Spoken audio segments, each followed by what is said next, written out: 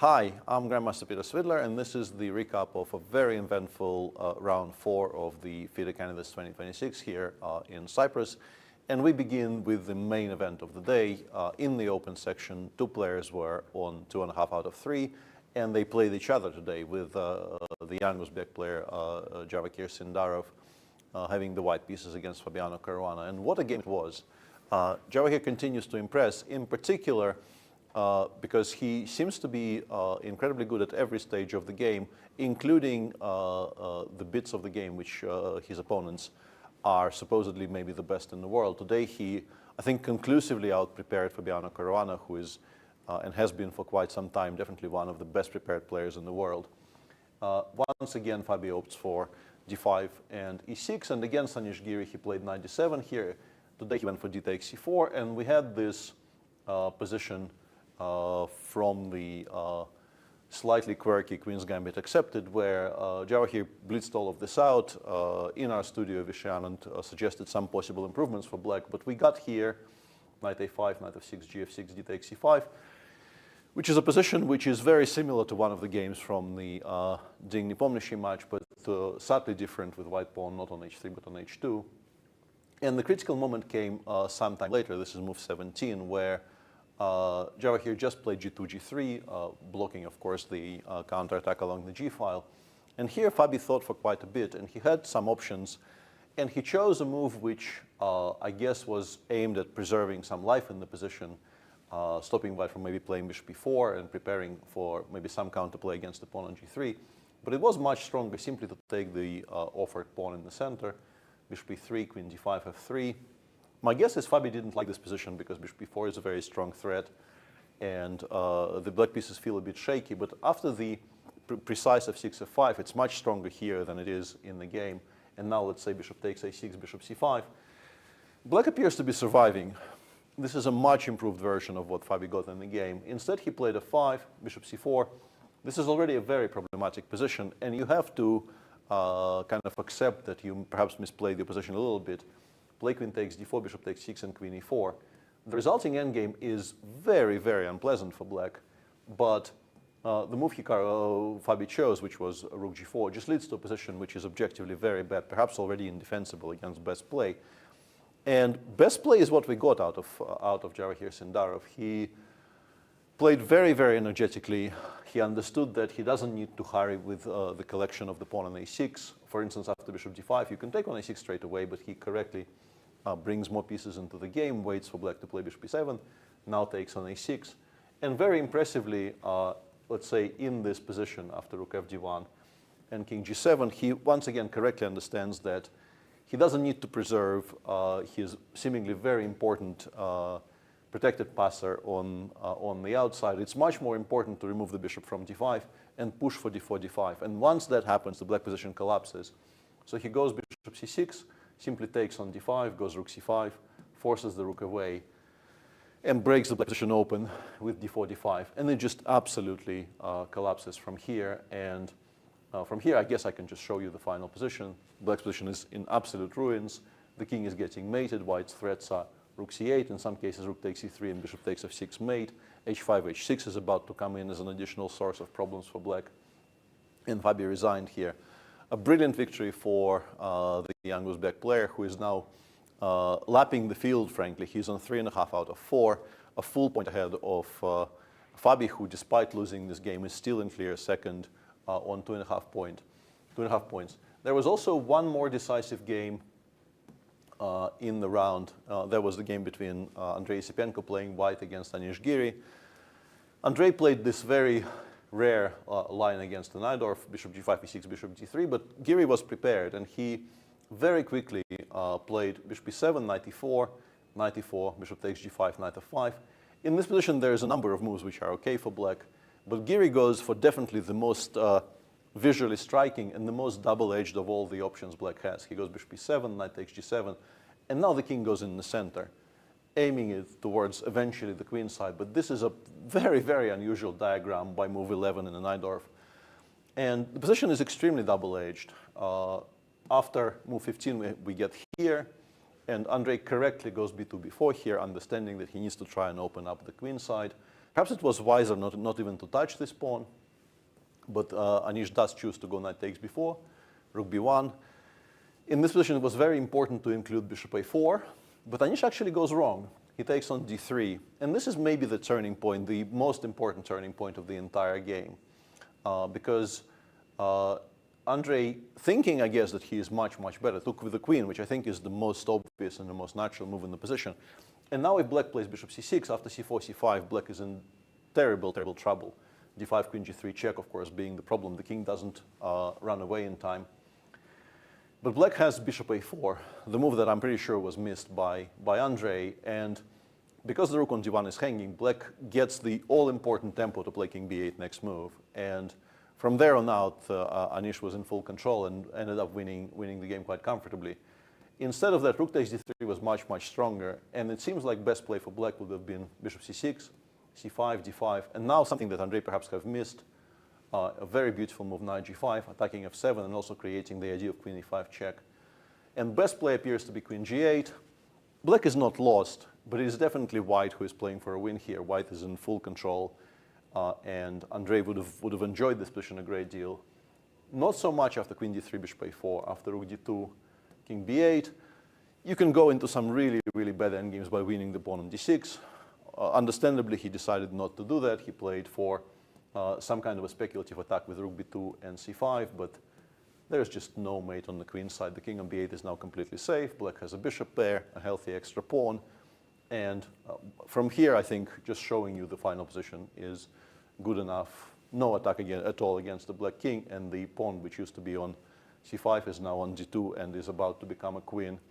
A very nice victory for Anish Giri there, bouncing back from his earlier loss and getting back to 50%. And from the open section, there is still time enough to show one little snippet. This is a game between Wei Yi and Hikaru Nakamura, in which they played a kind of a quirky opening, which I'm not going to show you. It's a long game, and there is enough to talk about in the end game. But Hikaru, I think, from a very early stage in that game, was attempting to create as many imbalances as possible, was avoiding simple ways of making a draw. And Wei Yi was still doing quite well in his quest of trading every single piece and making a comfortable draw somewhere.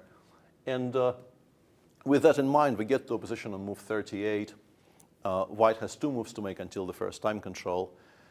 And Wei Yi had about a minute and a half at this point.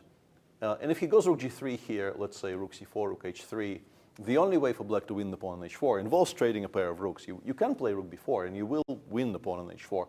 But once the pair of rooks comes off, it's a very, very easy technical draw. And we will actually see this technical draw later in the game if you watch through the entirety of the game.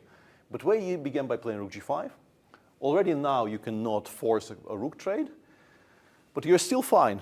And then he made a very inexplicable decision to play king h2.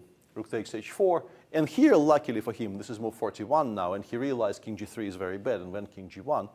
But giving black two tempi in this position actually results in an endgame which, despite still looking kind of okay for white, is actually completely lost. But the problem for Hikaru, I guess, was that he knew now that he was in with a shout. He absolutely was very interested. He was playing it quite purposefully. But without knowing that you're completely winning, you will be missing some opportunities, because the winning plan here involves just very quickly playing h4, h3, let's say, after the move rook a2, which was played in the game. Black wins by playing h4. And then one sample variation could be something like rook d5 check, rook f1, rook d5, rook f1, king e3. And now you can simply play h2, h3, and then give a check from b3, collect the pawn on f3, and then eventually the pawn on h3 as well, and black is winning. But Hikaru, not knowing how good his position was, attempted to win it slower. And Wei Yi missed some opportunities to make an immediate draw. And this was still very, very good for Hikaru. And in this position, what happened, I'm pretty sure, is that Hikaru already thought that he calculated everything to a satisfactory degree. And he thought he was winning by force with the move rook f1, where in fact something like king g5 will win for black. You play king g5, you play f5, you play h4, and then eventually you will make progress. You will make enough progress here to win. But he played rook hf1 check, king g3, king g5. The threat is h4 and mate on h1, rook a4. All of this was played quite quickly and quite confidently by Hikaru. Rook e4, And here, rook bg1 in practical terms was still a very good winning attempt, but he played rook b2. I'm pretty sure at this point he thought there is an unstoppable threat of h4 check. Let's say we make some kind of a waiting move. h4 takes, takes, takes, takes, and rook takes g2 wins very, very convincingly for black. But the problem, and this was instantly played by Wei Yi and instantly realized by Hikaru once Wei Yi played rook a4, is that after h4, rook h4, rook h4, white will now take the other rook. And you can never get back to the position you had because white will just chase the bottom rook with their rook along the fourth. And Hikaru, he eventually realized that there is just no other way to continue, took on b4. But as mentioned, once a pair of rooks comes off, this 3 against 2 is completely and utterly drawn. And it was drawn soon thereafter. And as for the fourth game in the round, the game between Matthias Bluebaum playing white against Prague was a very, very quiet affair, which ended in a pretty peaceful draw. But the women's event, as usual, was not peaceful at all. There were 2 decisive games, and the 2 games that ended in a draw were also quite interesting. I guess we'll begin by the game between Anna Muzychuk and Kateryna Lagno, where Kateryna was leading the tournament actually on 2 out of 3 together with Bibisara. And in that game, kind of a quiet variation of the Spanish was played. And a maneuvering fight was about to commence when, in this position on move 18, Anna kind of went into full attack mode by playing b5 and then in this position sacrificing a piece to launch an immediate attack against the black king. And we come to a critical moment on move 28 where white has an immediate draw with queen h3 check, queen e6, queen e3, queen h6. This already happened a couple of times, so Anna had the option. But she absolutely correctly decides to continue the game with d3, d4. And here Kateryna makes a decision which I find very, very difficult to explain. The endgame after queen takes f3, e3, f takes e3 is quite dangerous. And you have to make 2 strictly only moves in e takes d4, and rook e8, intending to meet c5 by simply leaving those pieces there and winning some pawns for them. But I think it's very calculable, and you do actually make all of these moves quite confidently, I think, because everything else loses. And also, when you're facing a very strong attack against your king, you do want to trade queens. Instead, Kateryna, for some reason, decided to keep the queens on. And now black is completely lost. And in fact, she got mated on the board basically after king b7, c5, rook a8, c takes d6. Rook takes a1, loses slower, but she played queen takes d6 and resigned after rook takes a8 because queen takes d4, rook b8 is very unpleasant. Elsewhere in the tournament, a pre-tournament favorite, Zhu Jiner, won a very nice game against Divya, playing a kind of a rare variation of the English opening. If you want a full lecture on the intricacies of this particular line of the English, you should perhaps rewatch the early stages of our live broadcast, because Jan, turns out, is a huge expert on this as well, among other openings, and he gave a full-blown lecture on the intricacies of this particular variation. But suffice it to say that the position we got after move 11 here, the engine does begin by suggesting this is dangerous for black, but if you know it better than your opponent, it's quite good for you probably, because you will be able to navigate this very, very unusual structure quite successfully. But Divya was clearly not very well versed in it, and 6 moves later, the pawn on d5 is gone, and black is just much, much better. But this was not the end of the story exactly. After bishop c4, bishop e6, rook e1, the correct way to proceed here is to play queen d7, because you want the f7 square for the bishop. This way you secure the entire structure, and eventually you will get to convert your healthy extra pawn.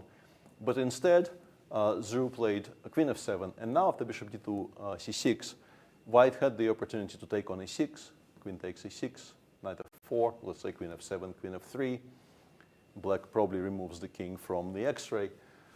And now the simplest and the strongest is to spend one more move to protect the pawn on d4. And then after something like rook f8, we will actually collect on d5. And white has a pretty decent compensation for the sacrificed exchange, because the bishop on b6 is very passive. b7 will probably fall. the king on h8 is a lot less safe than the king on g1.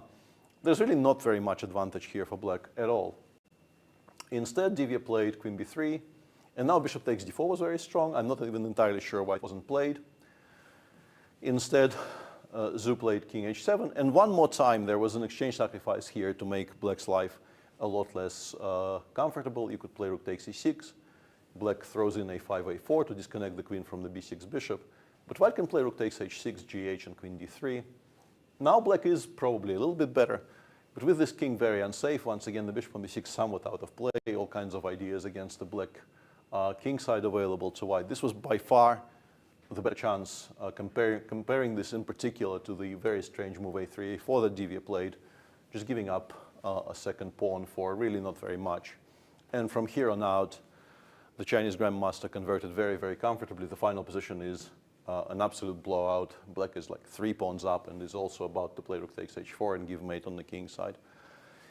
With that victory, Zhu Jiner is back to 50%. We now have 2 leaders. Anna Muzychuk overtakes Kateryna Lagno on +1 and joins Bibisara or tied for first. Bibisara's game against Zhongyi was a draw, as was the game between Vaishali and Aleksandra Goryachkina, where Aleksandra was much better out of the opening, and then towards the very back end of the game was even worse, having misplayed the resulting endgame, but in the end everything ended with a peaceful repetition somewhere in mutual time trouble. Tomorrow is a rest day, so players finally get a chance to catch their breath and perhaps reevaluate some things, but very, very exciting tournament in progress. Sindarov is currently somewhat running away with it in the open, but there's still 10 rounds left, so it's way, way too early to make any kind of sweeping conclusions. And in the women's section, everything is entirely open. The leaders are just half a point ahead of the field, so everything still to play for. The tournament resumes day after tomorrow, so please do tune in, same time, same place, and thank you for watching.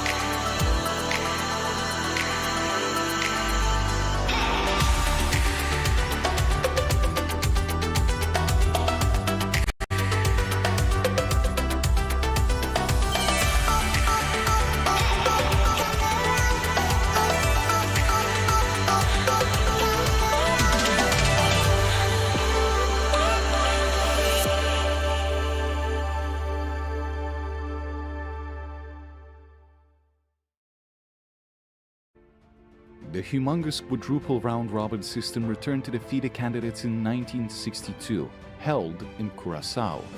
Once again, 8 players faced each other 4 times. Nearly 2 months of grueling chess in tropical heat. It would be the last candidates tournament ever played in this format. 5 of the 8 participants were Soviet: Tigran Petrosian, Paul Keres, Efrem Geller, Viktor Korchnoi, and the winner of the previous candidates, Mikhail Tal.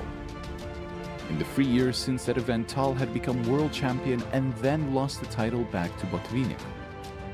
Challenging the Soviet contingent were Bobby Fischer, Paul Benko, and Miroslav Filip. From the start, Petrosian played steadily, rarely overpressing. He took his chances against the lower half of the field, and against his main Soviet rivals, the games were often short and uneventful. His approach paid off. He finished unbeaten, scoring 17.5 points and taking clear first place. In 1963, he would go on to defeat Mikhail Botvinnik and become world champion. The tournament was over, but its impact was not. Bobby Fischer, still only 19, fought fiercely at the board and finished 4th. But after the event, he made an accusation that shook the chess world. In a public article, he accused the Soviet players of agreeing to short draws among themselves. By conserving energy and avoiding risk, he argued, they were able to control the tournament from within. The statistics were striking enough to spark outrage. FIDE responded by changing the format of the candidates. Curaçao 1962 became the last round-robin candidates tournament for half a century. Beginning in 1965, the event shifted to head-to-head knockout matches, a format in which Fischer would demonstrate overwhelming dominance. The round-robin candidates would not return until 2013 in London.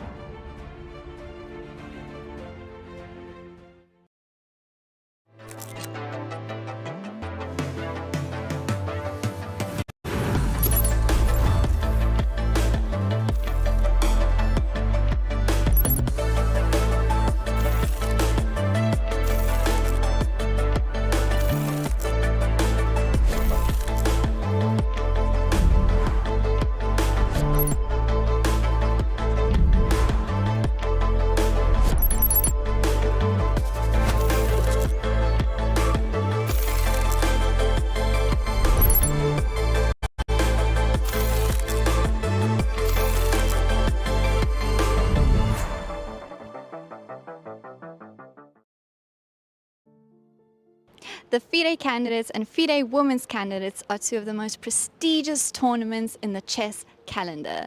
And this year they are taking place here at the beautiful Cap St. George's Hotel in Cyprus. We have beautiful panoramic views of Mediterranean Sea and just incredible facilities. Let me take you around the venue. First impressions of the hotel sets the tone immediately. We are in the Chroma lounge and lobby, fit with a beautiful chandelier, high raised piano, and just elegant touches all over, like our Easter eggs fitting for Easter, all saying elegance exactly, which is fitting for the FIDE candidates. For fans, guests, and of course the players, Cap St. George's has so much more to offer than chess. There are 3 pools, 2 outdoor pools, 1 indoor heated pool, and as you can see, it's a wonderful way to soak up the sun here in this lovely April in Cyprus. Breakfast, lunch, and dinner are all served here in Ioannissos restaurant, buffet style on gold marble, comprising of both Mediterranean and international cuisine. Ingredients come straight from the hotel's own farm, Perivoli, which supplies citrus fruits, fresh herbs, and organic vegetables. The candidates are fought hard at the board, but they are fueled right here. Here is the playing hall where all the magic happens, what everyone has come for. 8 boards, FIDE candidates, FIDE women's candidates, everyone playing here together. Of course, branding everywhere with the green theme. Very, very luxurious, if you ask me. Comfortable chairs for the players here at their boards, where, of course, they are sitting for hours at a time. And proper lighting ensured that the focus is just the chessboard. In the hall, there is seating for the fans, for those who have traveled all the way here to watch their favorite players live. Back here, we have the Players' Lounge. Of course, every elite tournament needs this. This is a place for the players to come back, sit down during their games, have a few snacks, get a coffee, get some water, and of course, keep an eye on what is happening on the boards. Here we have the fan zone, which is the place to be if you are in Cyprus. You can come here to watch your favorite players live in action at the FIDE candidates, but there are also so many activities to enjoy, like simultaneous exhibitions with top grandmasters, Q&As, lectures, all sorts of fun activities to keep you entertained during this high-class event. Also, as with every top FIDE event, we have our FIDE shop here at the fan zone. You can get all sorts of chess items and merchandise exclusive to the FIDE candidates. But what's even more special is we have signed items by the candidates themselves and notation papers where you can take home a bit of history for yourself. And here we have the media center, where around me you can see a lot of hardworking journalists.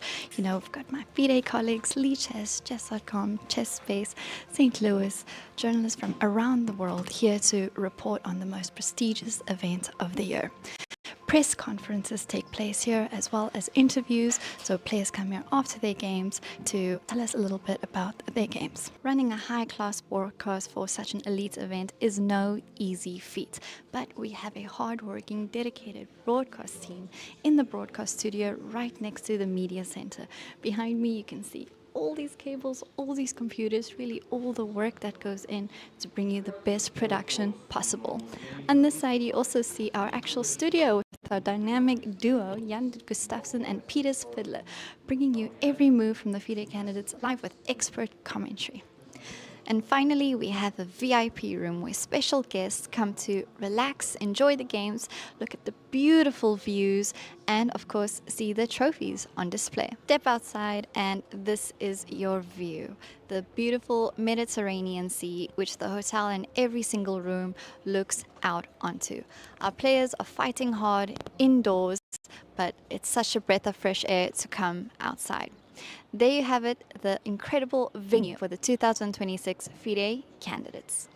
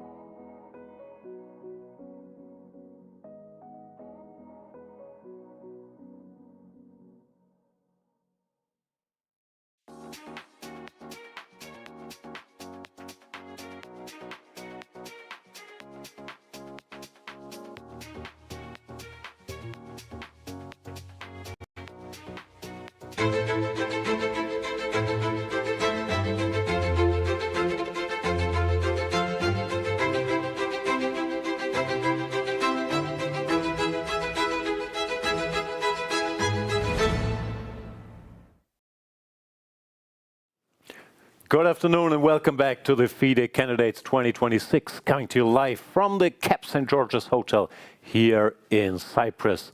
It is casual Friday for us, but it is a very, very serious round for the players. The rating favorites in the open sections all have the white pieces.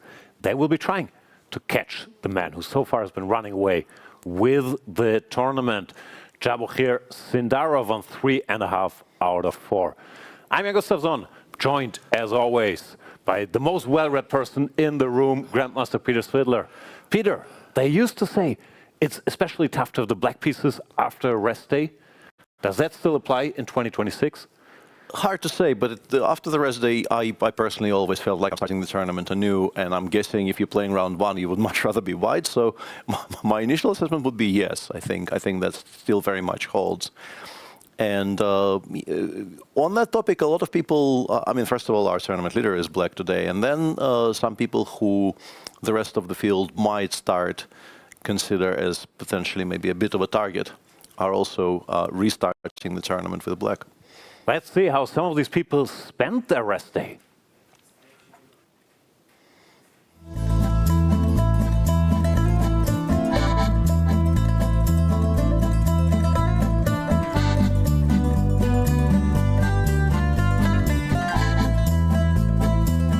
It's the first official rest day here at the FIDE Candidates in Cyprus. The sun is out and the hotel has an incredible experience arranged for everyone here. Whole crowd, we are learning how to make halloumi, which is very important. It's the biggest dairy export of Cyprus, and we have a masterclass teaching us how exactly it is made and how to pair it, how it can taste the best.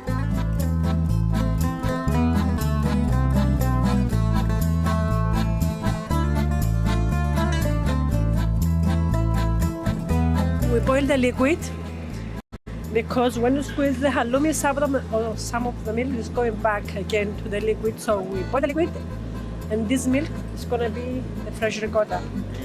And this is not with no fat, no cholesterol, because there is no extra milk inside.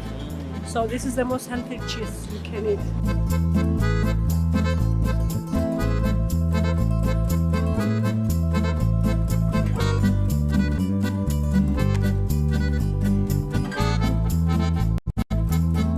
First thoughts on the actual experience in halloumi. Do you eat this usually? I don't really eat it. I mean, I never tried. Yeah, so I just came to eat, basically. Yeah. And you brought your whole family with you, we see. Yeah, we just wanted to spend some time together, yeah. I tried halloumi's cheese earlier, but this one, when it's like... Is it the better one because you made it? Yeah, it's a special one.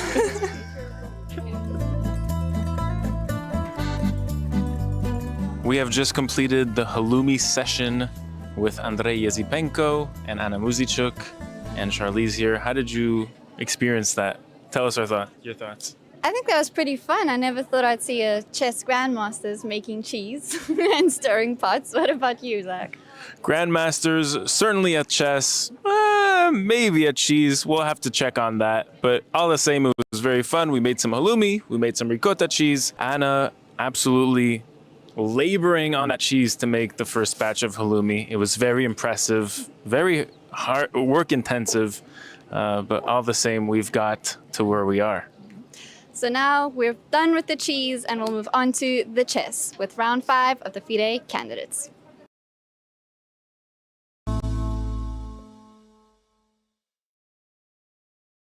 Amazing halloumi session. Peter, I didn't see you there. I was somehow not invited. I would have jumped at the opportunity for some cheesy puns and cheese-related things in general. I am a cheese enthusiast, you could maybe even say. Let's hope they won't illuminate over the chessboard today. But you have to tell us, how does this tournament actually work?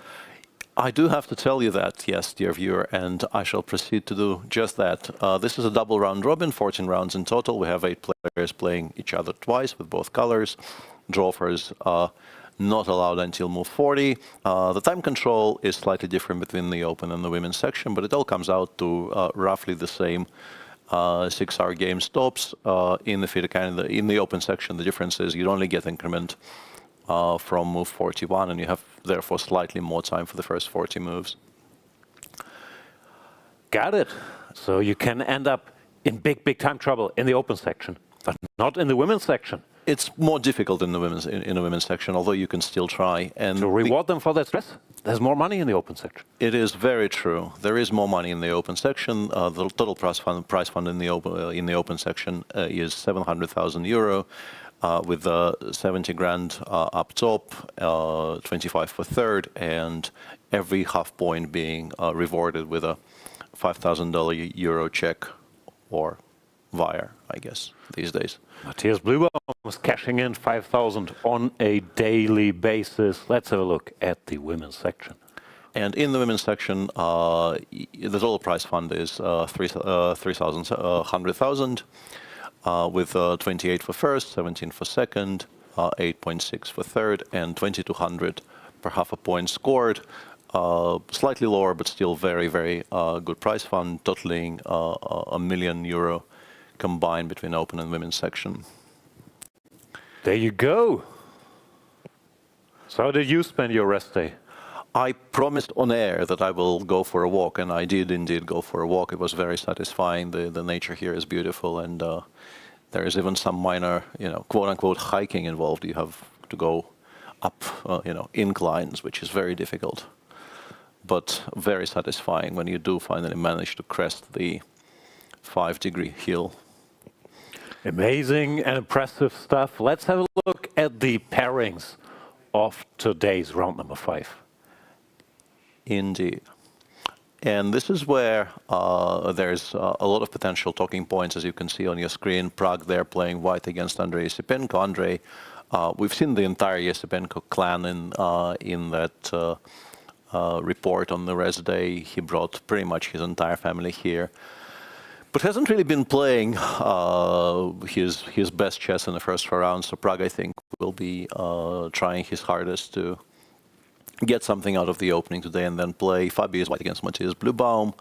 Matthias has one of the most solid repertoires in world chess, but FIDE is generally very dangerous with the white pieces. So of course he'll be trying to do something about those Petrovs or whatever else he chooses to do. And then there's the Nakamura Sindarov game. Hikaru apparently expressed an opinion that this is his final chance to fight for first in this tournament. I'm a bit confused by these announcements, because Hikaru also, before the Wei Yi game, he said if he loses, he can no longer fight for first. Now it got even worse. Now he has to win to fight for first. It feels, is it too much results-oriented thinking there? A little bit, but on the other hand, honestly, this isn't as absurd as it might look, and there's also a game between Giri and Wei Yi, and now that we've seen the pairings disappear. But just to talk about that Hikaru game against Sindarov, it feels with 10 rounds to go that it's way too early to announce that this is the hill you absolutely must die on. But on the other hand, I think if you approach it from the viewpoint of, if you want a job done, do it yourself. Sindarov is currently kind of running away with it a little bit. People appear to be unwilling or unable to do anything about it, and Hikaru feels that he has to be the one who finally takes some points off Javokhir. He's the one who has to stop Sauron? I was going to, I was dreading this making a reappearance, but there you go. And the white game against Javokhir is going to be a more promising one than the black one. So in a way, I still feel like it's an overstatement, but it's less absurd than maybe you would think, because you have to challenge the Sindarov supremacy. No, I'm just wondering, why say this? Of course, he should try to win with the white pieces, but let's say the game is a draw, then he officially no longer feels he has a chance for the last remaining rounds? I think it's a kind of a question that we are answering by discussing it on air, right? It creates discussion, and I hesitate to use the word clicks there, but maybe even clicks. Sorry. Let's go to Charlize. No more clicks. Go away.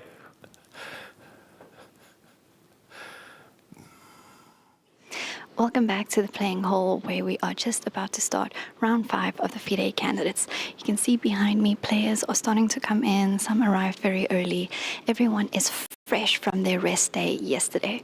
Of course, some players like Muzychuk and Andrey Esipenko made halloumi, which you'll be seeing later, while others just spent the day relaxing, taking a walk, taking in the beautiful scenery.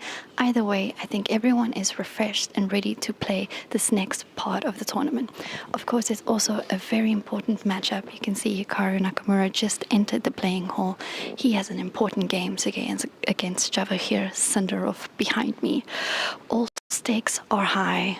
What will the players do? Will they be fighting it out? Will we see fireworks, decisive games? Let's see. Let us know in the comments who you are rooting for in this game in particular. Back to the studio. Thank you, Charlize. And if we have them, let's have a look at the standings in the open section before we check out the women's section. And there they are with 4 rounds gone. Javokhir Sindarov is on 3.5 out of 4, full point ahead of the sole occupant of the second place there. Fabiano is still ahead of the rest of the field on 2.5, 3 people on 50%, and 3 people below 50%, including Andrey Esipenko, who is currently bringing up the rear on 1 out of 4. So quite a serious separation between the haves and the have-nots already by round 4.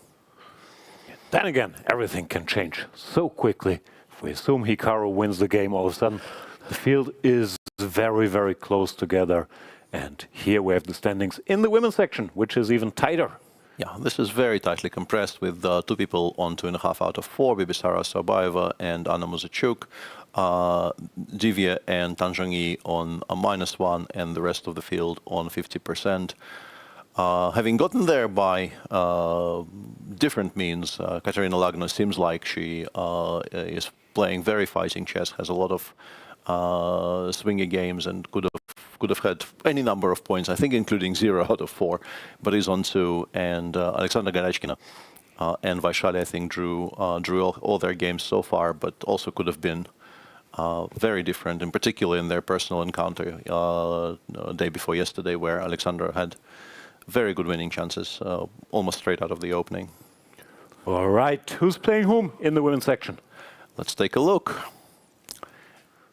And there they are. Aleksandra is white against one of the tournament's leaders, Muzychuk. Zhu Jiner is playing white against Vaishali. Zhongyi and Divya are fighting it out there at the bottom of the standings. And our other tournament leader, Bibisara Assaubayeva, is playing black against Kateryna Lagno. There you go, another pivotal round. The games are about to begin. Let us switch to the playing hall. There we see Bibisara with the black pieces against Kateryna Lagno. And of course, we really want to know, who are you rooting for in Nakamura Sindarov? Let us know, please. Bibisara looks focused.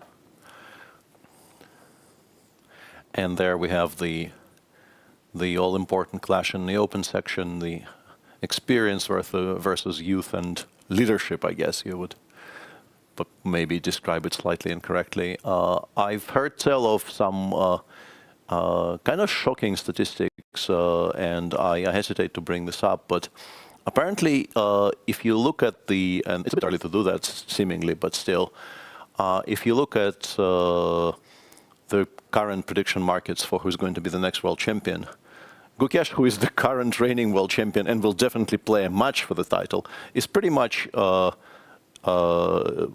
even money with Sindarov, who hasn't won the candidates yet, which is an amazing amount of faith people have in the young Uzbek player, who is, I mean, playing extremely well, but still, this isn't done. Yeah, I'd have to run the numbers. That sounds somewhat excessive. Also, probably if you're Sindarov, you don't want to hear such things. They're not really helping you. I'm pretty sure he's not watching, otherwise I wouldn't be saying these things. Yeah. Gukesh, of course, has dropped in rating recently, the world champion, down to 2732, which is still a very respectable rating, but that's number 15 in the world. He's has the same rating as Lenier, Dominguez, Lei Kwang-lim, who are, of course, great players, but not regulars in the super tournaments. Gukesh announced a bit of a break to work on it, and we will see whom he will have to prepare for. Here we see Sindarov with the black pieces, and Hikaru Nakamura going for 1d4. Let's have a look at their head-to-head. and then get into the action. As we watch Sindarov yet again play what, at least on move 1, appears to be a very solid approach. Everybody switched to d5, e6. Yeah. Knight f6 is dead.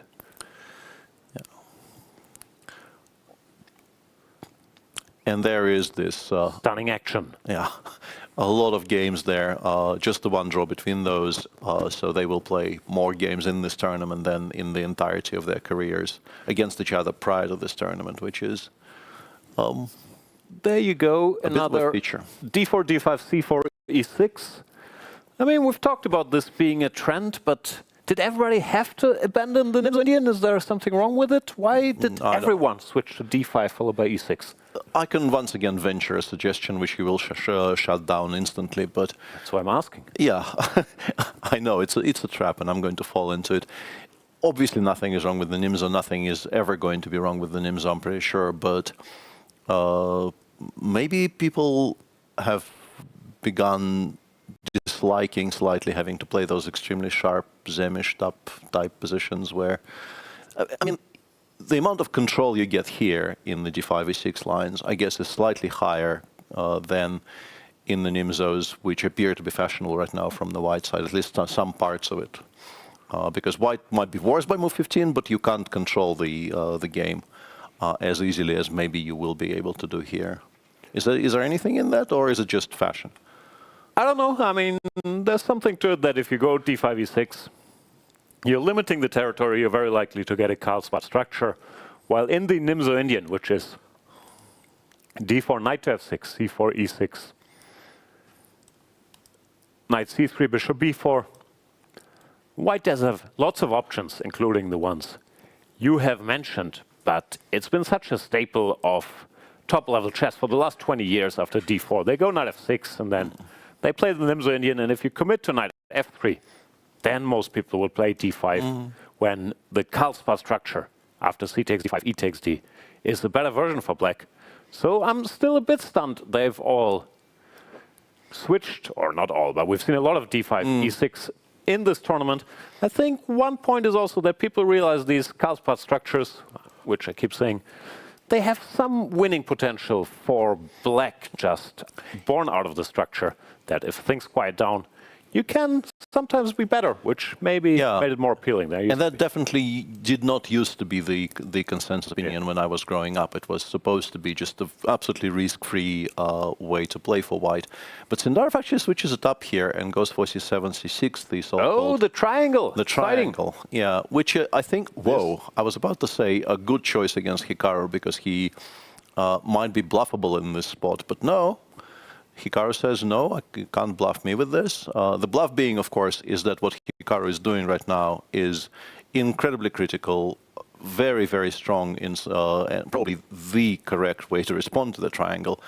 But you have to remember, not just know, but remember a lot of theory. And if you didn't expect your opponent to do it today, very many people just bail out and play something else on move 4. Yeah, there are some specialists who play this regularly, but normally it is used, as you said, trying to say, I know 4e4 is dangerous, but this is a pawn sacrifice, and if you didn't repeat it before the game, you're unlikely to do this. And then, if white doesn't go e4, he has to make some sort of concession. C takes d is a worse version, knight f3. Black can potentially take on c4. e3 you don't always want, but Hikaru is ready for action. Blitzes out e4. Let's see what's happening. Yeah. Already very good signs for us as viewers, because I think this is often very, very exciting positions to discuss. And the compensation here, I think, is pretty self-evident. Black is pawn up, but this bishop is incredibly strong on this diagonal, including potentially going all the way to f8. Yeah, and there are some very quirky positions arising after that when the bishop goes all the way to f8, attacking the pawn on g7, which you normally don't do from deep within the enemy camp. No, I just want to highlight these squares. Yeah, bishop e2 or knight e2. Both main moves here, but bishop e2 is considered more critical. Knight to a6, hitting the bishop. Nowadays also by far the best move. Queen takes g2. It's just too dangerous. Bishop f3, even queen d6. This just doesn't work. So you ask the bishop where it wants to go. This is a big theoretical juncture. Bishop a5. Might look a little silly, but it does threaten checkmate in one move. And after b6, you go queen d6, gets very sharp. Hikaru, however, plays the other critical move, bishop to d6. Just keeping the bishop on the dark squares in the middle and making sure black won't get to castle so easily. When once again black faces the choice, queen takes g2 with mess, or e5 with slightly less mess. But Sindarov is saying, Mess is good. give me all that smoke. Yeah. Mess is absolutely what I want G5. whenever there's a choice, yeah. And I'm very curious to see when Hikaru will slow down. Knight to e2. Not This yet. is, of course, by far the main line. Black typically plays pawn to e5 here. Trying to free some pieces. Because the white play is fairly straightforward. You can put a rook on g1, you get this queen out of the way to d2 or d3. Then you want to castle Yeah, try to queenside. castle queenside, yeah. And black has to be careful not to get killed with the king in the center. But of course, it's a position that's very, very analyzable with modern engines. And if you're Sindarov and you're doing this coming out of the rest day, it's not too unlikely he's done that. I'm not sure he expected one d4 from Hikaru, but we've seen one c4, and I wouldn't be overly surprised if his prep was e6, knight c3, d5, d4, c6. Just trying to get this via whatever move order Hikaru chooses. Yeah, seems to be perfectly content with getting this by move 10. Yeah, this position is sometimes seen at the top level. We've seen Jose Martinez win a nice game in the World Cup with it on the black side against Caruana, winning that theoretical battle. We've also seen, I believe, Noribek Abdusatorov, Sindarov's countryman, defeat Arjun Erigaisi when Arjun tried this to surprise Noribek, but Noribek did blitz out 25 moves of the first line and won a nice game against Arjun. But it hasn't been a regular, like, 3 knight f6 or things. It starts with knight e7. I'm a bit rusty on move order details. How does this line go after rook g1? No, you Knight g3 is actually statistically much more popular than rook g1, yeah. I guess because of queen a5 check. And this is the line they played in Abdusatorov against Erigaisi, no? Yeah, knight g3, and Erigaisi played e6, e5, which appears maybe not to have been the best. Knight g3 already on the board in the meantime. Yeah, and after knight g3 there are choices. You can play e6, e5 straight away. You can castle. You can play knight f5 if you like. There's a lot of options. And as you can see, the king actually is escaping the center. White cannot, with the knight already on e7, white cannot prevent the king from reaching the somewhat safer haven on g8. But there is still plenty of long-term compensation. The bishop pair, the very, very strong bishop on d6, the problems with developing bishop c8 and rook a8. Even 2 down, white is definitely very much in the game here. Yeah, no, this is all well known and supposed to be very dangerous for black. I'm a bit curious why Sindarov is pausing, because he clearly knows his position and chose his line. But maybe he's just going through some details in his head. Going through some things. Through changes. Let's have a look at some of the other games. Fabiano Caruana against Matthias Bluebaum. 2 draws. Very solid, and as mentioned, Matthias is, has some experience against this field and has a plus score against this field, and also has this repertoire, which appears to be irrefutable, considering the fact that Sindarov tried knight d3 on move 5 against Petrov, and Fabi today goes knight c4, which I think is a pretty decent illustration of just how devoid of ideas in the main lines people are by this point.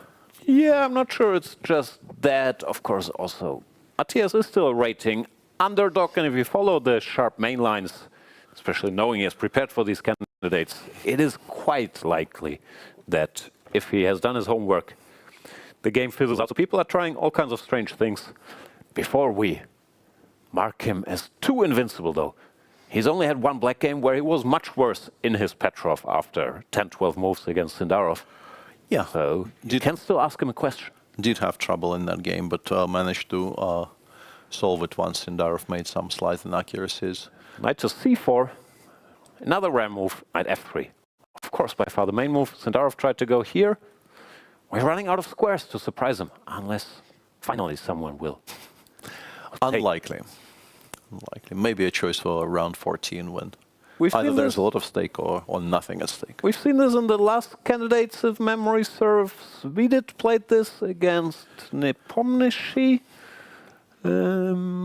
Maybe the queen e2 was thrown in, queen e2, queen e7, knight c3. Yeah, I think this it was very much a sideline of a sideline. The knight c3 idea, of course, is common with the knight on f3, saying, please take, and then I will develop quickly. But Fabi does it with the knight on c4, which, please explain why the knight is better here. I guess the idea, if there is an idea, is to play in a more sort of a positional fashion, and the knight will drop back to e3, and maybe at some point in the future, if black doesn't stop it, will fight for, I don't know, d5 and f5 squares. But as Bluebaum has already played d6, d5, I think those plans are going to be put on hold or will just become completely unrealistic. Yeah, I'm not sure why white is supposed to be better here. And honestly, I don't think maybe Fabi is even claiming he's going to be better here. I think he's just trying to get a position which perhaps Matthias has not looked at in any kind of great detail and then just make moves. Yeah, that's another of Fabi's superpowers, that he is incredibly good. Normally, it hasn't worked out so far here. To take people out of book while he still knows stuff very, very deeply. And I've never seen this position before. I've seen neither have I, yeah, neither have I. Just Matthias also doesn't look like he's ready to blitz out. Bunch of prep. Yeah, you have to slightly question maybe the idea of playing d6, d5, because maybe we were better suited by developing, let's say, the knight from b8 to f6 and playing d5 later, because now we might not be able to do that. But I think it's a matter of taste, and also the speed with which he played d6, d5 would indicate to me that he probably has actually looked at this. Might be one of those where, I mean, he clearly knew d5 was the move, but it feels a bit like some second, or maybe his computer screen just told him, okay, this is nonsense, it's already minus 0.1 or something, no one's ever going to do this. And then you have Fabiano Caruana doing this exact thing in the candidates. Yeah, the famous no one's ever going to do this. I guess now having played d5, we play bishop b6, knight c6, bishop c5. I was looking at some c6 positions, but that I think is just too slow. I don't think we're... Slow for what? After bishop d3, I'm actually a little bit unsure how to continue development. Let's say bishop b7, or bishop d6, yeah, castles, rook e1. And if I could... my usual trick of making two moves in a row would be pretty good here, but knight d7 runs into knight f5, and I'm a bit worried. Okay, I'll play rook e8. Why do I resign? No, you never resign in this position, but yeah, maybe you're just... Why do I have a single problem? Let me rephrase. I don't know. c4, d4, knight f5, but yeah, why do you have a problem there? There is still a question that demands an answer, and I don't think I have one. Now, all of this seems healthy, but also bishop e6 in the current position and develop slightly differently. Bishop e6, develop the f8 bishop, maybe even all the way to c5, go knight c6, castles, queen d7. Also seems very, very healthy for black. I don't know. Yeah, Matthias probably knows, first of all, he will know computers are saying this is not great, and probably will also feel his position is sound. But it's still a somewhat unpleasant feeling if you're out of prep after 2 minutes, move 7 against Fabi, and now you have to figure it out, because you also know there will be work behind this somewhat strange-looking setup. It's absolutely not just make these two moves and then ad-lib. Fabi will have a concept behind it. With the knight on e3, it doesn't really feel like we're going to be able to castle queenside, at least not easily. So I think our next two moves with white are probably bishop d3 castles, and then we reevaluate. Okay, let's leave Bluebaum alone for a bit and go to Anish Giri with the white pieces against Wei Yi. Anish Giri going for a solid Catalan, finally trying to get that elusive win against Wei Yi. Yeah, hasn't managed in the 10 games they've played so far, as you can see on your screen. Mostly draws, but one win for the Chinese grandmaster. And lecture, please, Jan. Yeah, we'll see some move order flirting here on move number 1. But once again, seems like everybody's concept is e5, c5. Too much, I'll just go e6, d5 against everything. And good luck. Hurting me. Anish is saying, okay, just checking, I will transpose to the Catalan, but I will choose a version I like, which is, I've delayed d2, d4. This signifies the Catalan pawns on d4 and c4 and the fianchetto. But here he waits for black to commit to bishop to e7. Of course, there are other moves, d4, dc4, whatever, but bishop e7 is the main move, but it deprives black of some other lines you might want to play against. Yeah, a lot of lines, Catalan, actually, yeah. For example, line like d takes c4, followed by c5 is something that's considered to be rocky solid. So Anish waits for the bishop to go to e7. Now, people have flirted with b3 or d3. Not much there, so Giri goes to the Catalan now. Black takes here. The big plan is to use the time that white will need to regain this pawn, which will normally happen, to ideally develop the queen side. What black would like to do is get a6, b5, bishop b7, and c5. But white will fight against that. And that is the core of these battles. Pawn to a6, queen takes c4, b5. There's not much there, according to modern theory, so white goes a4, stops pawn to b5. And black says, all right, then I'll develop my bishop to c6. But here is where the first surprise comes. Bishop d7, queen takes c4, and Wei Yi now goes pawn to c5, which is a very rare line. Instead of bishop d7, c5 is a line when white can take here, and has some pressure, but it's supposed to be solid. But when people play bishop d7 after queen takes c4, it's pretty universally followed by bishop c6 and slower maneuvering play. Black wants knight bd7 or a5, knight a6, then delay c5 until later. So what is this, Peter? c5? I'm not familiar with this, and extremely rare. It might even be, and I'm kind of staggered to even contemplate saying those words. Might be completely new by move 10 in the Catalan. Also, computers dislike it. What is going on? Clearly, Wei Yi has not mixed up the move order in one of the most well-established lines in the world. But this is daring. D takes c5, takes the pawn, and he goes bishop to c6 now. Yeah, you have to even wonder if maybe we can try not to give that pawn back. No, this is a very, very fresh, completely new approach. It's completely new to me, and Anish already reaching for something, so maybe he has at some point in his life considered this for black, but yeah, especially considering how solidly the main lines appear to be doing right now. This is somewhat gambly, no?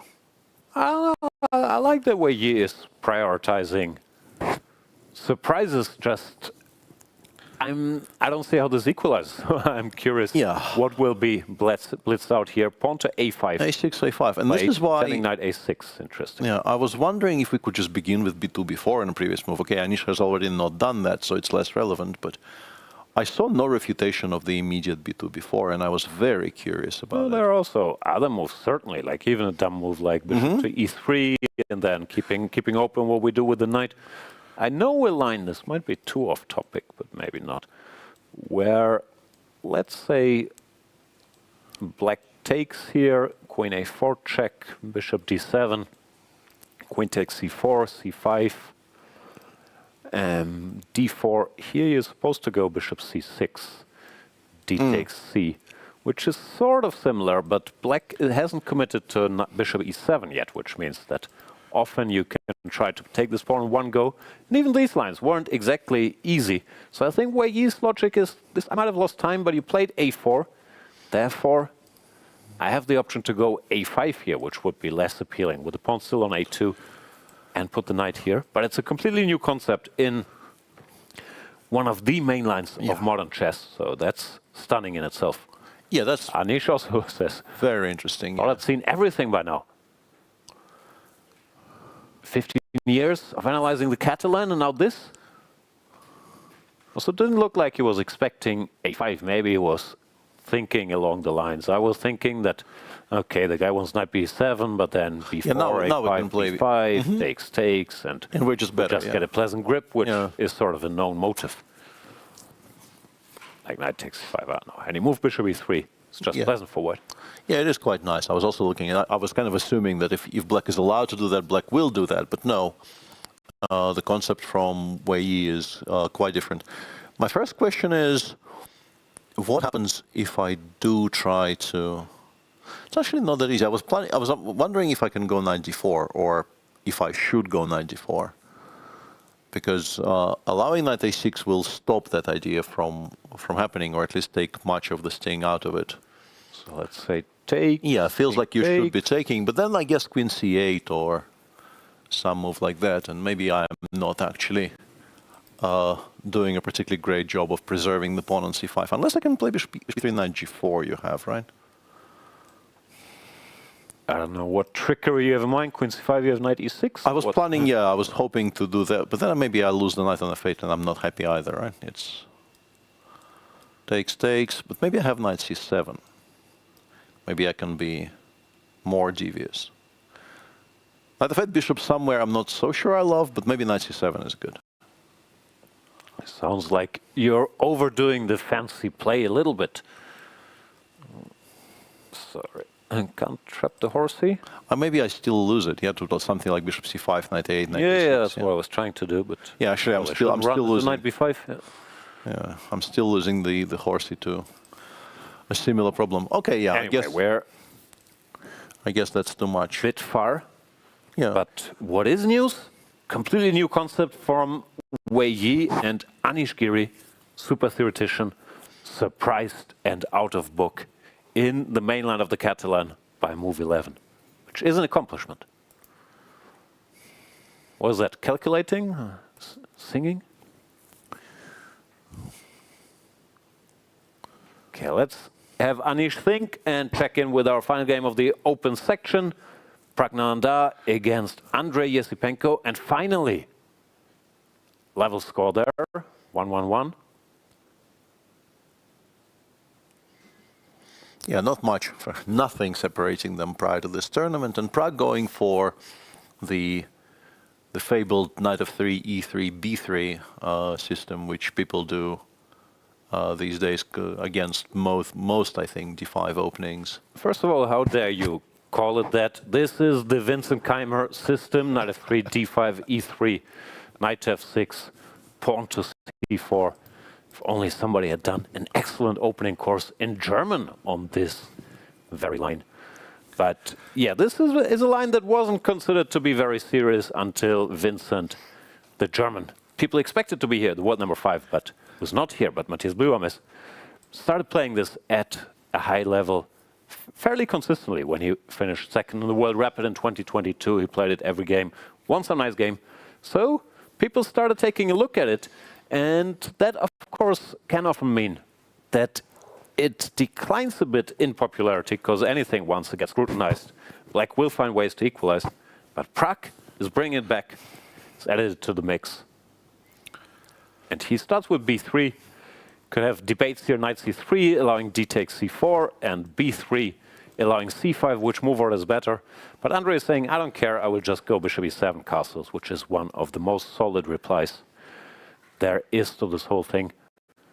And I had this in a blitz game with the white pieces against Andrey Esipenko's second, David Paravian, who also chose bishop e7 and bishop b2 castles. I played the main line, knight to c3, c5, c takes d, e takes d, d4, and white gets a tiny pull, but if black knows what he's doing, of course black can survive this. We've seen this, among other things, in Wesley So against Jan Nepomniachtchi, Thinkifield Cup, and so on.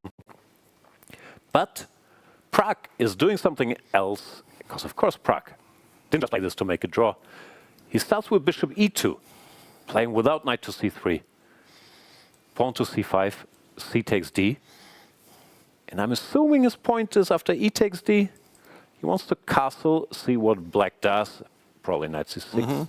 Now go d4, which might change dynamics a little bit here. That after knight might go 94. to d2 and f3 later, yeah.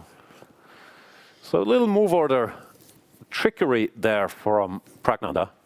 Esipenko, who of course is very smart about openings as well, says, you know what, I understand your point against e takes d5, but what if I go knight takes d5? Because then bishop e2 is arguably a little less useful than knight to c3, after which white keeps many more options in these knight takes d5 lines, like here. The main move is queen to c2. And very often you see plans with a3, h4, knight g5, bishop sometimes goes here after taking. So Andrey is saying, okay, cute, bishop e2. But now you're forced to play a somewhat harmless line in the knight takes d5 version of it, which makes sense. Pragg, however, seems to have obviously prepared this and happy with what he's got. Yeah, this shouldn't be very much. Black can play in all these positions. You should at least consider, in some cases, just playing bishop f6 and trying to get even more pieces off the board. Or you can just ignore what white is doing and proceed with the rest of your development with, I guess, knight c6, b6, bishop b7. Doesn't look like it should be much of anything for white, but of course there will be some wrinkles to iron out. And if you drift for a bit too long, you could find yourself in a slightly unpleasant position. And also we see what I speculated last round with Wei Yi. Andrey has already spent half an hour on this, which, first of all, if you're not doing well in the table, of course everybody will be gunning to surprise you and make you think. And I don't know, half an hour is not excessive at all, but if you are surprised, sometimes you also get annoyed, like, well, why didn't I look at this? And now they're making me think in this position already. And typically, you're not lost or even in trouble if you make some normal moves here, but you will be in trouble if you spend 90 minutes of your time in the first 15 moves. So maybe Pragg's strategy working there. Yeah, so far I don't think Pragg is unhappy. For somebody who has dabbled in this but never really studied it properly, of course, for me, those positions you were describing with the bishop staying on f1 and white trying for those kingside attacks with a3, queen c2, h4, which I think what first brought people's attention to this entire concept. There were some games even maybe dating as far back as, I think, the candidates in 2016, right, where Sergei Karyakin won a nice game against Vichy in a similar position, not this exact position, but a similar position conceptually. Compared to those, of course, what Pragg is currently trying to do is a lot more contained and sort of classically minded, but well, you still have to be careful with black. Yeah. Knight c6 looks like an obvious starting point, but of course you have to make a move after, I'm assuming, white castles. Yeah. So Andrey is trying to make up his mind already. Also, knight c6 is not super obvious, because very often, if given the choice, what you would like with black in these knight takes d5 positions is b6, bishop b7, and the knight actually going to d7, so that you can recapture on d5 with the bishop, when, at least structurally, there's not much white can do. So you might be wondering, if I start with b6, is there any direct questions coming my way? Is there a punish of some sort? Yeah. The usual reply to b6 is knight takes d5, and queen takes d5 is sometimes a bit slow. I'm assuming even here with the specifically knight e5 might be strong, no? Yeah, with the bishop on e2, you don't go bishop c4, but you might be hit by this, no? So you probably would still have to take back with the pawn, and then you get sort of a standard structure. White castles goes d4, and white, has something he can work with. Yeah, but even here, maybe you can make an argument that the knight belongs on f6 and not c6. So maybe even if you resign yourself to playing these potentially Isolani or hanging pawn structures, maybe your knight just belongs on d7. Don't think so here, but yeah, it's certainly a possible setup as well. Like now, we're back to theory, and computer doesn't mind any of the knight c6, bishop e6 stuff, as long as your bishop is not stuck here. Even knight c6 followed by a5 crazy stuff. Well, this plan it doesn't like that much, but Andrey's probably looking for a way to quote-unquote punish bishop e2 by equalizing more cleanly, not getting one of these established slow structures. Just for our viewers, and honestly also for me, if you take on c3, it's pretty much always d takes, right? Why? No? When? Even right now, I don't think it will happen. I don't think it's a good move, but... No, I think normally it's bishop takes. There are some exceptions where you go d takes if you have a quick rook d1, but here I would assume it's bishop takes. Although not arguing either is very much. Yeah, but then... And it's a bit miserable to play like this, but isn't just playing b6, bishop b7, knight g7 here kind of completely fine? No, I think that's a very viable course of action. Yeah, as I said, knight takes c3 is very much declaring I am trying to equalize as boringly and as solidly as possible. Knight takes d5. Yeah. No, that's a very, very serious option here. And once again, maybe a reason why in the other line, sorry, I'll stop nerding out about this in a second, but in the other line, here I think black is typically not in time to do this here. D takes c. Followed by rook is d1. Very serious, followed by rook d1, bishop d3, c4, h4, whatever you want, but with the bishop on e2, I'm not so sure. Maybe you're right, and it's still d takes c, but how scary is this? Not very, not very, but maybe a tiny bit annoying is I think what you're aiming for here with white. So we'll see. And in the meantime, further 5 minutes have been spent on a choice here by Andrey. And yeah, that's the main thing. If things aren't going well and you have 4 moves which all look perfectly fine, but none ends the game, you can spend a lot of time. Yeah, absolutely. And just briefly, I think maybe let's show the Petrov to the viewers again. And just I want to get an early admission of not understanding anything about chess. It's always very healthy to immediately show the viewers that all of my predictions are worth very little. c6 was played, and Fabiano did not play bishop d3, did not castle kingside. None of those things are happening. He instead went bishop d2. d2, hinting at long castle and whatever version. Very strongly hinting at long castle. And then after g6. Yeah, not my first choice, but also seemingly very logical. If white is planning to castle queenside, why not have a bishop on the long diagonal? So you get hit with h4, h5 or f4, f5? This doesn't strike me as would not have been my first choice, but I sort of understand it. Why not develop? I don't know, this g6.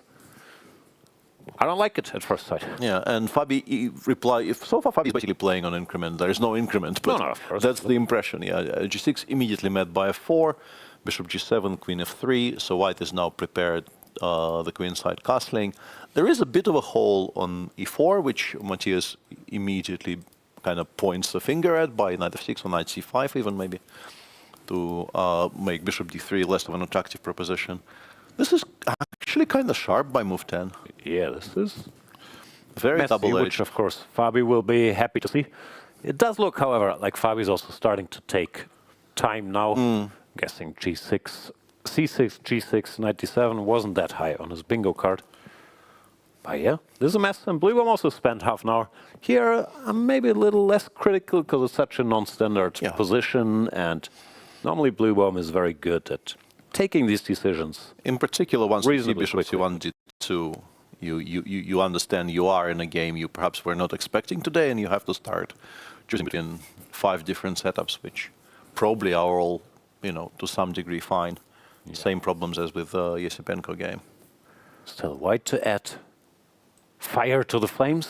I'm a bit surprised g6 looks so provocative to me. I can understand where it's coming from, but just develop normally, how bad can it be?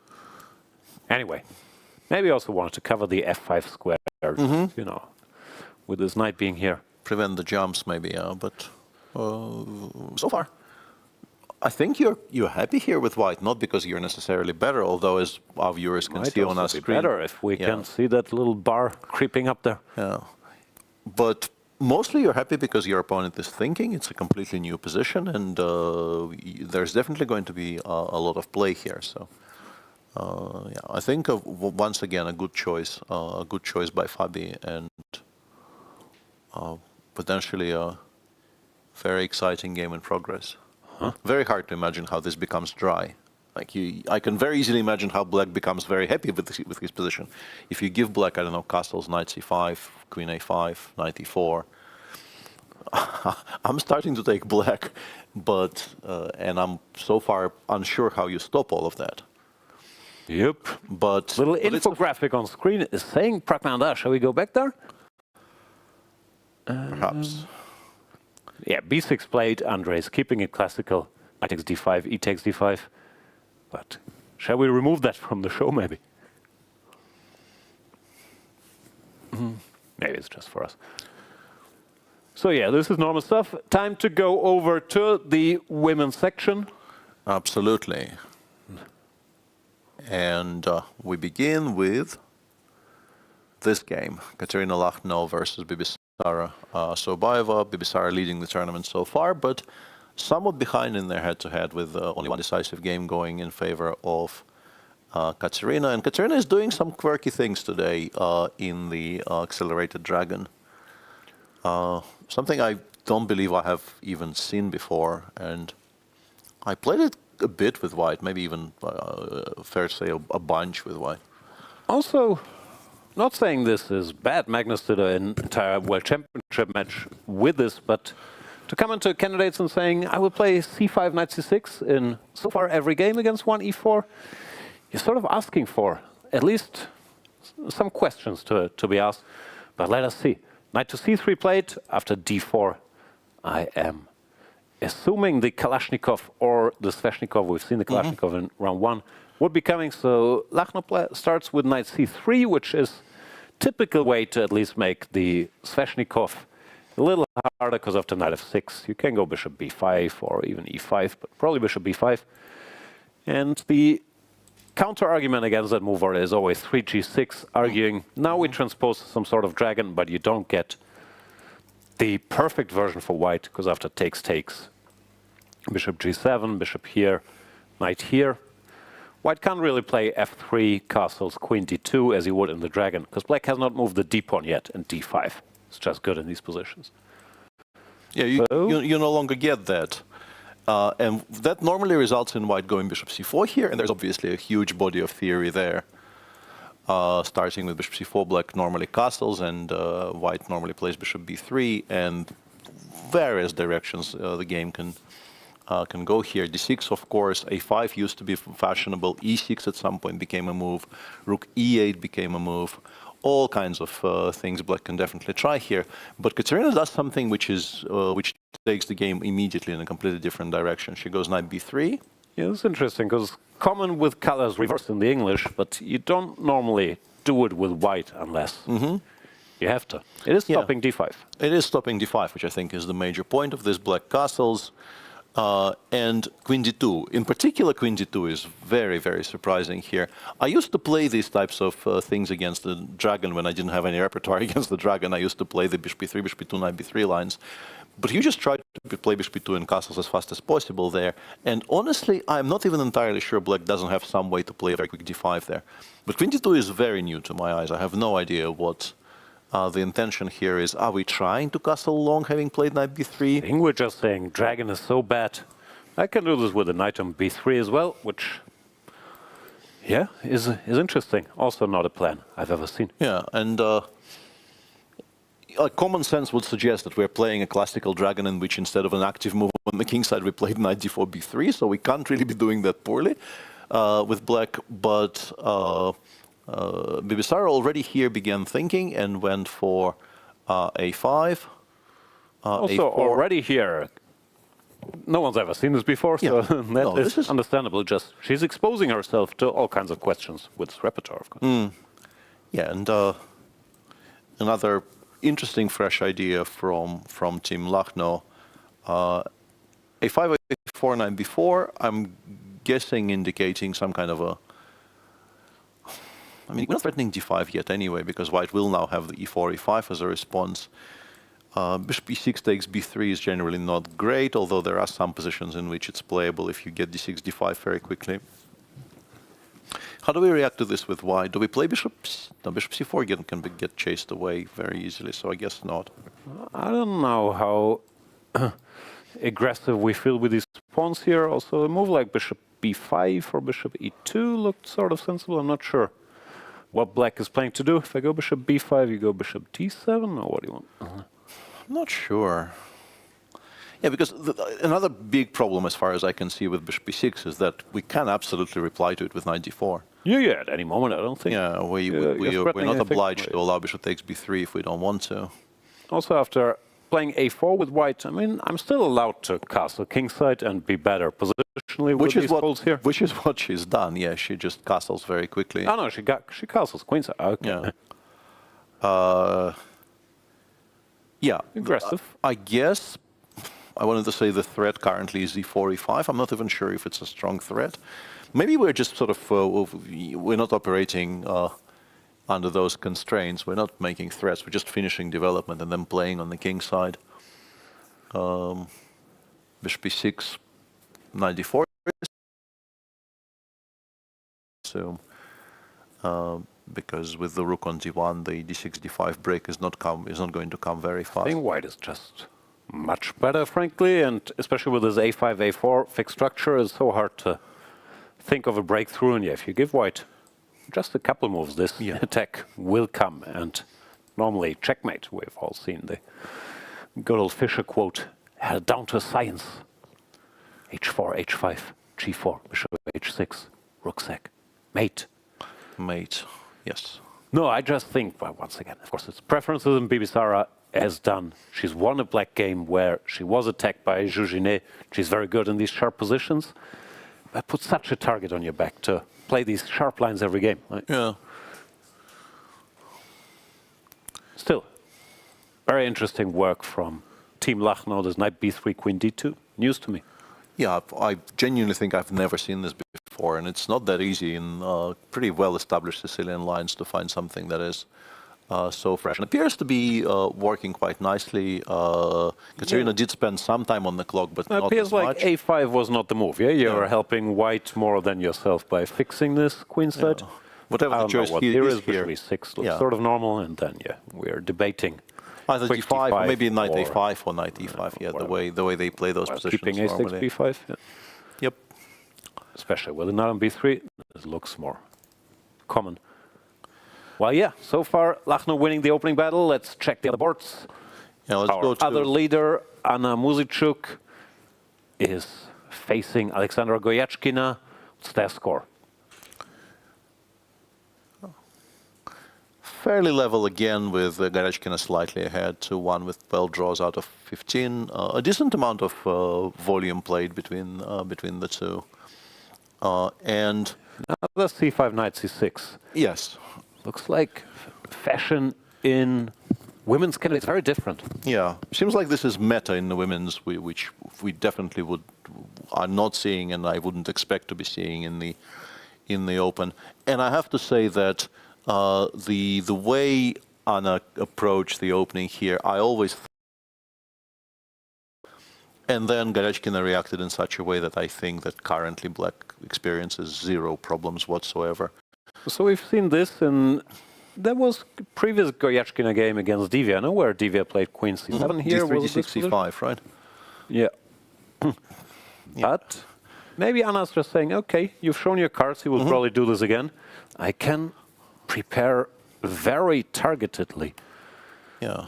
So this, looks better for white, but it's sort of a line, and move by move, anything works. Right? Yeah, I guess you can click your way through through anything. But as a Rasulima player myself with the white pieces, I always thought, if I get this structure, I am sort of one slice in accuracy away from being massively better. And E5, sorry, after D5, the fact that Goryachkina just took everything off the board there kind of shocked me. I thought, you have to try something like Bishop B3 here. Looks. I'm sure that I don't know, theory, Bishop F4, or Bishop E3. Or Bishop F4. But make a move like this, and I'm sure the solution exists because Anna was at this point 4 minutes above her starting time. So it's not winning by any stretch. But in particular, when you compare it to what Goryachkina got. Also, just eye test-wise, why should white be better here? No, I'm looking for a way to make an immediate draw here. As a martial player, even without the pawn on d5, I'm not particularly worried. Not at all, yeah. And no, seriously, I'm looking for a way to make an immediate draw here with white. I guess he played bishop f4, e5. Maybe that explains previous play a little bit. But let's say bishop f4, I go rook b6 or b4. Under bishop d6. Yeah, yeah, and after bishop b5, I want to play d5, d4, and suggest that we are about to trade absolutely everything off the board, right? I will play bishop white b6. is never winning. Yeah, white is never pressing, is my argument. Like, this is just... Yeah, basically he takes d5 appears to be a bit of a, I don't know this position, let's just trade everything off the board and go home kind of a move. Yeah. Which, I mean, I've done this plenty myself in my career, but Aleksandra normally doesn't, as far as I can tell from watching her play. It's a bit unusual from her. Don't know, but yeah, this looks very, very dry. Let's move on to Zhu Jiner. By the way, Ivan Cheparinov asked me to tell you that he is indeed working for Zhu Jiner. How dare you imply otherwise? Who do you think prepared all these great opening ideas we've seen from Zhu Jiner? I apologize, Ivan. I will never do you dirty like this ever again. And we are very impressed with her opening prep so far in this tournament. And she once again got a very playable position, although I think she was somewhat helped today by the fact that Vaishali is also, I think, perfectly happy to just play something and not try to equalize straight out of the opening. I think both of them are aiming for roughly the same thing conceptually. H6, D6, G6 is more or less a, I don't want to know what you prepared. I've seen there's some good stuff. I want to play chess, even if I'm slightly worse. Type of thing, which is allowed. And once again, we see the march of the a-pawn, another fashion that we've seen Vaishali play with the white pieces. Yeah, Vaishali herself, the day before yesterday, which wasn't great at all. Yesterday, we criticized Vaishali for playing a6, but there was a different situation, because black could go b5, rook b8, rook b6. Here, it looks much more logical, no? Get this thing in and weaken the light squares a little bit. And we do have a lot of light square control, as we will see in the game, because a6, b6 is instantly met by bishop b5 and then c4, knight c3. Maybe explain that development is nice, but here white will develop the pieces. There's no immediate tension in the center, especially after c4. So far she's playing for control, and then knight c3, h3, bishop e3 will happen eventually. Yeah. The important bit here is that this plan with c4, knight c3, bishop e3 normally very much requires you to have the pawn on h3. But because the knight on 6 is hanging, we are not worried about bishop g4, which is why Zhu Jiner is so far doing the more important things first, kind of all the gardening on the queen side. And then eventually, if you want, you can include h3. Yeah, I'm guessing it's still your next move, right? So yeah, probably. Knight g4 is not coming. Exactly, yeah. You do need to take away the g4 square jumps from black. I like this for white. I mean, typical black plans are to, in some shape or form, play on the king side, but it does look like your queen side is stable enough that there will not be questions when you're preparing f5, like I don't know, queen a4, knight e5, bishop e3, d4. So, just eye-wise, looks nice for white. Yeah, and the other usual question is, if it's playable, how good is knight d4? I think that's sort of the habitual answer is not great, right? Yeah. Takes. Importantly, I think we can take on... We can start like this, probably. I think so, because I think bishop c6 works, yeah. d takes c3 here, bishop c6, I think we're better. c b2, bishop b2, and we have the bishop pair in a good center, so you take... Knight takes... And we put the knight somewhere. Yeah, I wasn't sure. Maybe even here. Maybe here, yeah. And... structurally, this is a very pleasant position for white because the bishop on c1 is long-term a lot better than the bishop on g7, which is very restricted by the structure. But if black gets some kind of pawn breaks, perhaps, and Vaishali does play knight d4. Yeah, this might be the correct decision. I hate the structure so much, but not maybe objectively, just this pawn on d4. Yeah. It's blocking your own activity, and it's so frustrating to play these when you can't do anything active. Yeah, that has been my feeling as well throughout my career. I never liked these, but sometimes you feel like maybe your other options are even less attractive. Yeah, this might be the best move. I didn't like the position much. Yep. So returning for one more moment to that position we were discussing. After six knight f4, I guess. Knight b4 is a bit of a move, but I don't... Shuffle anywhere, but yeah, let's say here. And in these types of positions, if black is somehow in time to play, I don't know, rook b8, b5, trade on c4, establish a nice c5 square. How stupid is this? Just maybe not stupid at all. Queen c7, I guess, or rook c8. I don't know which one is more important. I don't know, maybe even some weird moves. Like, yeah. Not sure what I'm doing with my knight. I mean, I have this bias against this structure from the black point of view, but maybe it makes some sense to keep you busy before you start working on whatever counterplay. Well, I'm not against it because on the 4 it's not really doing very much right now. Standing in the way. Yep. There are other moves. I don't know, knight b5. Of course, think about like. Yeah, even knight e2 is not entirely ridiculous. Just and then we probably just play on the king side. But yeah, we'll see what Zhu Jiner is planning to do here in a moment. And one final game in the women's section we have not looked at is the game between Zhongyi and Divya. Zhongyi ahead there as well by the same 2-1 score, but much fewer draws compared to some of the other head-to-heads we've seen. And this board actually appears to be somewhat stuck for us because I was about to say they're playing very slowly, but they're absolutely not. They made a bunch of moves. Yeah, this is a very classical Carlsbad structure we've seen. Divya play those also from the other side. Bishop f4, knight h5. This is supposed to be reasonably good version for black of things, but of course nowadays very hard with white to not make a concession if this is what you want to play. Takes, pawn to h3, pawn to g6, pawn to e3, knight to d7. I've many times blundered maybe strong, but bishop d3, knight f4 in similar positions, which I think is a direct equalizer. So what has she done? Can we figure out by looking at the position? The bishop is on e2, so I guess she went bishop e2. Black has a knight on b6. Black has eventually castled. Yeah, we can try and work it out because we do appear to have by a5, and there was also there's a queen. She did play a3 before. Yeah, there's a queen on b1, so we can probably add these moves in some order. a3, I don't know, a5, queen b1, knight g7, before bishop f5. Once again, disclaimer: we don't know if this is the move order. Yeah, we know the position, but we don't know how they got there. Yeah, before isn't the position just very? I was gonna say very fine for black, but now the bishop is on e2, not on d3, right? So we did manage to get the bishop to f5, but it's not being traded for anything. So no, I think this is still alive for white as an attempt. Still a game. I mean, it can never be too much, even if white achieves the dream like a b, b5. Black has to go c5. Black is sort of solid, but then it can become a longer term minor torture. So no, maybe there's more to it than meets the eye. Because in an ideal world, in these positions,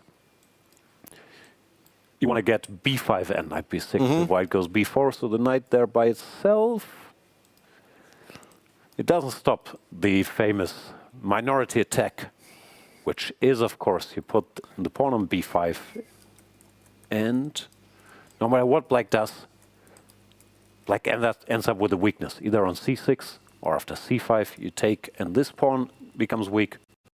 Well, after c takes b5, once again, this is a weakness. Plan that served me very well through German under 12, under 14 tournaments, but they're making it tougher these days.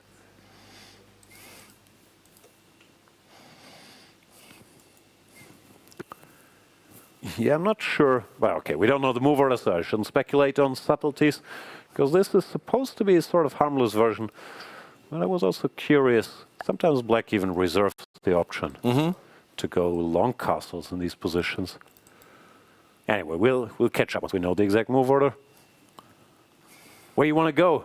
Quick tour through the open section? Probably, yeah. Although there's not a lot, I think, that's progressed. Worth looking at?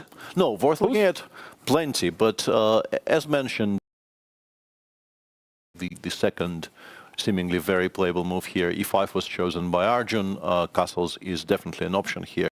Who's burning time here? Hikaru is thinking of the castles, yes. So Sindarov strategies so far seems to be working, no? Sharp sharp position he knows better, which is the usual trade-off. Like Black is saying, I know e4 is dangerous, but you know that I will know more about it than you if you haven't repeated it before this game. Yeah. Only one game on my screen has reached this position before, and it's a game played by Smates, but not the one you'd think. There's apparently somebody called Kobe Smates. Kobe Smates? Yeah. That's a perfect name. Combination of Kobe and Jan Smates. That is amazing. Yeah. Not familiar with the game. I did check this line somewhat recently, and I think I also concluded at castles was the move, but not that much fun for Black either. And I can tell you absolutely nothing about the details here, which is probably similar to Hikaru's status. Yeah. I'm sure he also has a file or checked this at some point, but to reproduce it from here? Yeah.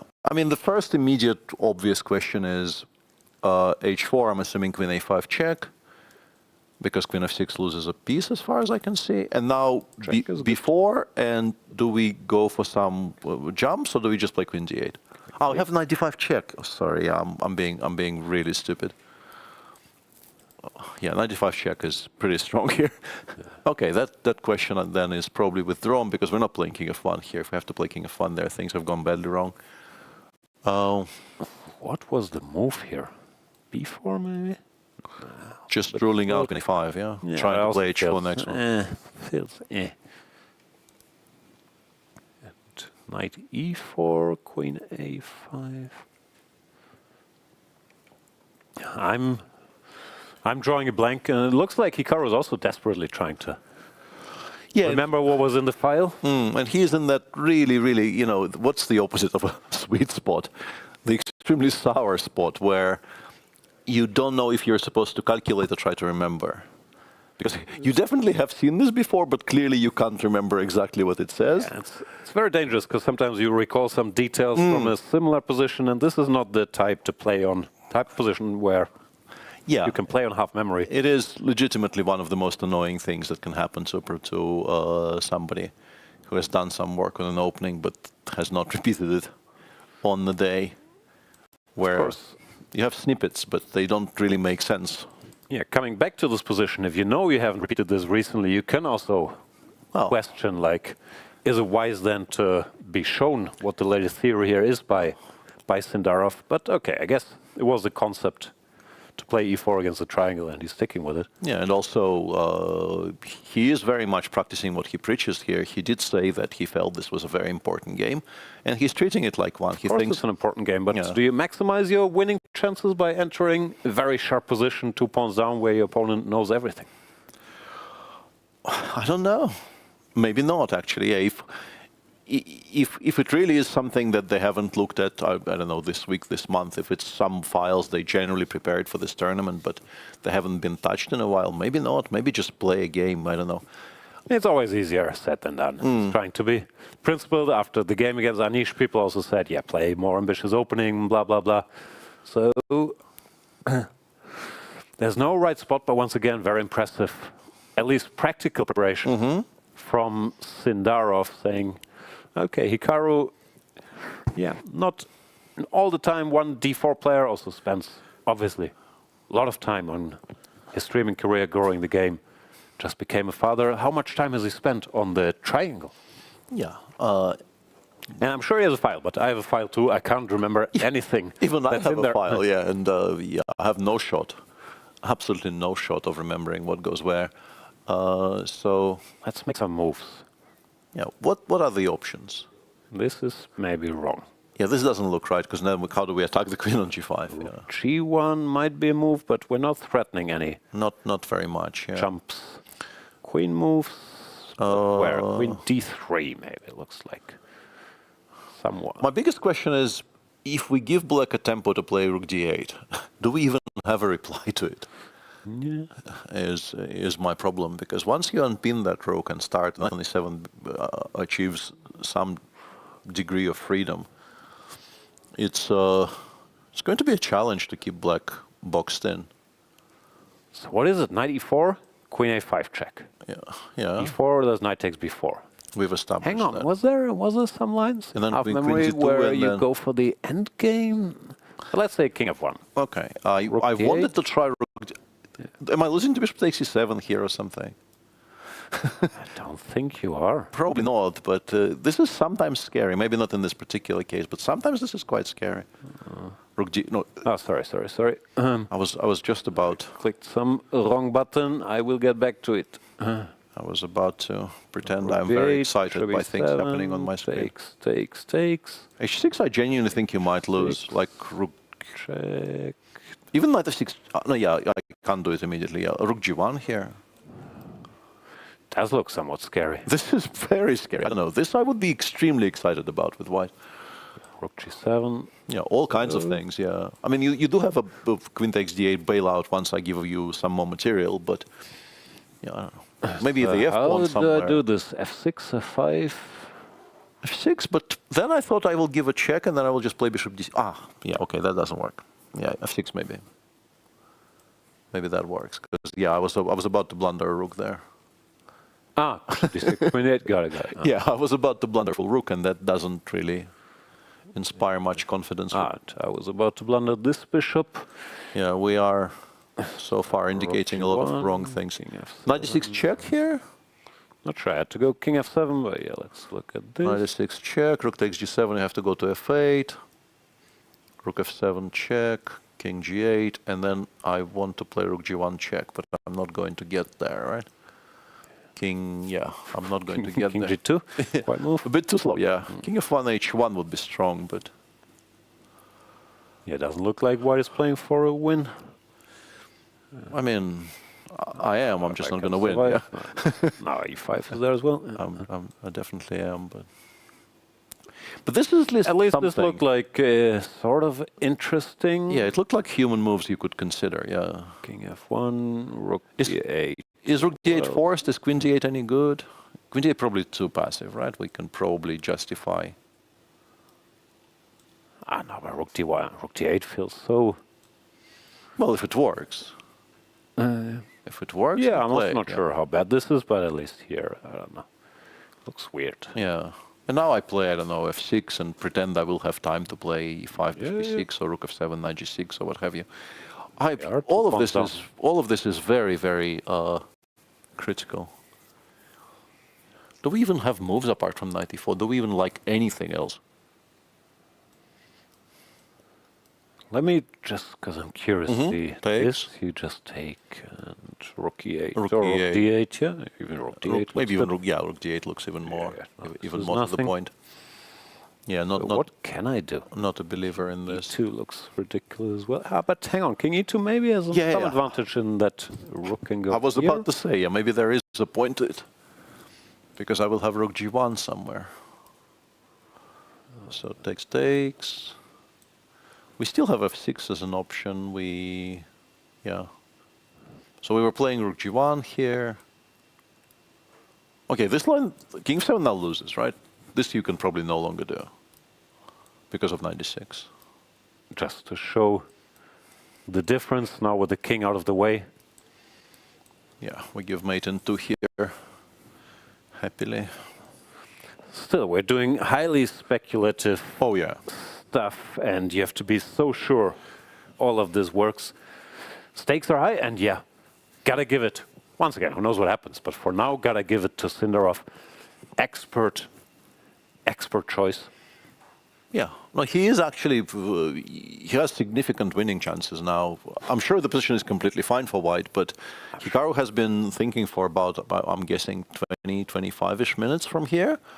The position is incredibly sharp. Also, I'm sure the position is zeros if white does everything correctly, which Sindarov will know, and if he doesn't, I mean, you can. Any of these random moves we've been trying, I think you can end up close to loss soon. Yeah. No, this is very good practical prep by yeah, it's just smart also feeling. We all know Hikaru is a great player, but how much into details is he here? And once again, you can ask the question, if you're not into details, why not play e3? Yeah, I guess it might feel, and it maybe is not even that unreasonable, that if, let's say, if you haven't repeated any of your Meran, e3 here is just a draw offer. Also, we should mention that the semi-Slav has been more or less Sindarov's main opening, so he's not really stepping outside of his comfort zone very much here, because this is pretty much what he does, or one of his main weapons with the black pieces. Well, Hikaru, he's played a lot of 1e4, and of course a lot of knight f3, e3. I mean, he will know things, but it's not like this is an automated great position for him. Yeah.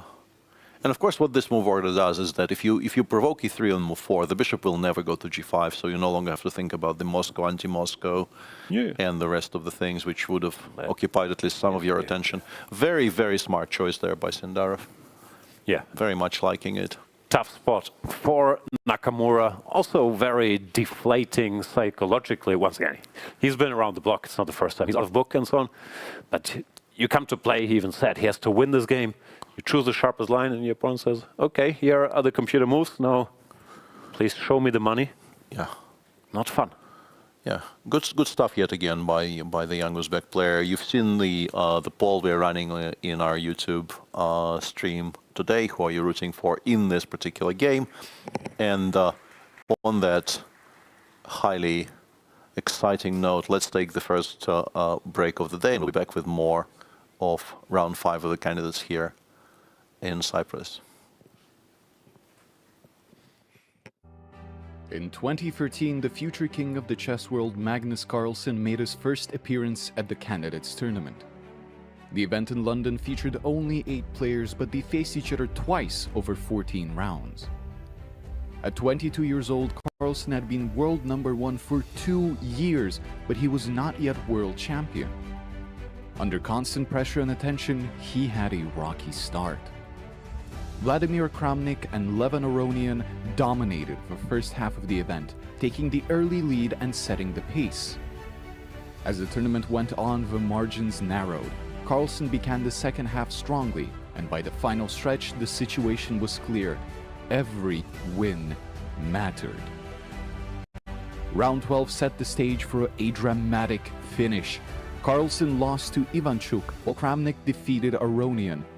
With just 2 rounds to go, Kramnik was ahead of the field.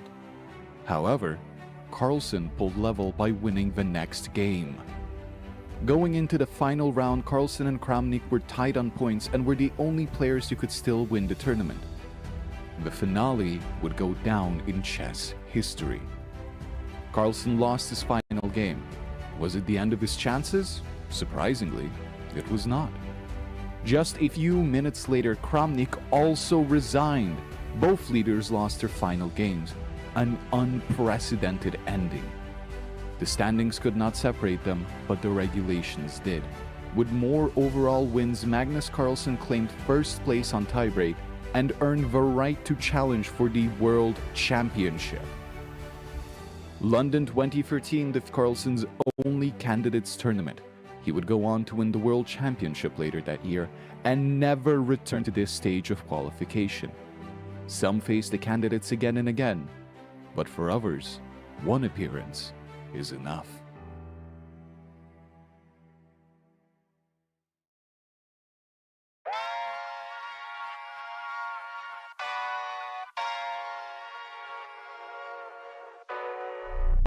Oh my God, I'm just playing with him now, yeah. Oh my God, what she's saying, say it loud, yeah. I can't respect it, I'm in the gym, but I am not flexing. Came from The woodpecker method, because practice makes perfect.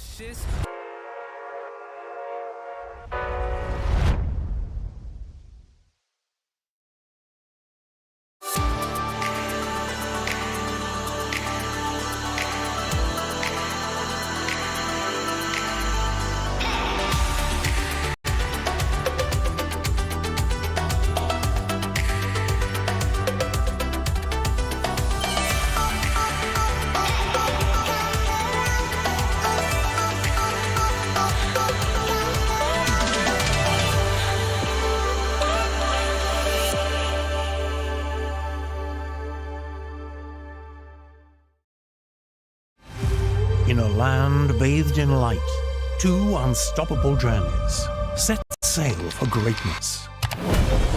The road wasn't easy, demanding sacrifice, grit and unwavering commitment. But with courage and dedication, we rose to the top. with victory standing tall as our guiding lighthouse, illuminating the path ahead. We are Freedom 24. Born in Cyprus, we conquered Europe.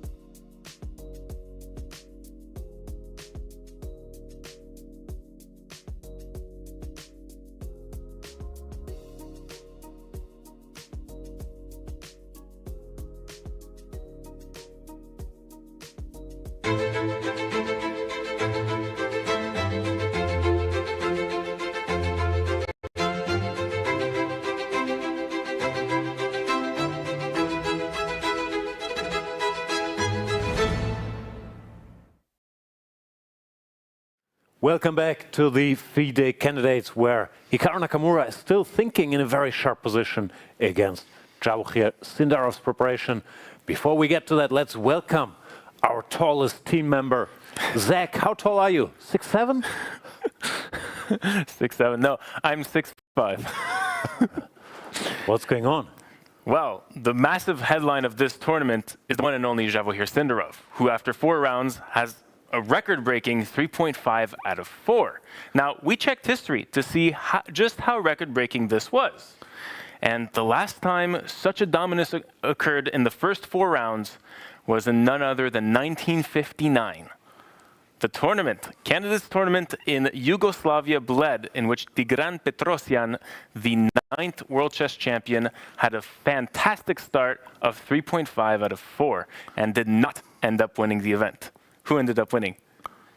1959? Smyslov? Tal. Tal was 1960. Who ended up becoming the 8th World Chess Champion in 1961, beating Mikhail Botvinnik. And so we take that, and now I found on social media a very nice tweet by the Indian captain of the gold medal team from the Budapest Olympiad, who said, Canada's is a long tournament, but based on historical precedent, leading after the first 4 rounds seems like a good sign. Below the table of the leader after 4 rounds and the eventual winner of the tournament. And we have here the last 7 candidates tournaments in which it seems clear, if you win after 4 rounds, you win the whole thing. Unless you're Gukesh. Unless your name is Gukesh, obviously, as you see there. And some slight additional background there. The tournament wasn't called the candidates, but if we talk about the double round robins of 8 people playing each other twice, 3.5 out of 4 is absolutely also the 2005 score of Veselin Topalov, and he did end up winning that tournament by a stretch. Yeah, I tied for second there with Vishy, and we were nowhere. We were not seen in the rear view mirror. So it obviously is very good to start well, and 3.5 out of 4 is the very definition of a good start. But it's still a long tournament, and I don't know if we have that graphic. We looked at some data for that conversation prior to the show starting. I don't know if we're planning to show the graphic that we had. But even in those events that you've seen on your screen, let's say if we talk about 2013, Carlsen was leading after 4, but then after, let's say, 12 rounds, Kramnik was in sole lead. So it's still not a guarantee of really anything. Exactly. There is a small nuance to this. As you can see here, there's only 1 candidate in the past 7 or so, in which we have 1 player leading throughout the entire event. It's very hard to keep this lead throughout the end. And that happened in Madrid in 2022, continuing the 2021 candidates, in which Nepo was leading the entire event and finally won. Yeah. So still all to play for, but what is better than 3.5 out of 4 is 4.5 out of 5. And I think that's very much in play after Hikaru's last move. Thank you so much, Zach. And we'll jump back into our top game because Hikaru played h4, and I was searching my memory palace during the break. And I think you told me, you checked, that this is the way, because I think it was knight e4, queen a5 check, b4. Before here. Knight takes b4, and here you don't take, but here you castle. Yeah. And this was tricky if memory serves. Rook e8, queen d2, c5, and somehow this ends up being, at the very least, playable for white, and maybe even good for white. That doesn't work at all. And this was some sort of total mess. Yeah, c5, and since this is no longer relevant, we don't really need to continue maybe showing the position here, but this appears to be very playable, and in fact, the engine on the website appears to say knight e4, queen a5 check before, maybe queen d8. Yeah, queen d8, yeah, that's where it starts, but then you can see white has achieved something, push the black pieces back, there's no longer rook d8, and now you just have this long-term compensation where you can start asking questions. And Hikaru does a similar thing, but not the same thing. He goes h4 and then follows it up with b4. And I think if you are to choose which move to add to the mix, so to speak, you're pretty much always choosing knight e4 because it centralizes one of your pieces. It opens up maybe the g file for the future. Might be relevant in some cases to have the g file open. And Yeah, Sindarov is finally thinking. If we take, once again, your point is not bishop takes e7 because of knight d5 check. Queen d2 also doesn't work because of knight c2 or whatever. This I wanted to slightly clarify. Could it, no, okay, you have just takes on d2 and rook d8, right? I was wondering if queen d2, knight c2 check, I could play king e2. I'm also not sure. I need knight c2, but let's say knight c2, king d2, and I kind of automatically took on d2 and on a1, and I thought maybe this is playable, but rook d8 just wins on the spot. Resign. Yeah. No, this is completely unplayable. So this point has to be before knight takes, before short castles. And let's figure out the difference here. Rook d8 still impossible because of bishop takes before. This, I think, has not changed. Meaning that black either has to play rook e8, or perhaps in this particular case, maybe you can play knight g6 and claim that you're doing well. Let's start with rook e8, hanging on to the material. Yeah. What does white do? Black is now 3 pawns up. If you go for queen d2, we always have c5 and a3, knight bc6. Yeah. And this is sort of precisely where you the want position. the knight on e4 to take. Exactly. This is precisely the position where the difference between h4 and knight e4 is tremendous. Let's actually continue the line a little bit, because it's curious how white plays there, as far as I could briefly ascertain. After queen d2, c5, the move on my screen was bishop takes e7, which is not something that occurs to you at all. But then rook, I think, a1. And it's awkward for black to meet the threat of queen d8, because bishop d7, queen g5, I guess, wins material. f6, queen d8 wins material. Once again, because I have knight d6 check, and at the very least I will win the bishop on c8. And rook e8, I guess we play queen g5. Yeah, this looks and this looks like a huge mess, where it is crucial for white that the knight is on e4. My larger point is, without the knight on e4, none of these variations work at all. No, it was coming back to me that you're actually not supposed to take here. But I think the line starts with queen d8, and then white has long-term compensation. But the position we have now, and Sindarov will figure this out. Looks like you can take. Yeah, it seems like the difference definitely is in black's favor. The question is whether white still has something that is playable. But yeah, if you can take on before, of course, you're very incentivized in doing that. First of all, it's good to be 3 and not 2 pawns up. And secondly, you're also maybe bringing this knight closer to squares where it wants to be. c5, knight bc6. Castles, rook to e8. Yeah. Is there anything And here I'm sure Hikaru, he also will have a file saying similar things, but he probably remembered this idea and then he couldn't figure out the exact way, which is what we were talking about. This is a very dangerous spot. Yeah. It's extremely possible that this is exactly what happened, that he remembered that there is some line where knight takes before castles. Yeah. And he spent some time trying to remember and perhaps misremembered. And he's also down a full hour on the clock, and Well, none of these are good things. Sindarov will start catching up, also trying to calculate these messes. But the bad news is black seems objectively better, and he is 3 pawns up, so it's still white who has to prove that there's play here. Yeah. How would you go about it? What move comes to mind here? Because queen e2, c5 doesn't look like it's helping our cause. Honestly, I really don't like this knight coming to c6, but spending a full tempo on driving it back to a6 and removing at least some of the potential pins also looks kind of horrible. Yeah. Black will quite happily play knight more a6. Of a grip, I mean, knight a5 comes next move, and then where's your compensation? Why are you not just 3 down for nothing? So I guess maybe queen d2, c5. But yeah, knight bc6 is such a massive problem. Like still need knight e4, but then you played h4 in that position, which can't be it. Yeah.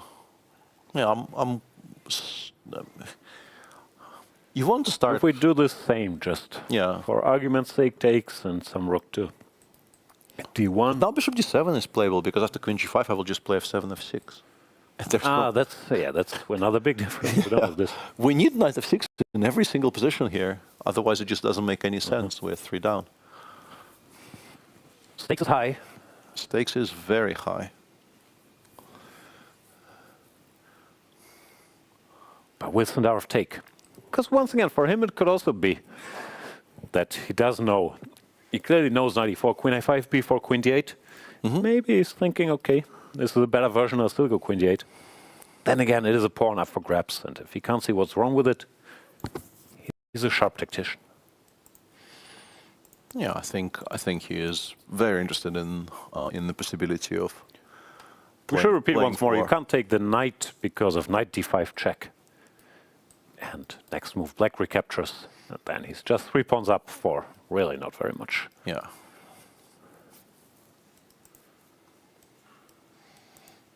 So while we wait and expect Sindarov to play knight takes b4, we can check out what's going on. On the other boards, in Caruana Bluebaum, Fabi did go for long castles. Bluebaum opted for this e4 square. Caruana played pawn to f5. Yeah. This looked like it should be completely fine for black to my eyes. I thought, okay, knight e4, I will take on d2 if you challenge that knight, and then I will just castle kingside. And without the dark square bishop, I am not really a believer in getting mated. But it's very playable for white anyway. Bishop d3, take on d2 with the rook. Let's say black castles. And you play g4, h4 in some order. I don't know, g4, rook e8, h4, or the other way around, yeah. The bishop on c8 is still very restricted. Of course, you constantly have to watch out for the d5, d4 break, because if the bishop on g7 actually does become very active, black will be quite happy, but you can probably control it reasonably well. It's a mess. I think machine just starts pushing the pawns. Yeah. Highly complicated. 94. Okay, looks logical enough. Not obligatory. Yeah. We can start with castles. I'm assuming the reaction is the same. You push some pawn, yeah? Yeah, we choose a pawn and push it. Yeah. Because d5, d4 once again is not a threat yet. We will just take, and if queen takes d4, we have bishop c3 for the time being, so we're not worried about that all that much. Yeah, very interesting concept here by Fabi. The good news for Bluebaum is Fabi caught up on the clock, because Bluebaum, I guess not voluntarily, but being out of book, he also surprised Fabi with this g6, bishop g7. Knight e7 sequence.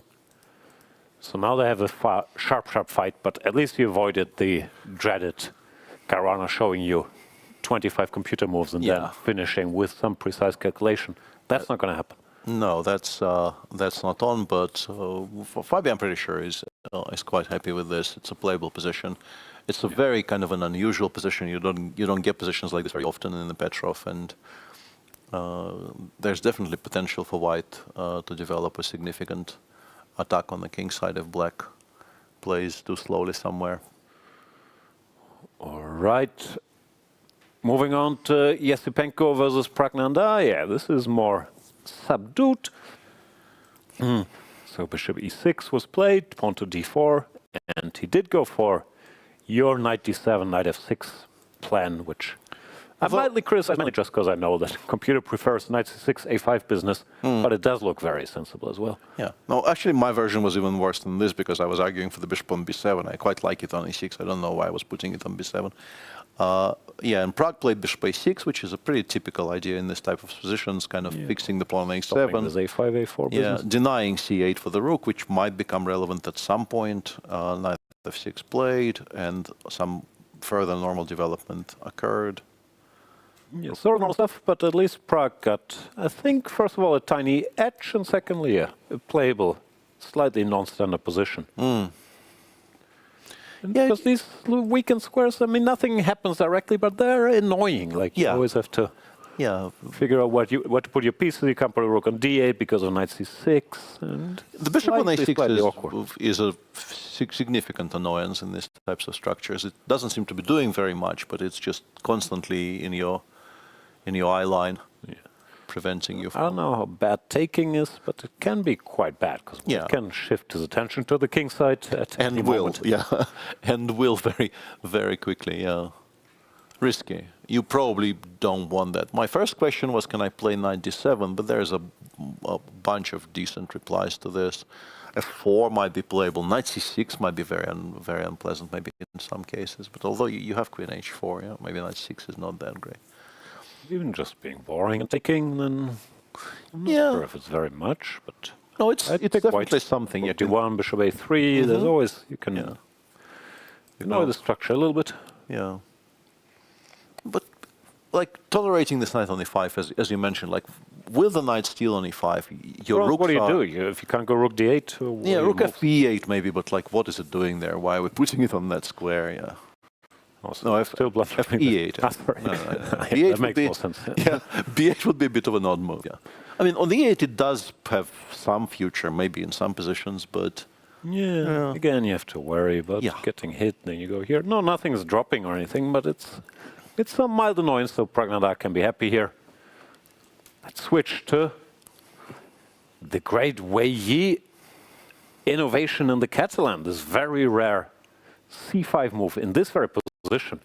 D takes c, bishop c6, knight c3, and a5. Anish went for knight e5, similar to your knight d4 idea. Well, but better, I guess, because it gets to the prescribed square on the board, right? d3 is always supposedly the best square on the board for the white knight in pretty much every single Catalan. I read that Ulf Andersson book. Then I switched on the engine, saying 0, 0, 0 whenever the knight was standing here. But yeah, this is the old recipe. Wei Yi trying to win his pawn back very directly with knight takes c5. Yeah. Piece sacrifice. Knight takes. Now use the pin. Yeah, and I was about to say this probably means he will have to spoil his structure by b6, but actually it does not mean that at all. We can play rook fc8. There's no way for white to support that knight on c5 in any meaningful. Although knight 3-4, this needs to be calculated a little bit, right? This is hanging. Yeah, because if you take, I will invest in a pin for actually maybe then b6. Yeah, because if you take, I think I do make a draw, right? I'm pretty sure queen b7, rook a b8 should be. Although queen a6, I have queen d5 check. Takes. Yeah, I have queen d5 check. Looks fine, yeah. But if we throw in, I guess rook fc1. I guess you force me to play b6, but with just the major pieces left, it's just completely nothing, right? c5 is no weaker than b2. You think it's just a draw, yeah? I think so, yeah. Very difficult for me to imagine. If the white still had the pawns on a2 and b3, that would be quite a different story. In particular, if you can stop a5, a4 from happening. But it's already on a4. If I'm slightly more cunning, not arguing much, but I have a move, right? Like rook c2. Yeah, queen e7. I was probably playing queen e7. You have the pin. You know, rook ac1 actually. Yeah. I can start with rook ac1. Yeah, you can continue finessing the same thing. Same. Yeah. Yeah, this is a little bit annoying. I still think it probably ends up being a draw, but yeah, this is a little bit annoying. I missed that. Okay, all the way back. Do we even need to bother? Can we just maybe not play b7, b6 here and say we are... You can go b6 here. Yeah. We're doing rook c8, knight e4. I don't know if this is better. Yeah, this is... But it looks like some mild suffering should happen. No. But maybe this is a better version if I have to go here now. We didn't even need rook c8. Yeah, and white does not get to pin everything along the c file, so I guess if we go for this structure, this is probably the move order. Queen e7, I don't think I need to put anything on d6. Yeah, here, like should be in time to make a draw. Yeah. There's maybe a little bit of a pull, because obviously if you take on c5, you're attacking the a5 pawn, which means that if some sort of a long capturing sequence gets initiated, maybe white ends up slightly ahead, but... No, even if we do it in the most stupid way. Yeah, even these positions very often end up being holdable, Such things, yeah, normally drawish, no? Yeah. Anyway, interesting idea by Wei Yi. Anish is trying to squeeze something out of it. Anish was clearly surprised, which you don't see every day either. Spent, okay, not that much time, 50 minutes on knight e5. Went knight d3 quickly, and he's thinking now after queen c7. But yeah, nothing crazy. Also, Wei Yi did spend some time. But he looks relaxed checking out Nakamura's game. And frankly, so should we. This is the game of the day, and b4, knight takes b4. Has appeared on the board, of course. Hikaru castled. Rook e8 appears to be the e8 most logical one. will be played. Yeah, the exchange sacrifices exist, but they sort of justify previous play for white a little bit, and there is no particular reason to do that. 6 takes. Yeah, takes. I'm not even sure I have to take immediately. You can throw in a lot of... Although knight takes h4 maybe is a little bit annoying if you allow it for too long. Yeah, okay, let's take. I guess knight takes, I don't know. I don't like allowing queen d6 check. No, it's unclear. Materially, black is fine, but this... Yeah, bishop c8, rook a8 bit complex shaky with is... these guys. Yeah. Kind of a strange comparison, but very much reminds me of those neither positions from the bishop g5 line, which were extremely topical at one point. I think if you can play rook e8, you should play rook e8. Just do it. Yeah, and I think he is there. He goes. About to. Rook e8 plate. Once again, important not to go rook d8, which might look tempting, but then there's this tactic: bishop takes b4, queen can't take, and if rook takes d1, white emerges a piece up. So. Rook to e8 plate, and the ball is back in Hikaru's court. 3 pawns down, hour down on the clock. It's not like a clear 3 pawns, of course. White still has activity, black is underdeveloped. But you have to do something. Yeah, and this is the problem that black is a couple of moves at most away from completely stabilizing c5. Black is very happy to give you that pawn back. Yeah. And or even more threateningly for white, I think knight f5, e takes f5, followed by bishop e6, which kind of ends the game, I guess, if it lands on the board without material losses for black.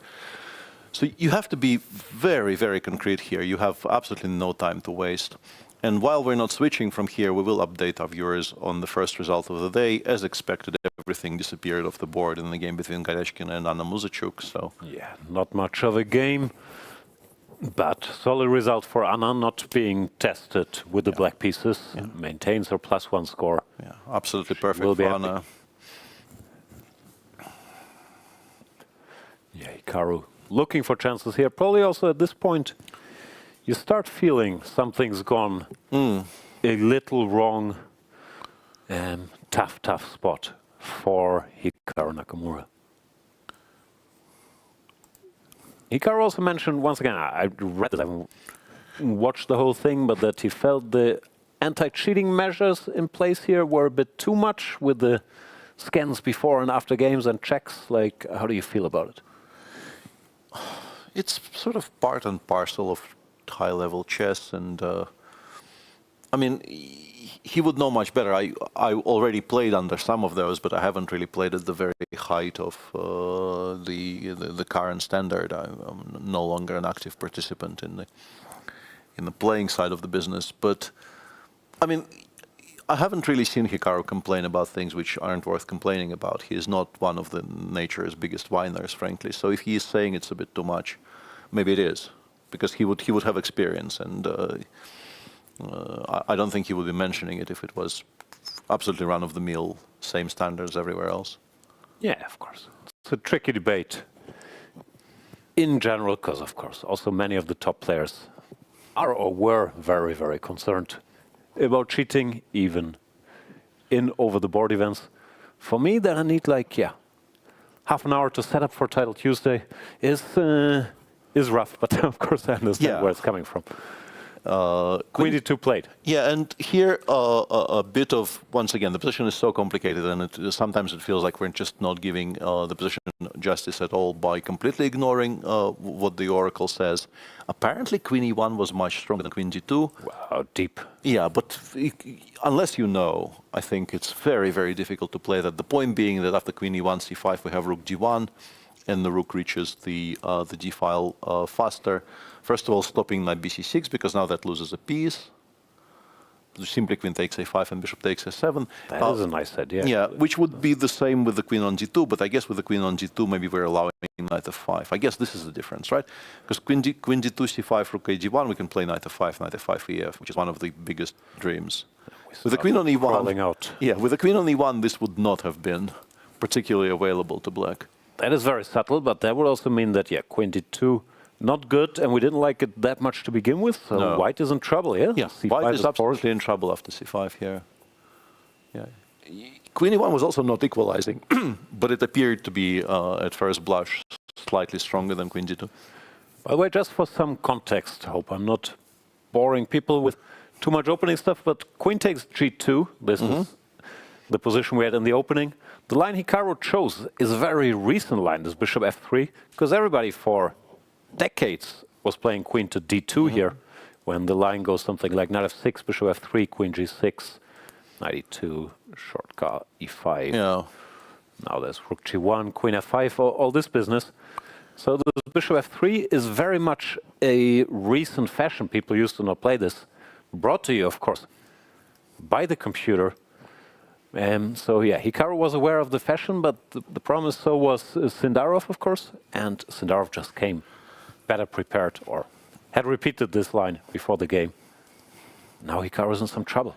Yeah, queen to c5 and... I've played, of course. Yeah, black is one move away from achieving one of the two main objectives here, which is either knight bc6, offering a queen trade, aiming the knight at the d4 square.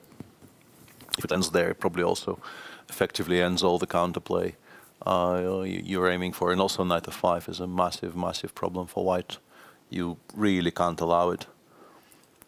So yeah, rook 81 stops knight bc6, but doesn't stop knight f5. Yeah, can't stop them all. Yeah, rook e1 stops knight f5, but not knight bc6. I mean, there's still a game on because black does have currently, you know, a queen's worth of pieces undeveloped on the queen side. But they are getting ever closer to becoming. Also, it's not like white has 15 attackers in this area. Yeah. No, rough spot for Nakamura. Played the principal line, but Sindarov knew it better. No. It's not so much about winning the game, really. It's about survival at this point. Yeah, yeah. I don't think. I mean, Sindarov might actually make mistakes further down the stretch, and yeah, Hikaru with an excellent record against the field and one of the fuller records of all the participants. Well, not unexpectedly, he is on the more experienced side of the field, but yeah. Looks like he's about to make a move. Yeah, it's nothing direct, so the choices. Putting a rook on d1 or on e1. Perhaps knight e4, but knight e4 feels very kind of... Then I can pick even, no? Knight e6, I guess I still do them in some queen order. g5 annoying me. Yeah, maybe start with knight f5 because of that. Knight e4, knight f5. If you have queen g5, we always have queen g8 now if we absolutely need to have it. Yeah, and now knight c6. No, we gave back one pawn, but we're stabilizing it here. Worst case scenario, you can play this. Yeah, okay, rook a g1, queen takes g5, ace takes g5 is maybe actually an improvement. We've gotten rid of some weaknesses, but we're still 2 pawns down in an endgame. It's not going. A1 where? In the opposite, queen g5, queen g8. Oh yeah, queen g8 was far from forced. I can at least improve my structure with rook a g1 and h takes g, but but in an endgame where, you know, structure is not my biggest concern, e6, e5 here. Yeah, there's a bit. Look completely hopeless for white. No. Maybe black should look for another move here, because I'm not sure how h6 big a threat I really have. Yeah. Also the white king, well, knight star appears here. This guy can jump here. No, it just looks very, very good for black. Absolutely. Okay. Absolutely. Let's do a quick tour through the women's section. Of course, we shall return to this when something happens. As mentioned, yeah, this is a very exciting position, and there was a big turnaround in the last couple of ply, not even the last couple of moves, but the last couple of ply. King b1, rook c8 was played. Here, white probably should have actually paid attention to the queen side. You could, for instance, play knight b3, d4 here, but Kateryna very understandably played h2, h4. She knows where her interest lies, so to speak. But this does allow bishop takes a4. Ouch. Which, I mean, it doesn't win the game or anything, but it changes the course of the game. And the engine was suggesting that you should probably do this. And in this position after king takes c2, I think the machine goes d6, d5, and says... Mess. Yeah, we now have a mess on the board because the center is maybe about to get blown up. Importantly, 5 queen c7 check exists. Otherwise, it would be completely unplayable. But this pawn gets picked up immediately if it goes to e5. The white's queenside structure is blown up, so the king is never going to be entirely safe. that was definitely an option you could at least consider. Instead, Bibisara goes knight h5. Understandably, white does not want to allow bishop takes c3, so bishop d4. This is pleasant for white yet again. You can play something like take on d4, include knight g3 somewhere in some order. I guess you take, knight takes, you go knight g3, probably provokes rook g1, you can play e7, e5 here. But even after, let's say, knight d2 or knight b5, I don't know which one you prefer. After knight b5, you might have to take with the pawn eventually, right? Which maybe you are... You take on f1 first? Yeah, take on f1 and b5. So knight d2, maybe simply knight f1, rook f1.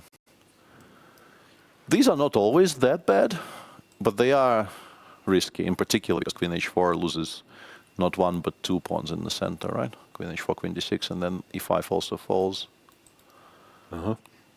So not a disaster yet for Bibisara, but definitely a decent outcome of the opening for... Sort of big moment here, no? After it looked like Bibisara was in deep trouble, this looks like vintage Bibisara chaos. Bishop a4 and rook c2. Then again, it's psychologically hard if you don't know what engine is saying to give a rook and two pieces for a queen. You can't just say, okay, these are not enough pieces. Not thinking about it. Sure, she didn't miss it. Even in the previous 4 games of this broadcast, I was very much on the record as liking the pieces in these types of positions. And I still do even here. It's just that the alternative probably is even worse. Okay, so this could get messy at any moment. We have this structure which we disliked. Yeah, and this is kind of going wrong for Vaishali. She did play 94, and it wasn't that bad. But then after f4, I think you're kind of brought up to react to f4 with f5 because you're taught that allowing f4, f5 is not great. But it appears to have been less than ideal. Actually, e takes f5 was even stronger. But she played knight g3. Now black probably could have taken on e4, knight e4, knight f6, which would have restored some sanity. But instead she went knight c5 before knight e6. And that position is not great for black at all. e5 is pretty decent. I think the suggestion was e5, g5, rook a2, e2, which does look like a very sensible idea. Just start immediately fighting for the control over the e file. Yeah, we can double on the e file. Black will maybe struggle to keep everything in place. I'm not quite sure. d2 was played. Yeah, bishop d2 feels a bit like we're giving a tempo to black, but in d7, h4. Yeah, but it's still, I think, a very risky and a very unpleasant position for black. The point is that now after h5 we can just win material. Yeah, take the pawn. And if not, we have to think about this at the very least. Yeah, I guess the big question is, can we take on e4, and what does white capture with? Probably the pawn, right? Probably we do kind of all out. We go all out here, trying to get the maximum. How bad is this? White is better, I think, pretty much with every move. But here, d6, d5, maybe I am less despondent. Pawn takes, yeah? Pawn takes, I think. Yeah, it goes back to g3. I'm still not enjoying this with black. Still having a great time? Yeah, yeah. But g4 might be even harsher if we go back to that choice for Zhu. g4 with ideas of h5 or f5. g3, rook a3 appears to be completely empty. g5 will be met by e5 eventually in the end. Looks very dangerous, at least. Like that's the conservative way of describing this. No, I believe you. Nit that I am, I would always go knight takes e4, not to let this counterplay happen, but maybe there are bigger fish to fry. Yeah, maybe we're just giving mate here, frankly. It looks like there's just more white pieces than black pieces on the king side, even though it's not true. Doesn't do all that much. Yeah, that just, I think, loses that pawn in one move, so we should not be too scared of it. All right, Vaishali. Her score isn't terrible, but she's been struggling a bit, at least. Strategically, she managed to wiggle her way out. A few of those, but yeah. Yeah, today, once again, we are impressed by Zhu Jiner's prep, and she's playing a very solid game, And in the final, still running game of the tournament, we finally are up to date, and... Good old Carlsbad maneuvering. Yeah. Kind of a classical-ish Carlsbad. Yeah, this looks very much like my wasted childhood. You win some of those with white, you draw some. But in general, you're happy here. Like, of course, computer will defend these positions, but this is a long-term weakness. Yeah. C4 square is no longer so relevant with the pawns on the queen side disappearing. And yeah, I'd be happy with white. Yeah. Instead, she's gone rook a7. I guess maybe sidestepping some future knight c4s. I'm not entirely sure we needed that move, but it's never going to be a massive mistake to put the rook on the 7th, I don't think. Can't hurt, but why not play b5 when... Maybe she didn't like c5, frankly, because b5, c5 is sometimes the answer, right, in those types of positions. Yeah, maybe that's a better move.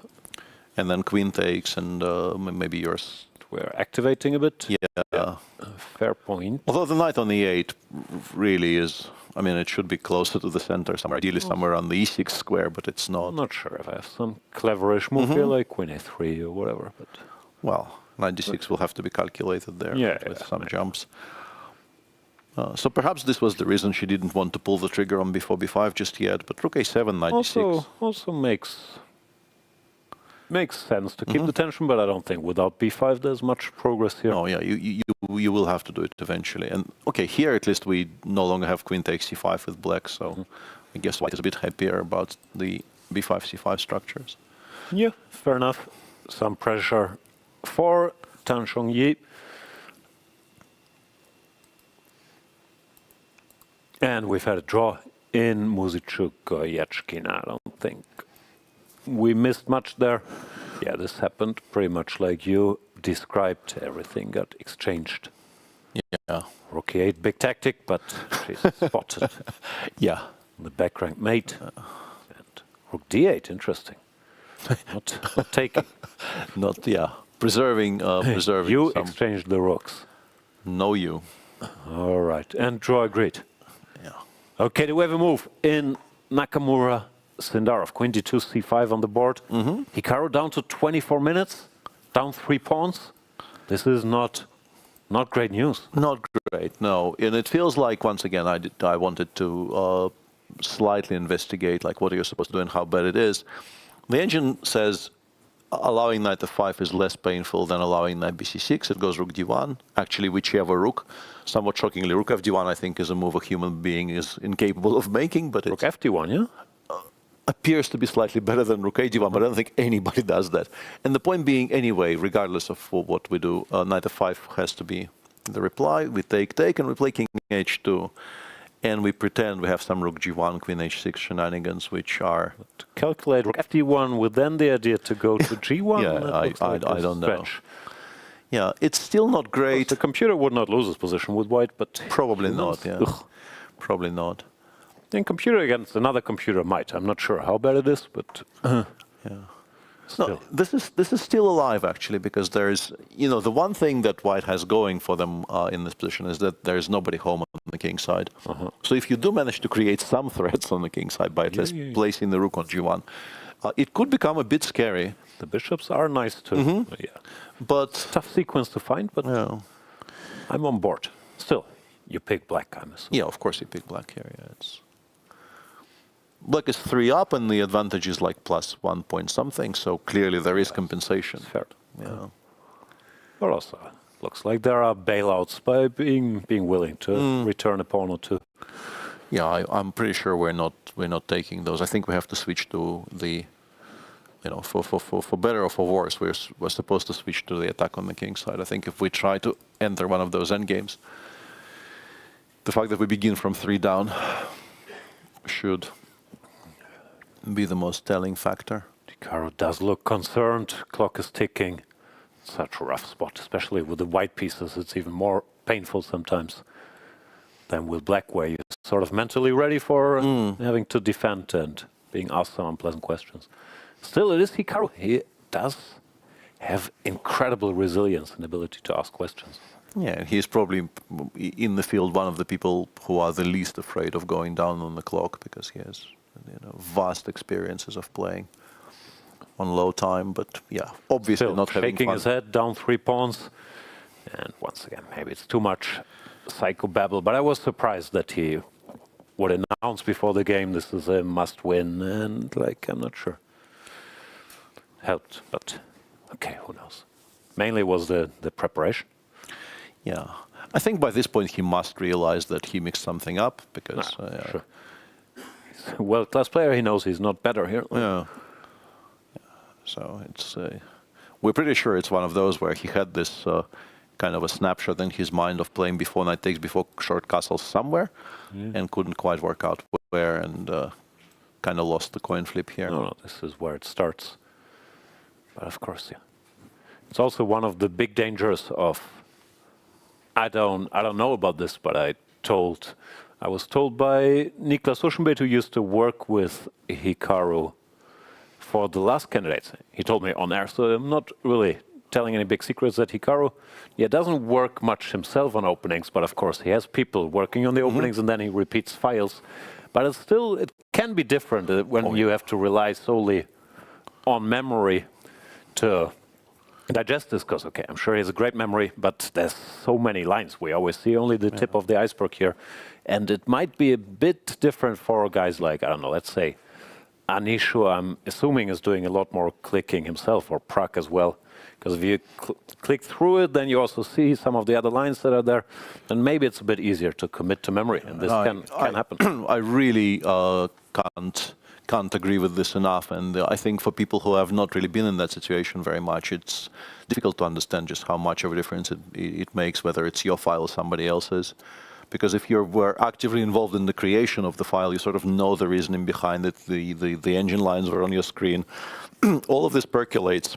It makes you a lot more kind of at home with the material, and yeah, when you begin with a file which you had no part of at all, you have to repeat it, I don't know, day in, day out for a month before you feel comfortable with it. Chess players have very good memories for chess opening moves, but no one can remember everything. And there's more of a safety blanket if you did the file yourself, because then, yeah, you have to... First of all, it even helps if you have... Normally people have whatever engine, Stockfish, running, showing 3 till 5 lines, and if you just look at these lines while you're creating the file, it already gives you sort of a feel for what options are there and which aren't. I'm not saying Hikaru's approach is wrong. For example, a certain Magnus Carlsen, I think, has very much the same approach, and these are the world #1 and 2 players. So it's not terrible, but it does have this risk of, yeah, sometimes being caught off guard in memory battles, really.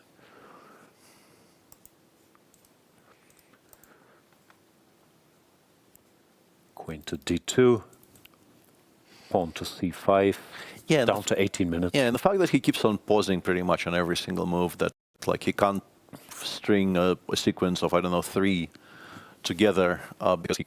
Everything's bad, right? Yeah, he has to constantly reevaluate positions, neither of which he likes. Yeah. And we've been there. It's very uncomfortable, and it is very time-consuming, and we see the results of it on his clock. He's down to 18 minutes. This is move, what? This is move 16. Yeah, so... Yes, Sindarov is sitting there. Down to less than a minute per move now. 23 moves to make. 24 moves to make, actually. No, one hope could be that Sindarov will also feel this is sort of a big moment. He has 3 pawns up, Hikaru down on time. He has 3+3 already in his first candidates. But so far, yeah, we have no reason to doubt Sindarov's nervous costume, confidence, anything. Yeah. And once again, it feels like this is very much a case of a sort of plan coming together perfectly, because it was very much his choice to offer this to Hikaru, and I guess they correctly estimated Hikaru might take up the gauntlet, and he is a lot more... Be as much into details as Sindarov. Just very, very solid bit of both opening prep and also kind of the profiling of profiling of your opponent, exactly, yeah. Also, what's interesting is that Hikaru did go for this new, very, very sharp approach with bishop f3. I understand queen d2 looks sharper, but that's actually a fairly well-established line where white, somewhat surprisingly, doesn't run that much risk. I'll still mess up the move order, but generally there are quite a few ways for white to... Yeah, you can bail out here. You can bail here very comfortably, yeah. And this line that Hikaru plays, it's higher risk, higher reward. And so far. Yeah, we're watching the risk reward today. coming. Yeah, we're very much watching the risk part of the equation here. All right, let's give them a break. But once a move is made, we will get back there. Yeah, Esipenko opted for knight f6, e4 in their game, and provoke f3, but didn't happen. Rook ft1. Yeah. Praggnanandhaa saying, "Do you want to play f6?" So Honestly, I didn't hate f3. I didn't think it was that bad, but Prag for now deciding to not commit. looks very normal, actually. Yeah. Same question. Does Black want to play f6? I mean, normally I think maybe just no, but specifically here, because knight f3, maybe we run into some. Maybe we can do something, but yeah, d5 so lose. I'm not sure. Like here. Yeah, that was also Take, exactly my thought process. Bishop g4 dangerous, but d5 valuable. So maybe the equation is more in favor of not.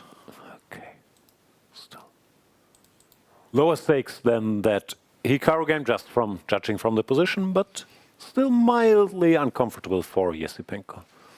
Yeah, and he's half an hour down on the clock to Prague. Here, Prague still comfortably above an hour, and Esipenko down to 45 minutes, as you can see on your screens, which could become a factor. How are things on the great Bluebaum half-sweep front? I F5 don't like castles, not taking G4, on T2. 94, bishop d3, rook to e8 plate. What's wrong with it? Allows bishop e4? I or genuinely what's would much rather give up this bishop, yeah. Because I think this is a much more stable construction. The knight on e3 is very solid. No, just where's a safe here? h4, h5 or whatever, yeah. I don't know if this is any good. Maybe queen a5, rook a4 is now a much more potent source of counterplay. I'm not even joking. It does look kind of attractive to go in with that all immediately, but yeah, king b1, rook a4, a3, I don't know, some move, queen b6, just start, or even bishop f8 takes a3 maybe, although that probably isn't fast enough. But begin with queen b6, for instance, yeah. You know, could be quite annoying for white, for all we know. But or winning for white. Or winning for white, yeah. Yeah, I mean, we're not actually some threatening. Questions to ask too. Yeah, we're not actually creating mating threats on the queen side, are we? But just on a much more general basis, I wanted to get rid of the d2 bishop because I think that would have given us potential counterplay against the knight on e3. You also all these dark squares, like. No, agreed. Yeah, just. And bishop on d3. I mean, it might deliver mate, but it's not doing that much right now. Not just yet, no. And yeah, I don't know if white has anything even stronger, but bishop takes e4 feels like a very good starting point here for Fabi. Just make sure it's gone. If we want to avoid knight takes d2, what alternatives are there? Bishop e1 looks somewhat. Yeah, bishop e1 doesn't look right, yeah. Bishop e1 doesn't look right. Caruana taking his time. He is ahead on the clock.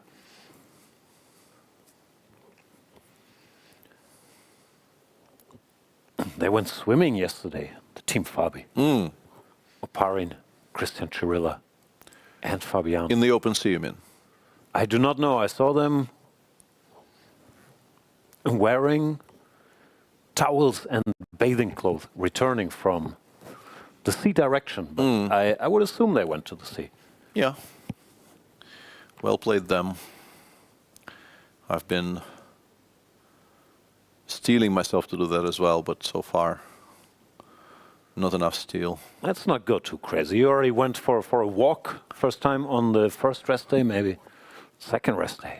Yeah, I can build up the courage. Yeah. Courage, the cowardly dog, is absolutely one of my icons. So. Okay, before you waste more of our time with your non-chess related nonsense, let's go on a break and then bring back Zach to give us some actual info.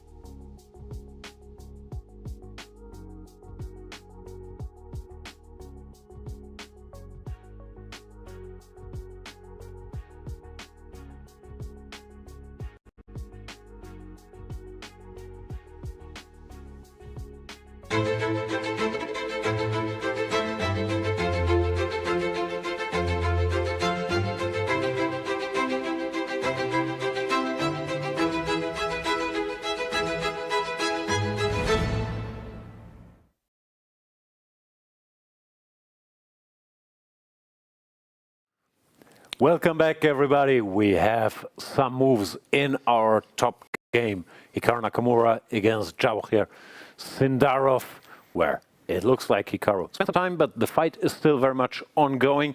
But before we get to that, the chess nerd, Zachary Sane, is back with us. Zach, what's going on Twitter? Not only Twitter, but in the entire chess world. Yesterday, the biggest event in the chess world, and I don't mean biggest by most important, that's still us, but the biggest in terms of number of people started yesterday. 3,500 people came together and started the Grenke Chess Festival in Germany, the biggest event in chess for some time now. Look at that playing hall, so packed. It's regrouping top 10 players like Magnus Carlsen, Nordirbek Abdusatorov, and Vincent Keimer. And another legend that is not very expected to participate in such an event, Artur Yusupov. Let's take a look at that beautiful picture of his.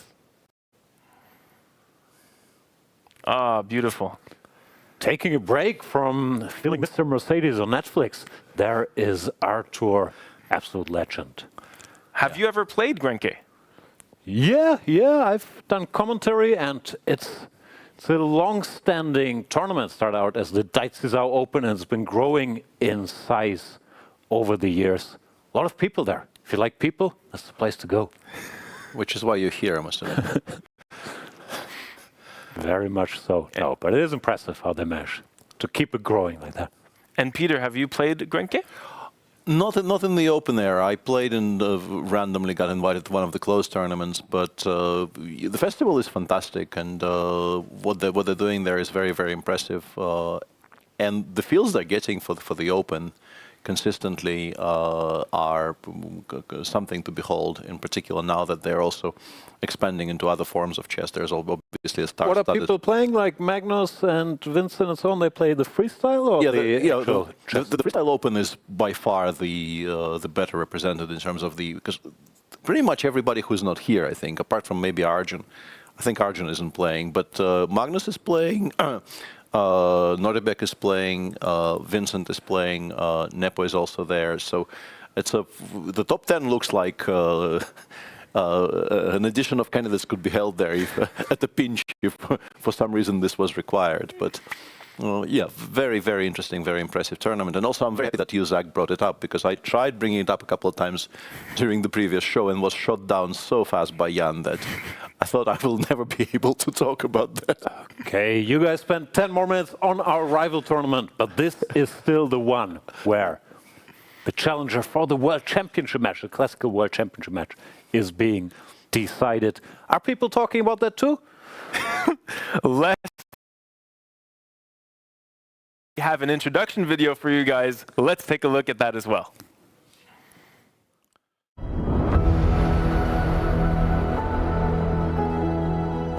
There is one game that unites us all. A game of vision, a game of courage, a game where dreams begin with a single move. My chess dream is to play on a big stage. Become a grandmaster one day. To be able to not be extremely nervous when playing chess. Becoming FIDE master and playing Magnus Carlsen. I enjoy playing chess, and that's why I'm here. I live in a really small country, so there's a high chance of me playing the Olympiad one day. 906! Welcome to the biggest chess tournament in the world.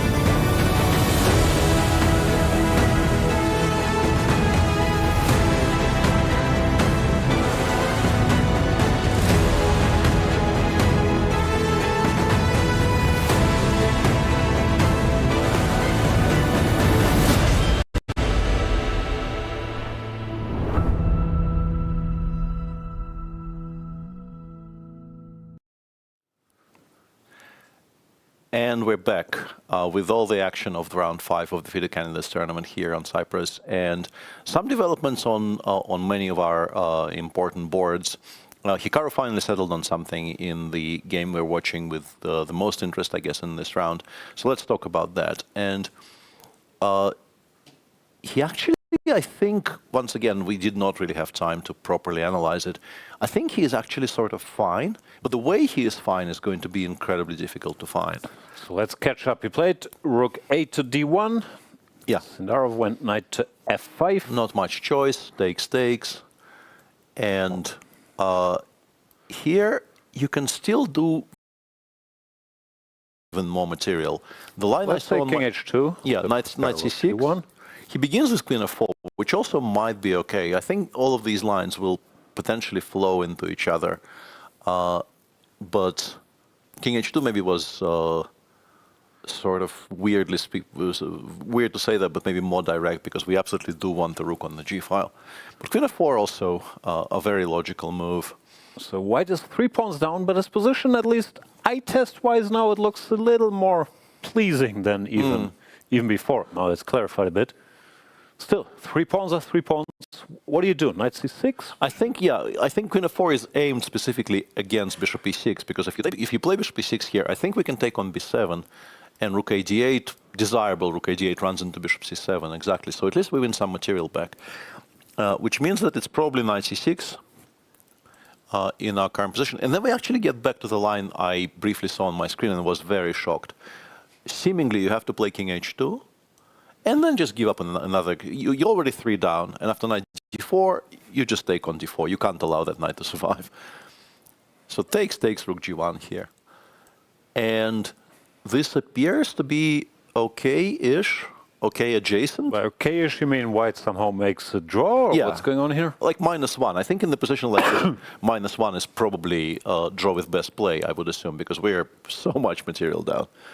We're down 5 points according to my count. 3 pawns. And this is rook is 5, knight is 3. and we just kind of attack with quiet moves. G6, we go h4, h5. We have time enough to include the battering ram on the h file in the game. These idiots still aren't doing that much, huh? Yeah, you can sort of see how this is playable, because as Jan pointed out, there is a bunch of material there completely stuck on the queen side, not participating.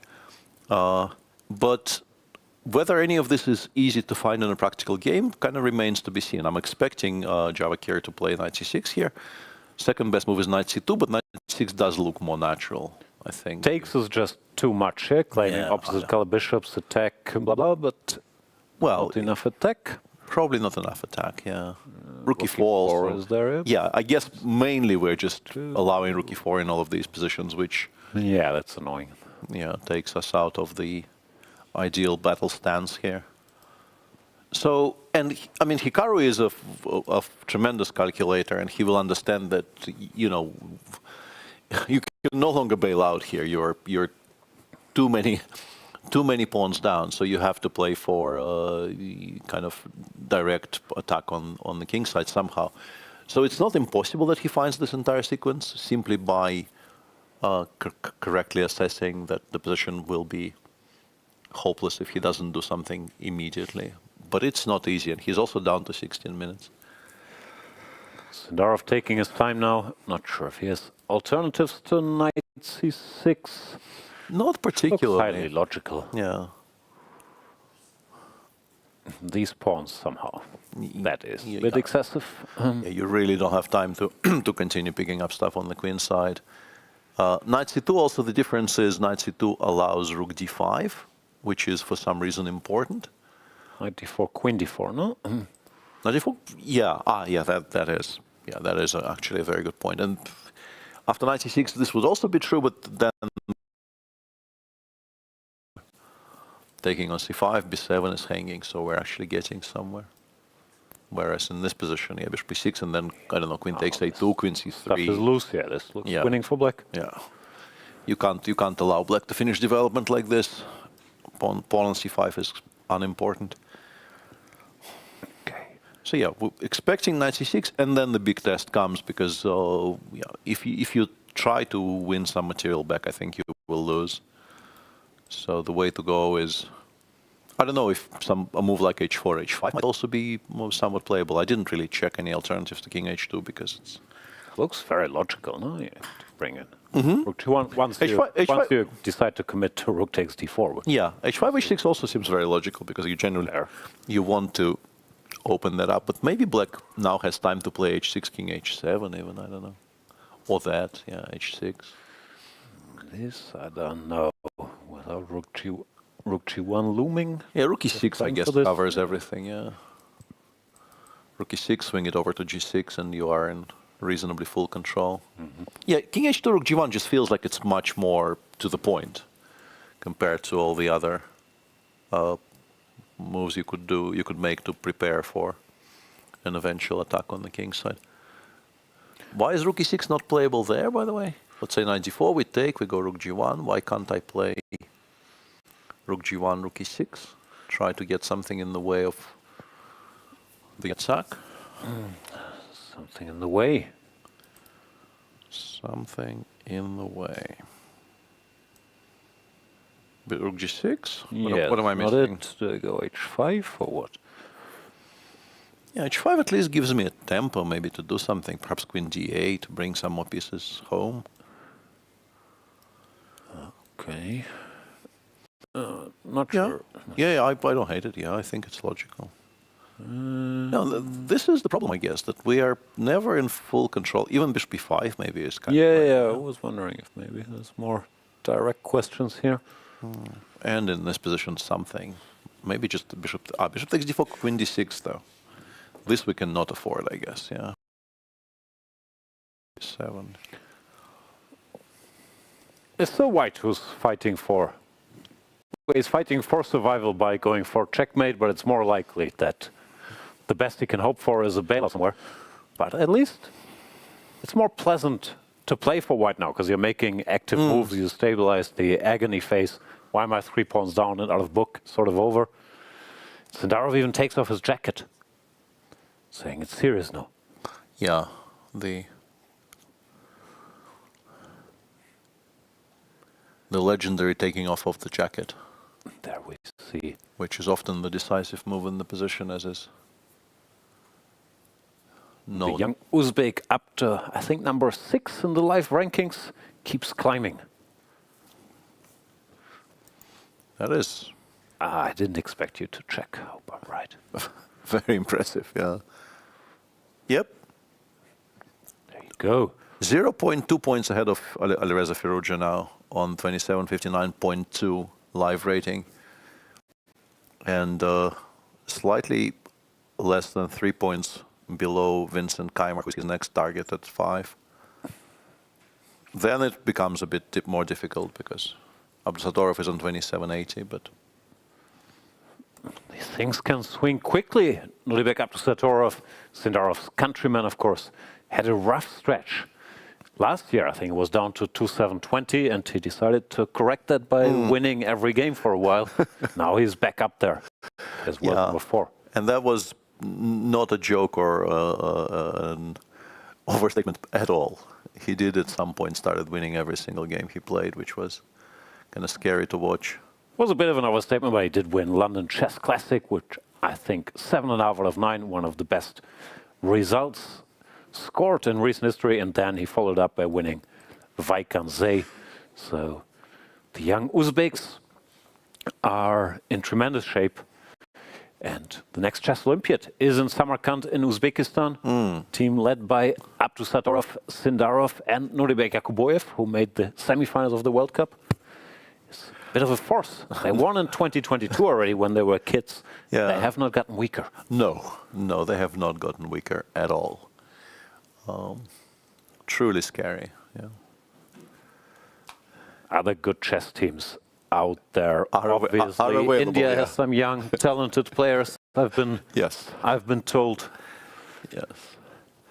Other strong teams are available. The USA have some good players, but incredible what's happening in Uzbek chess.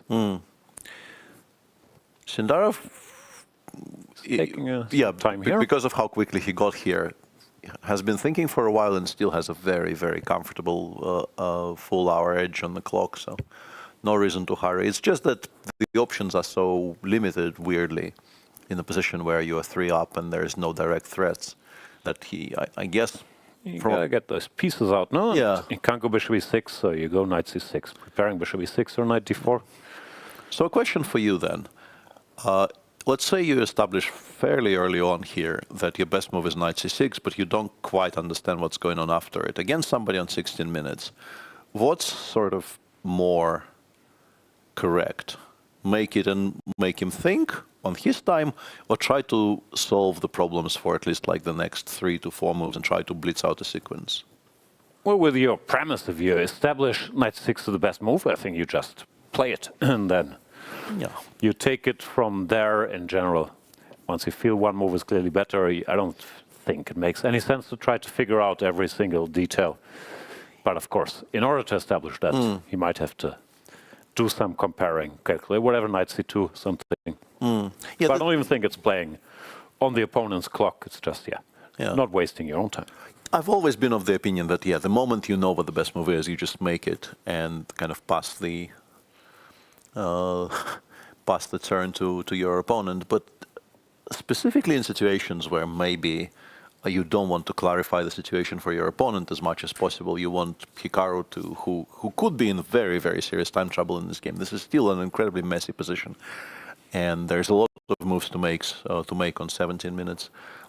So in that particular situation, maybe there's some value to going a bit deeper and then maybe not thinking for a few moves in a row. But generally, of course, if you know knight 6 is best, just make it.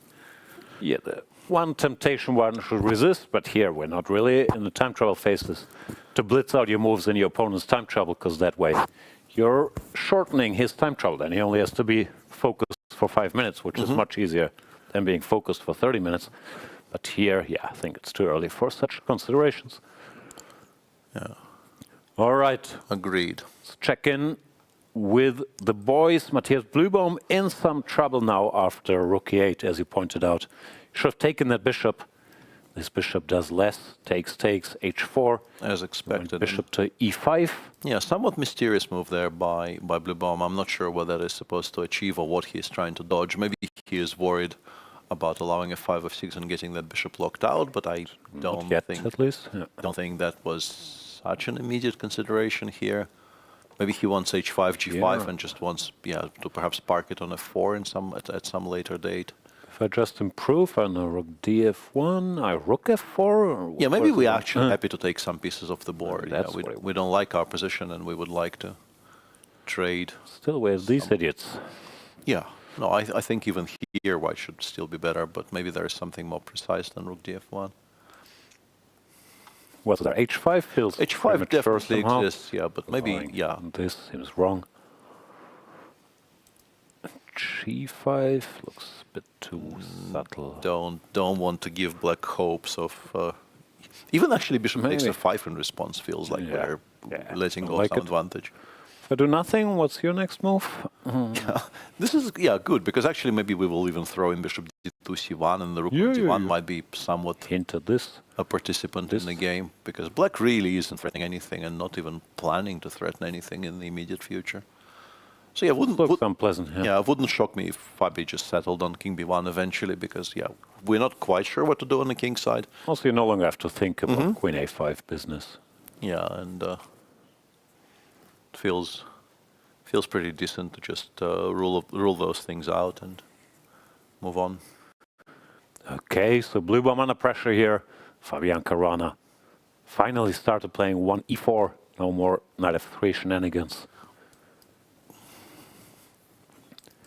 In Praggnanandhaa, Esipenko, the quiet maneuvering continues. Did look like Prag made a little progress, and rook a8 is maybe a sign of the discomfort with these rooks not having most normal squares to go to. Now f3 was played, knight f6, queen f2, queen to c7. Yeah, black is still kind of struggling to find harmony. Find squares for his business, but you need to find a way in for white. Sometimes in these structures you can actually start thinking about ideas of some sort of a pawn storm on the king side, because your center is very solid, but maybe not here. Maybe here you're not as... What's black's next move? I don't know, play a4 or something. Knight d7 maybe. I was hoping I could find some unpleasantness, but you go bishop takes e5 or what? F6. I mean, I'm wondering the G5 pawn already. Maybe I am. Yeah. Not sure if I'm winning it directly, but F6. And there's a target. Yeah, it's awkward. All of this is awkward. It's not. That doesn't feel like the end of the world, but making moves is. I would also just take. So you can't take with the queen. A4 is very useful in that respect. Yeah, you've completely ruled out queen takes d7 because of the.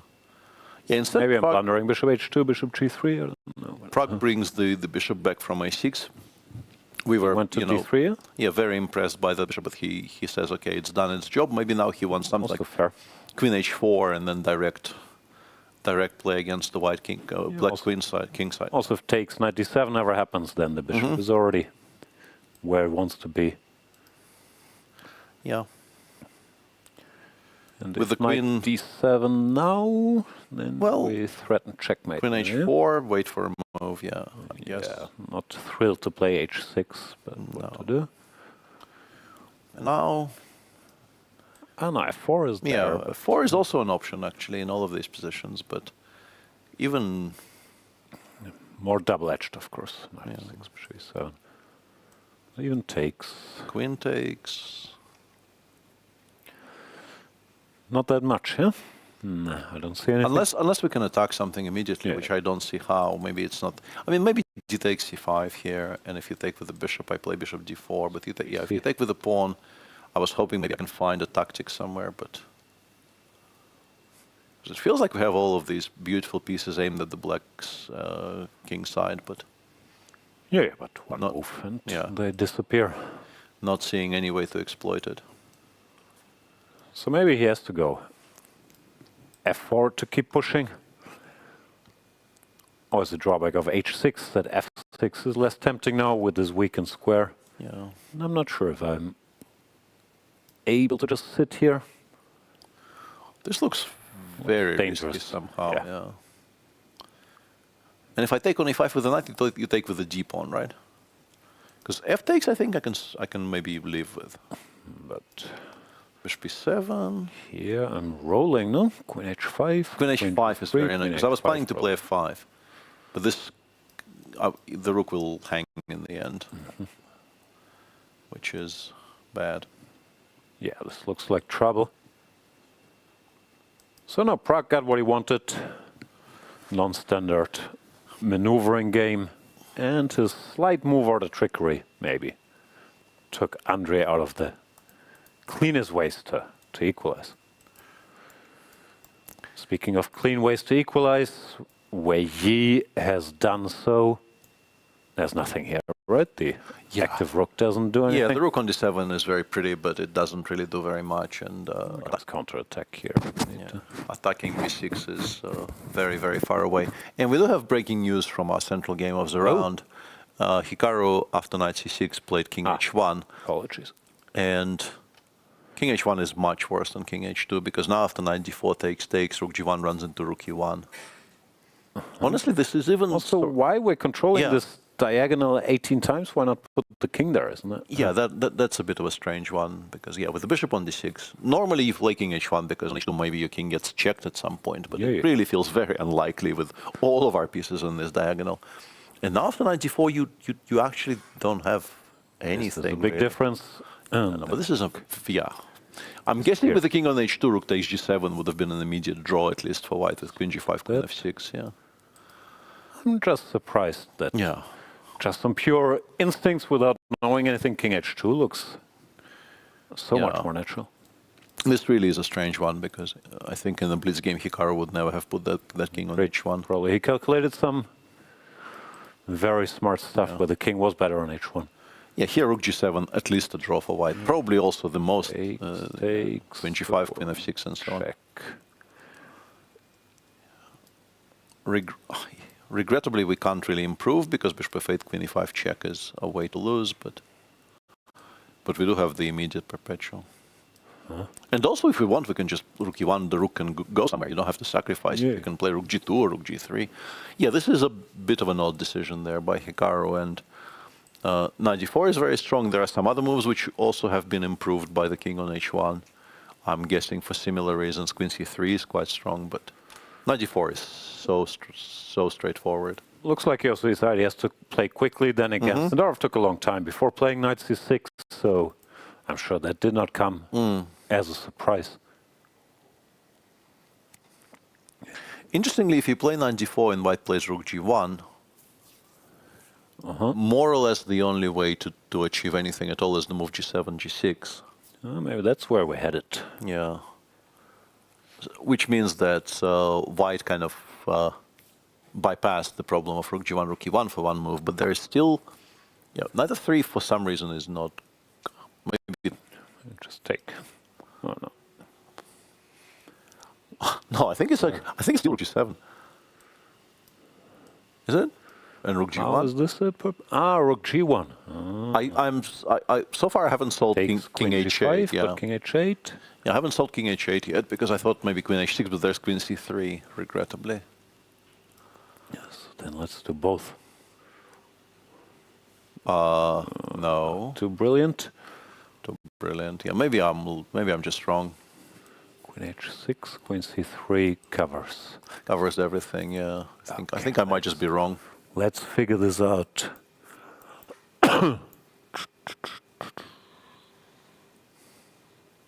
Why not bishop e5? Knight takes? Knight takes. And I have knight g4 and knight g6, yeah. It's actually queen takes f3 in this position. Takes here, we give the rook and then we take back? Yeah, we just take back, yeah, and we say dark squares weak, king unsafe. Interesting. Rook irrelevant. The message is rook irrelevant, dark squares very weak. Sindarov thinking hard.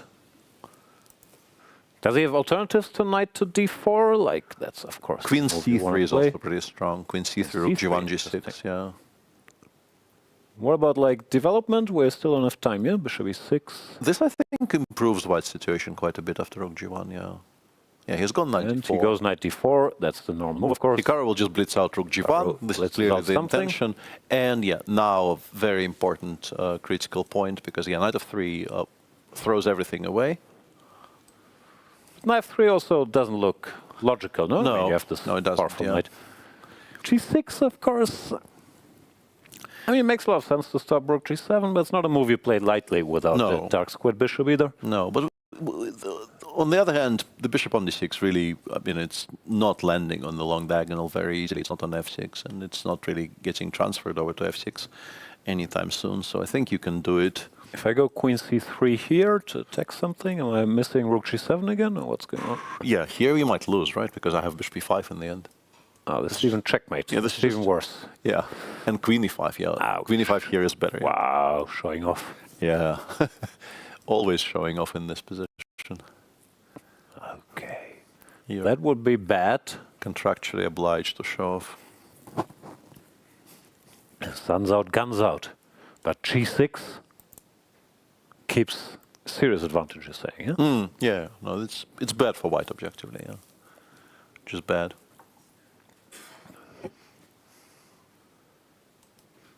And it's interesting that basically the same position, just with the king on h2, so that we can take on d4 and then continue with quiet moves without having to worry about rook e1, is so much better for white. But here, okay, where we're going, rook takes d4 here? Yeah, but like g6, we take on d4, we go h5. It's not like we're winning anything, it's just that we don't have to worry about rook e1. And that makes a tremendous amount of difference in the evaluation.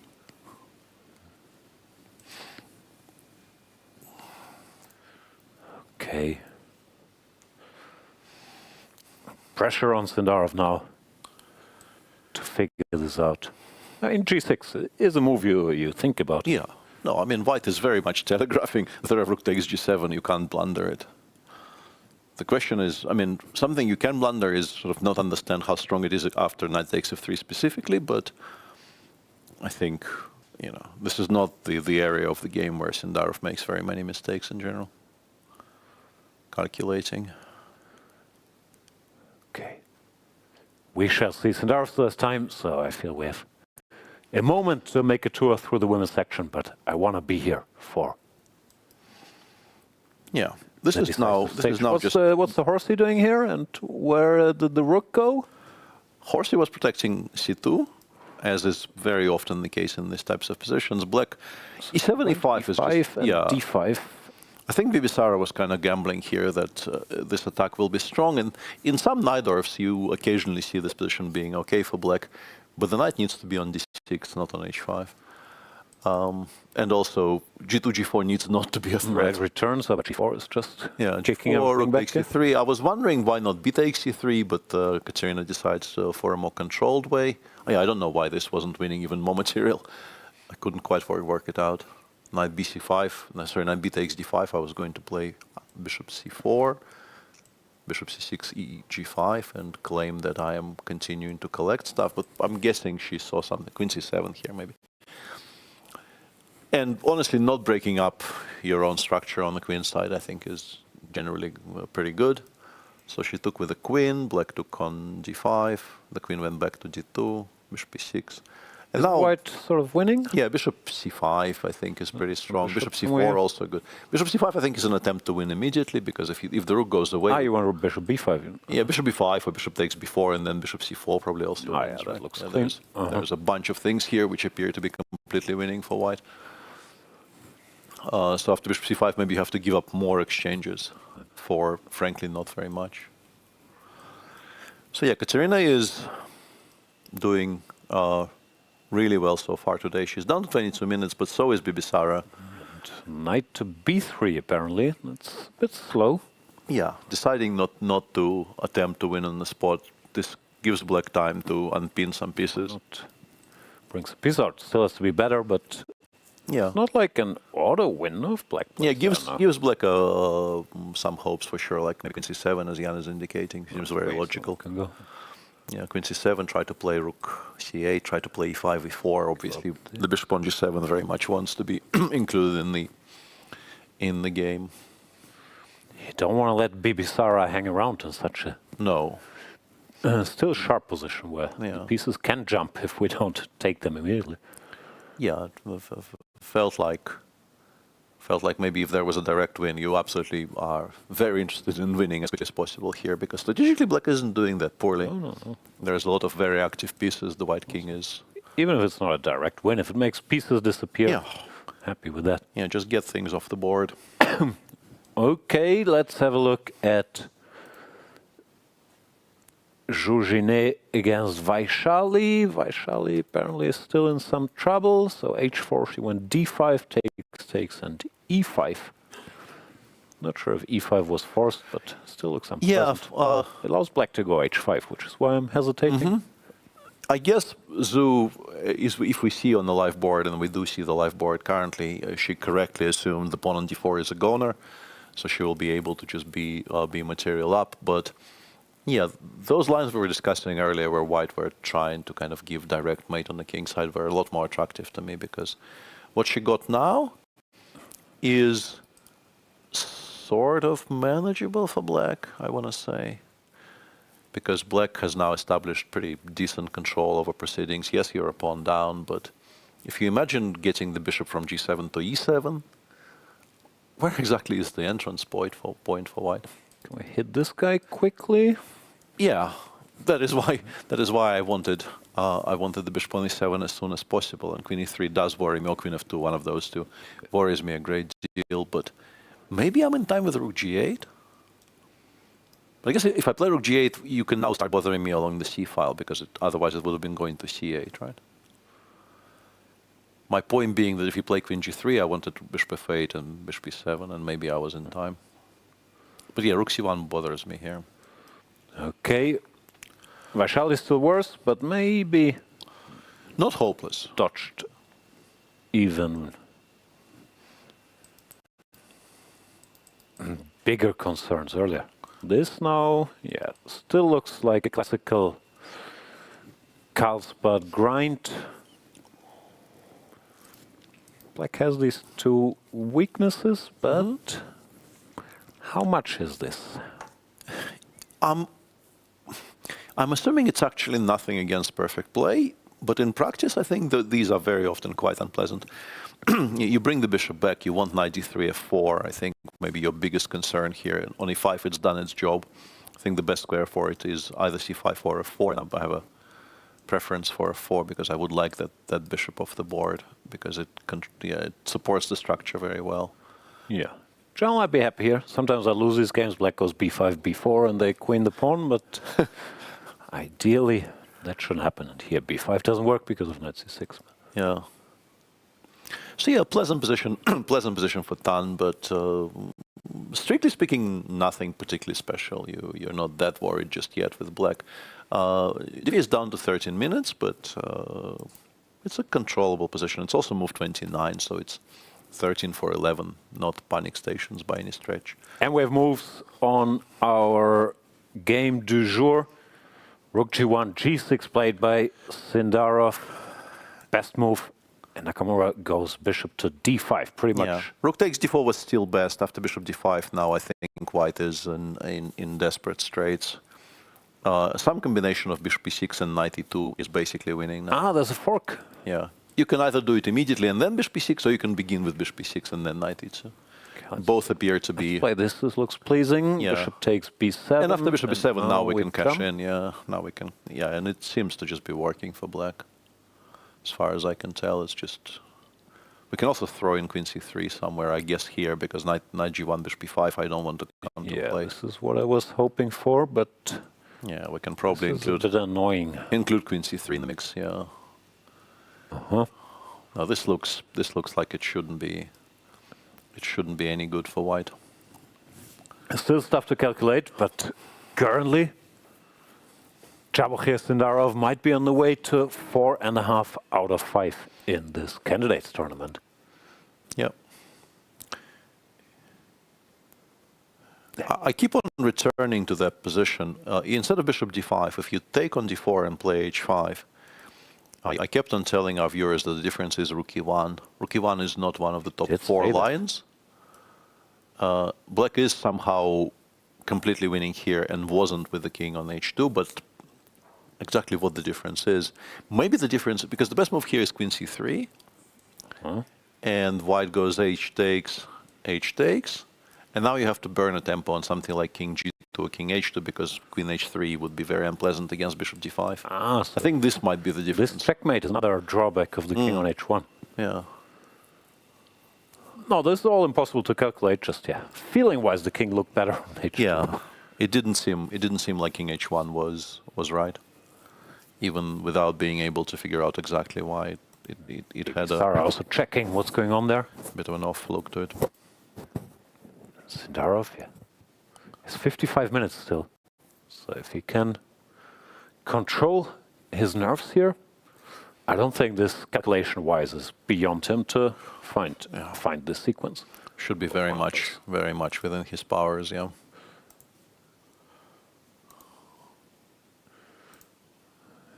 Looks like he's about to make a move.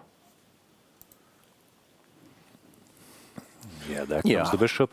Also, all the black moves are, I mean, of course you have to calculate, but they are fairly normal, no? Quote-unquote, knight c6, knight d4, you have to stop rook g7, g6, now bishop e6. Yeah, the bishop on d5 looks threatening. Let's get rid of some of those dangers. Knight e2 also something that immediately occurs to you, because you would very much like to win some material.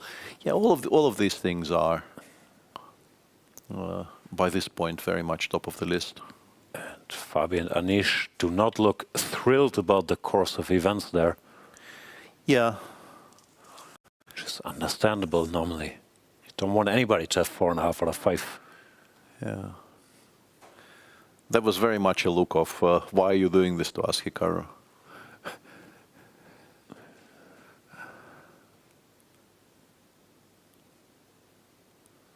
Bishop e6 on the board. What else if not bishop b7? Like, I don't think we have a choice, frankly. h5, bishop takes d5, cd will lose to pretty much anything. You have no threats. You have to take on b7. He does take. Bishop b7. Rook a8 you don't want, bishop c7. I mean, I always have. Also very good. Yeah. Bishop c7, queen b4. The rook doesn't get lost. Knight e2 is just more direct, but... Aesthetically, I like this move. Let's develop some pieces. Knight is good. Absolutely, yeah. No, you have very solid choices. This is also, the bishop has to drop back all the way to g2, and then we will figure out what to do, because... At some point we will think about this. The attack is now gone, and we're still 2 up. Okay, no longer 3 up, but 2 is... Well, there's an exchange. Generally enough, yeah. Wow. Yeah, this was mainly just a very clever opening choice. And I'm not sure, I would have to check how often he uses this triangle thing, if that was to be expected. I know he plays a lot of semi-Slav, but I think normally he goes for different move orders, not f6, e6, d5, c6.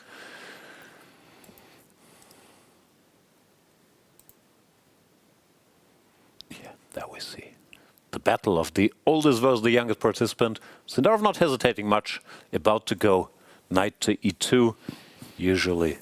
Yeah, we've seen this from him. Once he sees something, he doesn't spend that much time. Yeah. More often than not, I guess, is a big strength, of course. Can do something in the heat of the moment, but not doubting yourself in chess. Having confidence in your calculations is a very, very good sign in general. Yeah. And why wouldn't he? He's flying. He does this thing which always annoys me when the German team players do, like you announce your move and then you spend some time and then you make the move in 100% of the cases. But okay, this wasn't that much time. Yeah, that was maybe 20 seconds, yeah. Hikaru will play queen h6, and then I guess black will play queen c3, and we're stuck. Okay, let's figure this out. Queen c3, we're threatening a check. It's not checkmate, but it's annoying.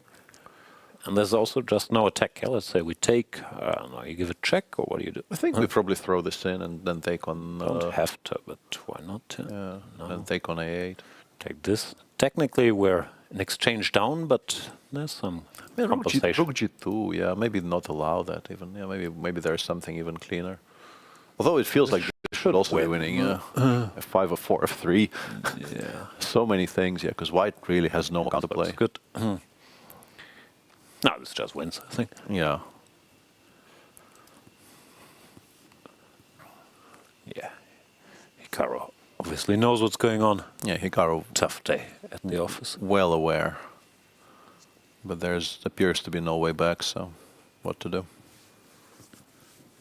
That's... I mean, I'm not sure that's an exact comparison, but in the last candidates, he had this one opening disaster against FIDE early on, where he lost with white, mixing up the moves and lost with white pretty much without a fight. And I'm not sure this is a pure memory thing, but it certainly contributed, and it's just so costly.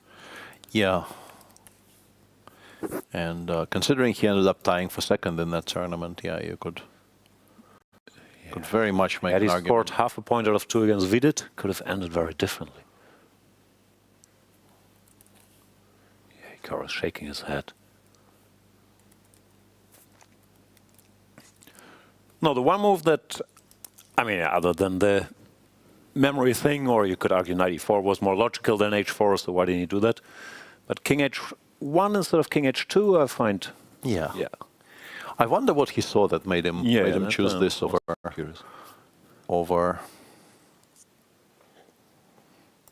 the other one. And the move was played, queen to d2, I believe. Yeah, queen d2 played. Trying to get some endgame, I guess. Yeah. Endgame, but not a pleasant one. No.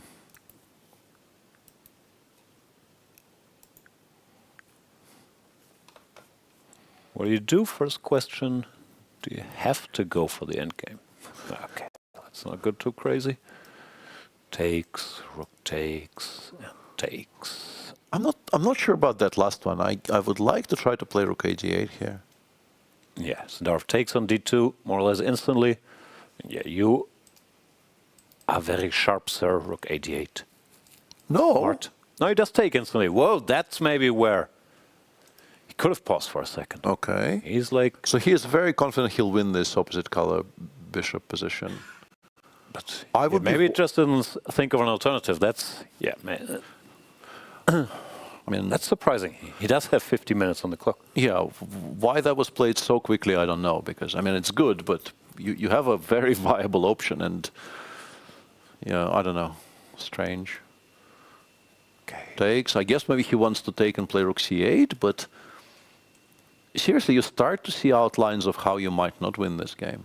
You should still win it, but to blitz it out and think now is, it's weird timing. Yeah. Maybe he did get excited for a moment. It is sort of a big thing, because I'm sure he understood he's winning. So just to explain, your smart move here, rook a8 using this pin, and after rook e2, rook d6, we don't have to deal with opposite color bishops, so it's pretty much resigns. Seems a lot simpler. And if you play bishop c6, you don't get to win the rook on the e8. Yeah, if this rook goes... Bishop takes c4. Take another one, keep all the trumps. Yeah, knight g3 check is a threat. I couldn't even figure out what's there to calculate. Maybe he didn't like rook g to d1, but I think it's we have knight... about not blitzing out. Knight takes g1. Yeah, that is... I mean, I'm expecting him to convert this anyway, but I think he made himself work unnecessarily here. And Hikaru, resilient defender, is also not news. Ah. Okay, I think I know what's going on. I think he thinks...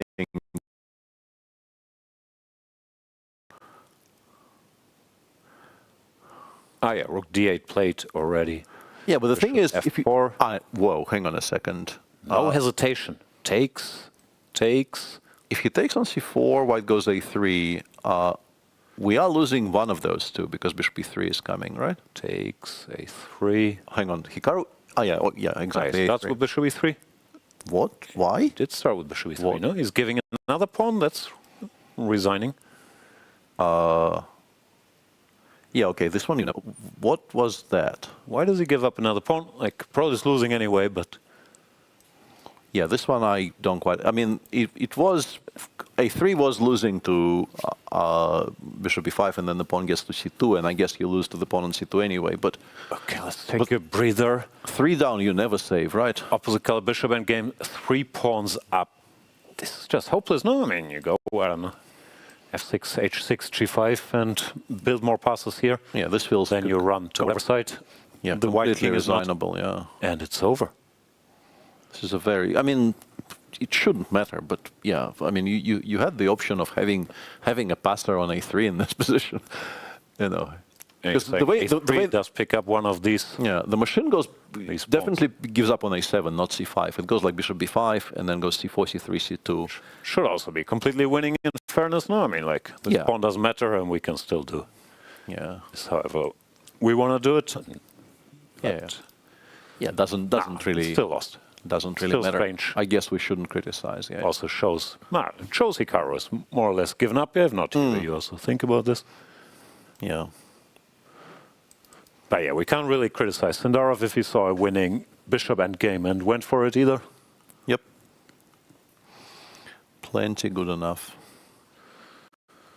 So bottom line, Javokhir Sindarov will have 4.5 out of 5 soon, and there's a flip side to that coin. Hikaru Nakamura, the top seed, will only have 1.5 out of 5. And where he said he's out of contention if he doesn't win this game. Losing this game and falling 3 full points behind Sindarov. That's still really long. Isn't great, yeah. Absolutely. I guess we can move on because this is a technical. I'm curious if Hikaru resigns here, because I don't think there's any hope. That would be interesting to see. If not, we can move on. Let's just maybe wait a moment. I don't know, I guess you... Just to illustrate, I don't know what white does, but yeah, whatever move, you keep the a-pawn, and then... Yeah, you create one passer that in whatever order, more passes. Let's say f4 g5, king, we'll play f4 here. Yeah, whatever order, I mean, here, king g4, king, or that, But we can just play g5, g4, right? I'm pretty sure we have... I should go after you. I mean, like, just 4. Yeah, but even that one. And now we run with our king here. Yeah, I think there's enough space between A and G for us. Yeah, 2 pawns are enough. If there's a distance of 4 rows between these guys, you always win with the 2 passes. And Hikaru continues the game, but yes, Sindarov is not exactly hesitating. f6, he will play h6, g5. There is it will be over. The meeting of the minds here, I think. pretty clearly established. There's just no chance of saving this now. Yeah, this is a useful rule of thumb. If your two passed pawns are 4 rows away from each other, I mean, I guess you throw an h5 somewhere, and then you can always win.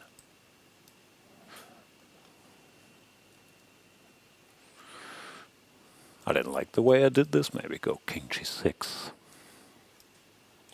Now we go g4, h5. Now you can have that pawn. Yeah. I should not hang this guy, ideally. And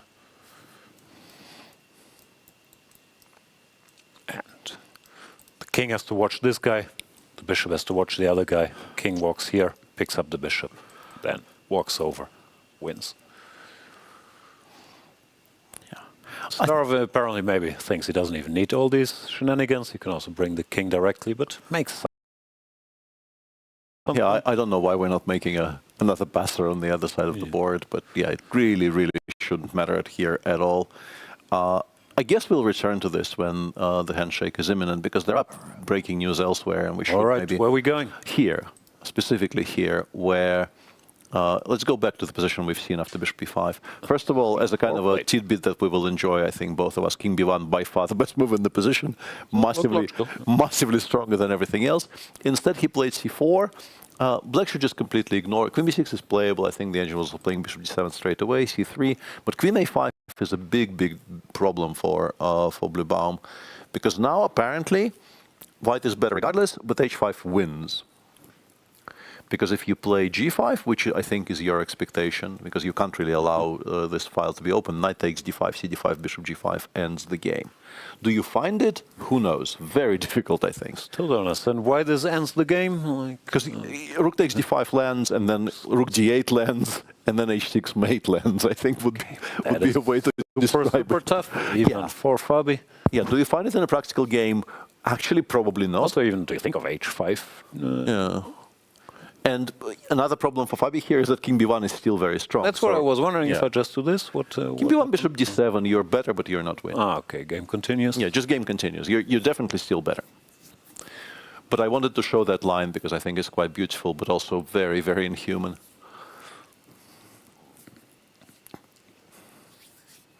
Okay. There we see Caruana's score so far. Started very well, but that 0 against Sindarov, especially with Sindarov picking up another full point. It's still 9 rounds, but obviously can't help but thinking Sindarov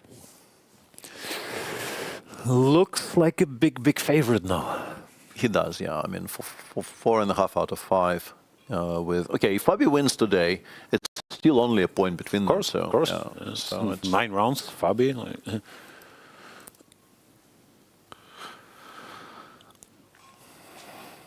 Yeah, Sindarov does return to f7. I mean, time king to play. H6 looked a bit random because you want this h6 and g5, king g6, g4 I was showing, but he will. Yeah. Sort of the one scenario where I figured out a hope for Hikaru would be like if you can somehow limit the king side to really only one pawn, and then somehow run the king all the way to a3, and then give up the bishop for the one passer. Bishops, but I don't think you get rid of all the pawns. No, yeah, you just f5 always stays on the board. Yeah. You just can't remove f5 from the board, so it's now completely g5. My point was g4 is fine, but I don't even want to have to think about h5 and bishop f8. So I think honestly, my preferred solution here is g takes h4. You're even more. Gh4, bishop b3, bishop d1, h5. Also good. I like this. I like it. It's a serious passer. Yeah, but A and H are very far from each other. My argument is I want them as far away from each other as possible. But it's not a very good endgame technician, actually.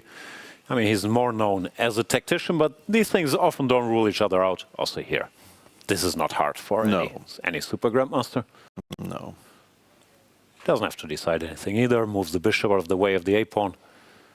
And then he can still choose one of our solutions. Yeah, it feels like this one is... Also, he's giving Hikaru this look, which is, like, we both know what's going on here. Yeah. That he is, yeah. Yeah, rough for Hikaru, and of course his millions of fans there.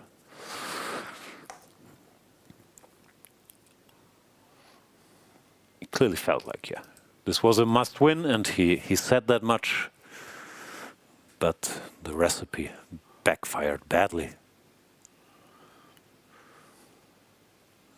Sindarov also seems to be enjoying, like, making micro improvements with his bishop. Oh, I think he just wants to go GH and then run with the king. He's not even going to play H5. He says you can spend all this tempo with your king, picking up H6. He wants to give the H pawn and the F pawn. Wow. Yeah, I don't like this. I think keep a nice pass on G4, no? Yeah, I feel like you absolutely can be even more ruthless than this, but it wins. Or put the bishop on D1 and go H5. Yeah, I don't know.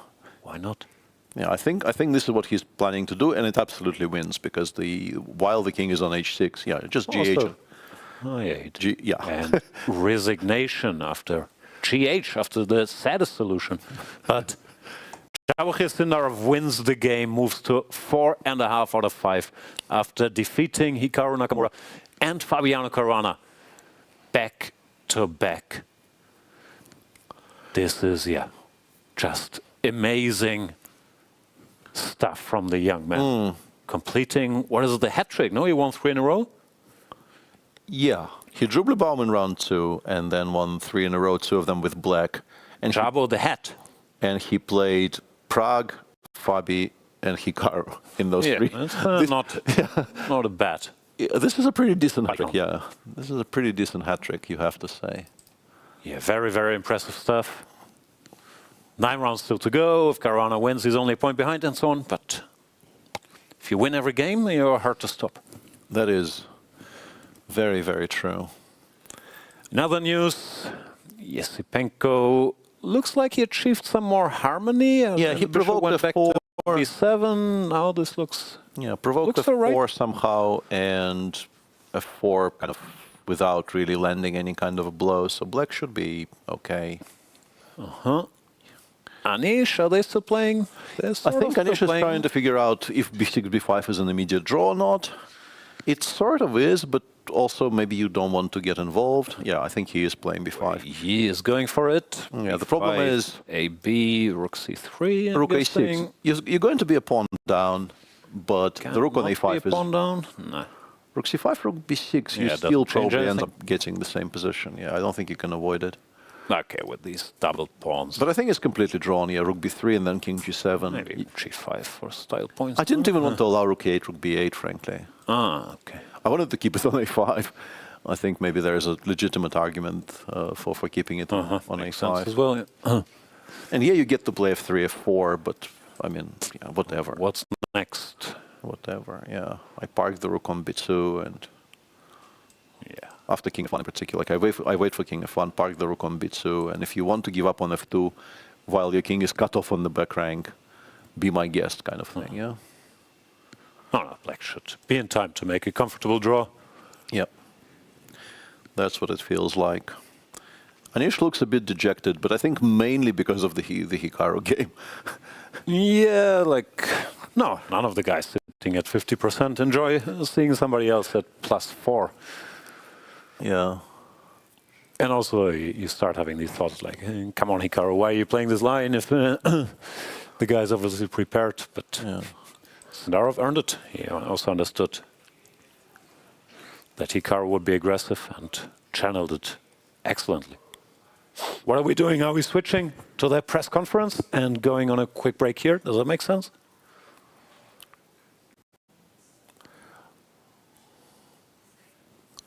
Not sure. Seems like the answer is no. Let's continue with the other. Keep talking, you idiots. Absolutely. Fabi still thinking here. There's going to be a very interesting time trouble in this game. This will continue being extremely sharp. Well, unless somebody finds a decisive blow straight away. So 20 minutes for Fabi, 25 minutes for Matthias. This is move 18. Oh, that's sort of Once again, no increment here. Yeah, and Fabi, if he only saw King B1 in this position, he would have played it already. I'm pretty sure he's If he calculating finishes the game direct, with this kick line you showed, then he won't need more time. But this is not so obvious. Yeah. So he's already burned through more than a third of his time after C3, Queen A5. He started on 34 minutes, as far as I can tell from the server. So he absolutely is interested in something. But if he finds this, yeah, this is a very, very good find. I think it's a very difficult variation too. Your problem is just considering it. I think once you land here, understanding that you're winning is very possible. But Queen takes E4, actually. Ah, there's this. Oh, that's nice. Even simpler. Queen takes E4, and as I mentioned, H6 is mate. Yeah. But yeah, this is a hard lift for anybody, even for somebody who is as good tactically as Hikaru or as Fabi is. Before we move on, just to briefly explain, in the final position, even though we didn't like Sindarov's decision, but he can just keep one pawn here. Yeah, he is like has like 7 tempi in the bank here. Or Cash in here. Yeah, like construction, of course, cannot be shaken. Then you get a queen, and then or a bishop. Yeah, just probably not the knight, yeah, so that there's no... Should also be good. There's no temptation for your opponent to quiz you on your... Yeah. Then you pick up this guy, queen this guy. Bishop winning techniques. And the game ends, that's why. Hikaru resigned while we were fantasizing about ways to keeping another passer here. Didn't even need it. Nope. And returning to the Fabi game, Fabi did play H5, so perhaps he sees it. Fabi good. If you go H5, you have a reason for it now? You probably do see it, because otherwise you're really, really not happy about closing down the entire king side. No, you spotted it. And that's bad news for Bluebaum and the sweep might... German chess fans. The sweep might end today. And the fact that he hasn't played G5 sort of suggests that he understands. What else? I mean, allowing HG is not exactly... You can begin with rook f4, but then after queen e2, your entire construction starts creaking, because the bishop on e5 is also very vulnerable. It's just bad. I didn't like this g6 business. Why ask for all this? Also, what you said probably was even smarter, this bishop e6, bishop c5 setup, but c6 looked so natural. Yeah. And honestly, my setup was not, I think, well equipped to dealing with ideas of f4, queen f3. Maybe actually that would have created some problems. Bishop e6. Yeah, maybe we just go in with f4 immediately. At that point, I wasn't really aware. Yeah. How does the quote go? I want to apologize to Mr. Caruana. I was not familiar with his game. Yeah. Good stuff. Shaquille O'Neal. You have so many influences.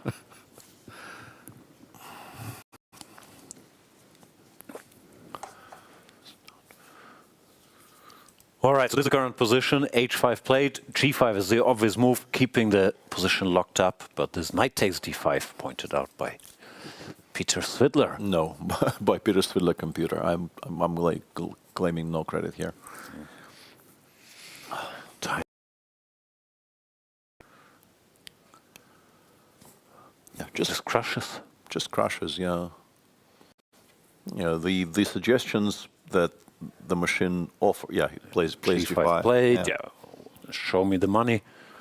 Yeah, everything else really did look completely lost. And now 95 wins on the spot. Sadly for Bluebaum, he takes D5 also sort of wins on the spot. I was going to ask what happens here. CD, CD. 95 Still anyway. 95? Yeah, I guess 95 anyway. Yeah, Queen G5, Bishop G5. That also this looks looks completely more winning. Human. Yeah. That might be even more straightforward. After CD5, you do give black time to play Queen takes A2. Ah, Queen 8. Rook is hanging. Also Queen A4, not Queen A2, yeah.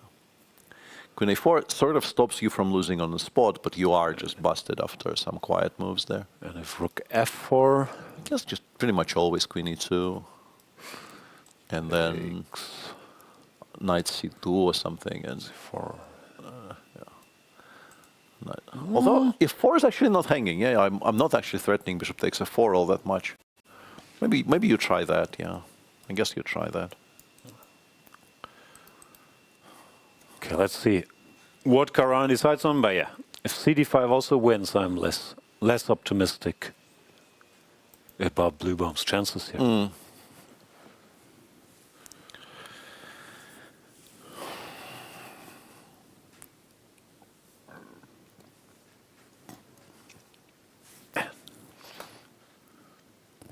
Yeah, maybe it's a bit too early, but I keep thinking about the tournament situation. Of course, 4.5 out of 5 is insane. But Caruana outscoring Sindarov by 1 point over 9 rounds is not unheard of. Yeah, you can absolutely imagine that. Yeah, if Sindarov loses steam a little bit, kind of stops winning every single game, you can absolutely maybe catch up to him over the remainder of the tournament. We will see. We will see.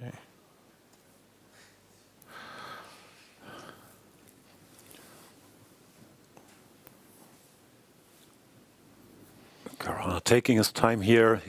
He has 60 minutes, but okay, it makes sense to spend a couple of minutes here trying to calculate I think he feels everything. there is a solution, otherwise he wouldn't have played h5, and now he has to finalize exactly what that solution is.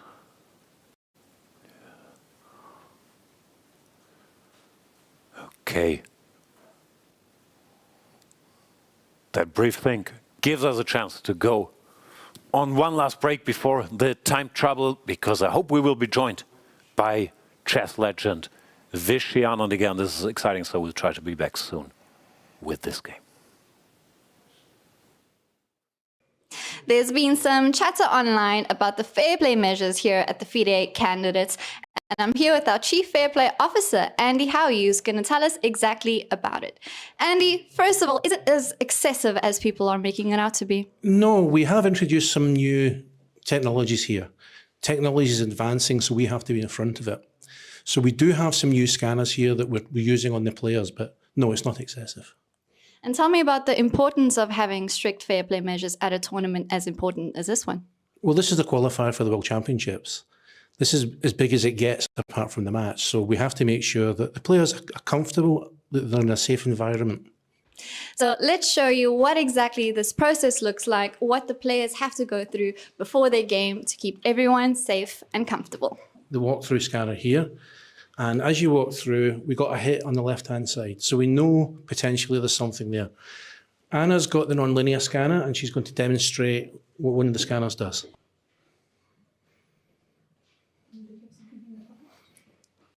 So straight away, it detects something there, and lo and behold, we have a phone. At an absolute minimum, they'll get two scanners used, including the walkthrough one.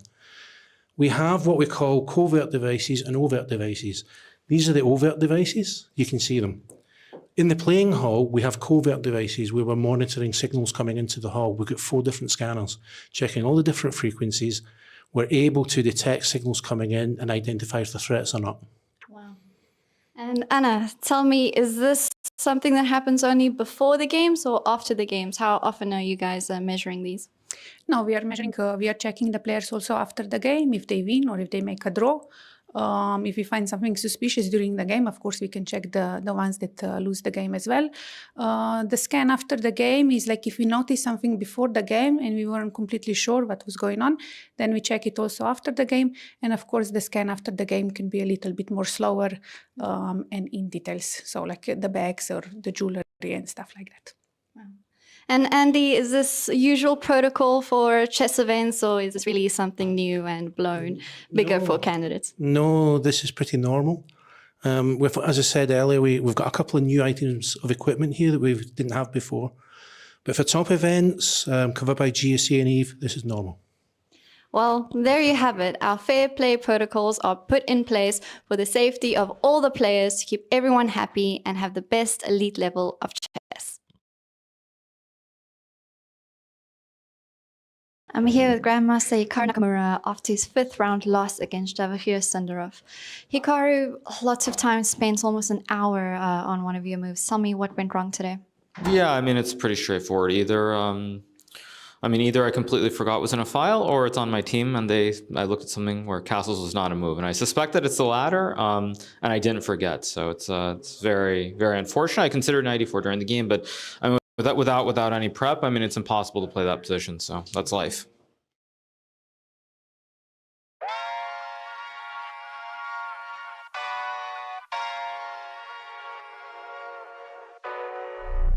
Oh my God, I'm just playing with them now, yeah.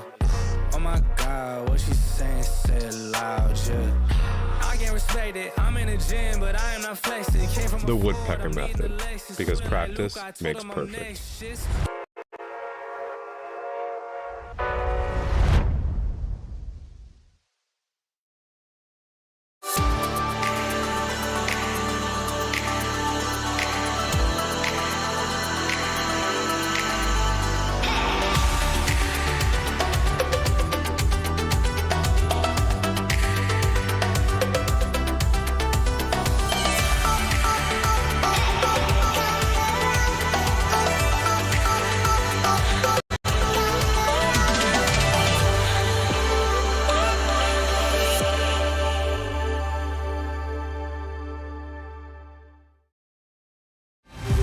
In a land bathed in light, two unstoppable journeys set sail for greatness.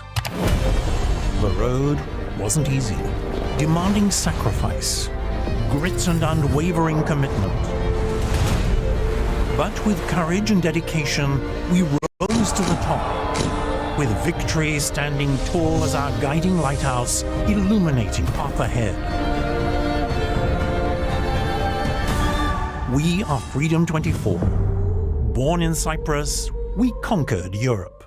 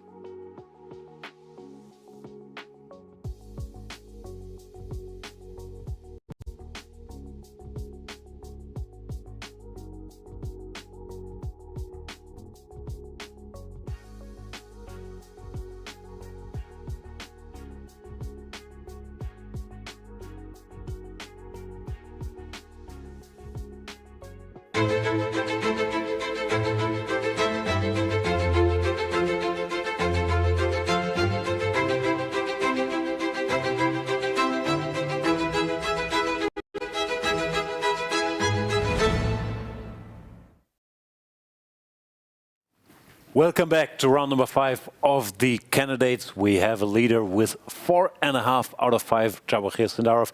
We are delighted to once again be joined by 5-time world champion Vaishali Anand. Vaishali, what's happening out there?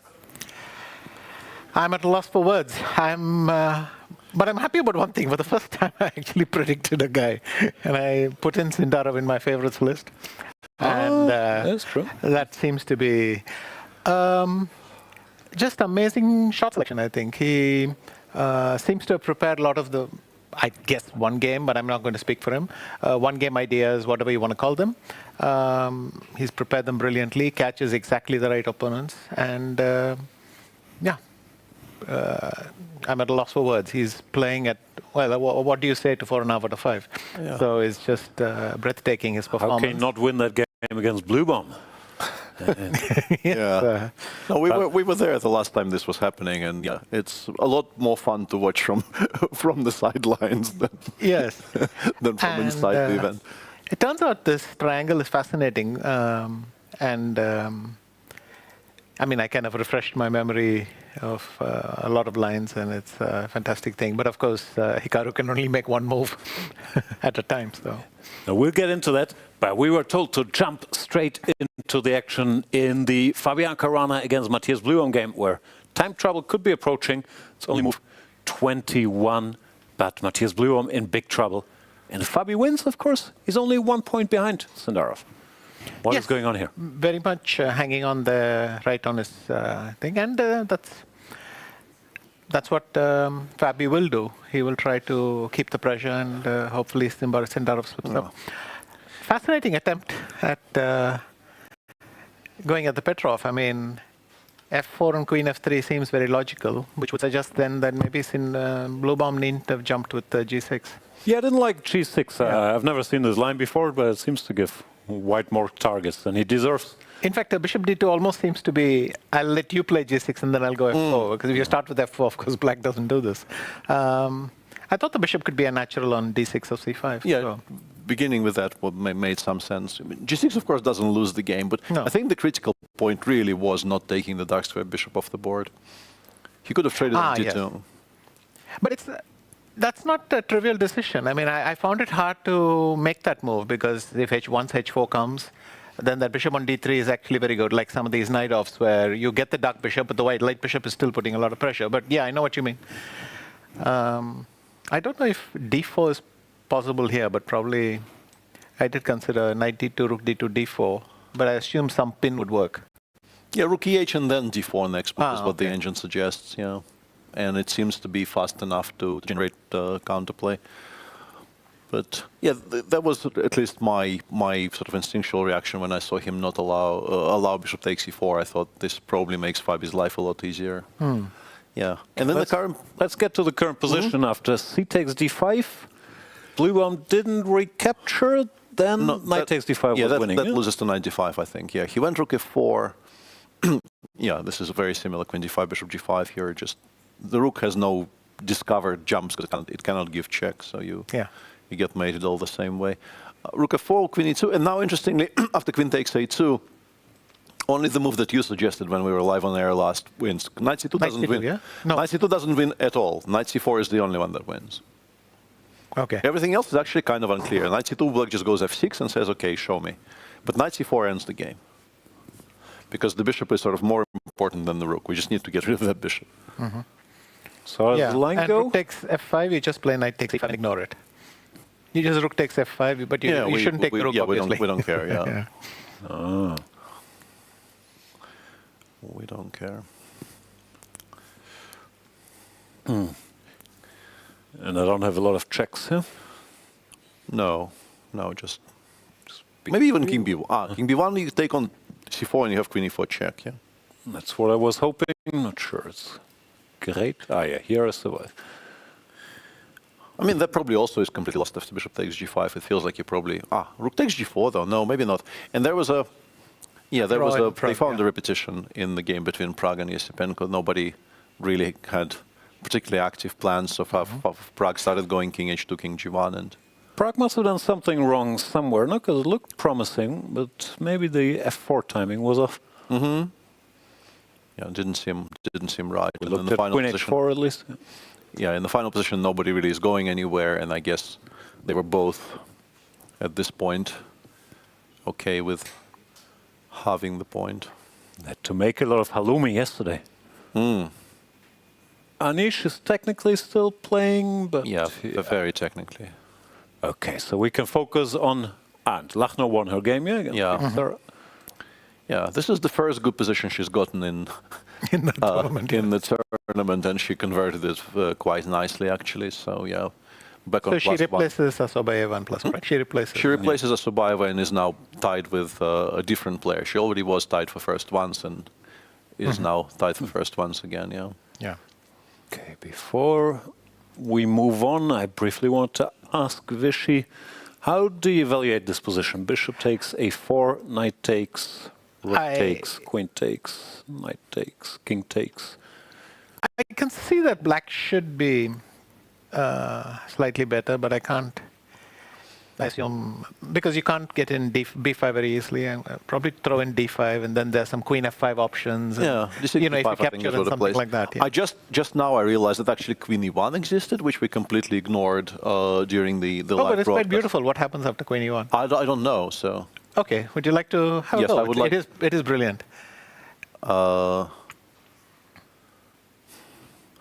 Queen d7 and then some sort of knight takes e4 and... Basically, and in fact, funnily enough, I think you can even... queen e8 is slightly stronger because it's not a tempo. That's it. And it's amazing.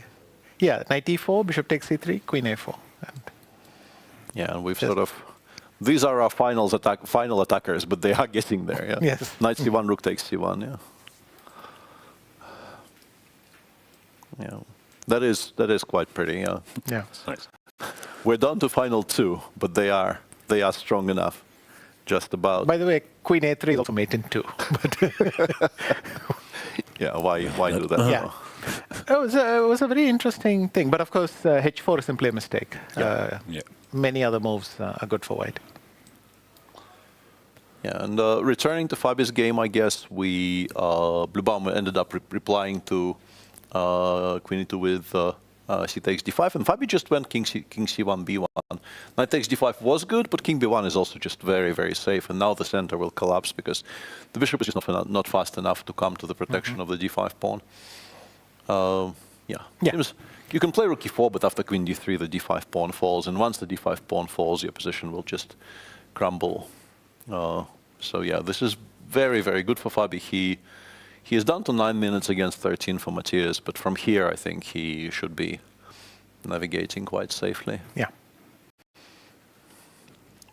You should play f6 as a move, or just queen d3 as well, or how do you? Knight d5. No, knight d5. No, knight d5. Yeah, sorry. Yeah, because bishop takes f4 is no longer a check. This is why one of the reasons why we played king b1 is because this is no longer attacking the king on c1. Okay, so Fabi's winning. That gives us maybe a moment to revisit this Sindarov Nakamura game with Anand. You used to be involved in these debates from the black side in the old days? No, it's just the one game, and in general, triangle hasn't been part of my. You've tried all the move orders every other not that one? Miroslav thing I've done, but I think even Chebanenko I've done, but not the triangle. So let's maybe put it on whatever screen the board in the Nakamura Sindarov game, and after knight a6, bishop d6, go through it quickly. So queen takes g2. This is the main line in this position. And in my days, people used to play queen d2. I think knight f6, bishop f3, queen g6, knight e2, e5. Yeah. And you could click forever, and it was dangerous for black, but of course, computers hold this. So now, knight e2 is a new trend where I think Nuribek Abdusatorov won a nice game against Arjun. One of the Vaikanzes, maybe 24. No, Doha. I wasn't Doha. The open tournament. 23, 23, I think. 23. And in fact, Arjun simply hung a rook at the end. He was doing... I mean, he could have drawn for the last 15 moves before that. Oh, yeah. But he would have won the tournament, I think. But he then chucked the rook on h4 and ran into bishop f6.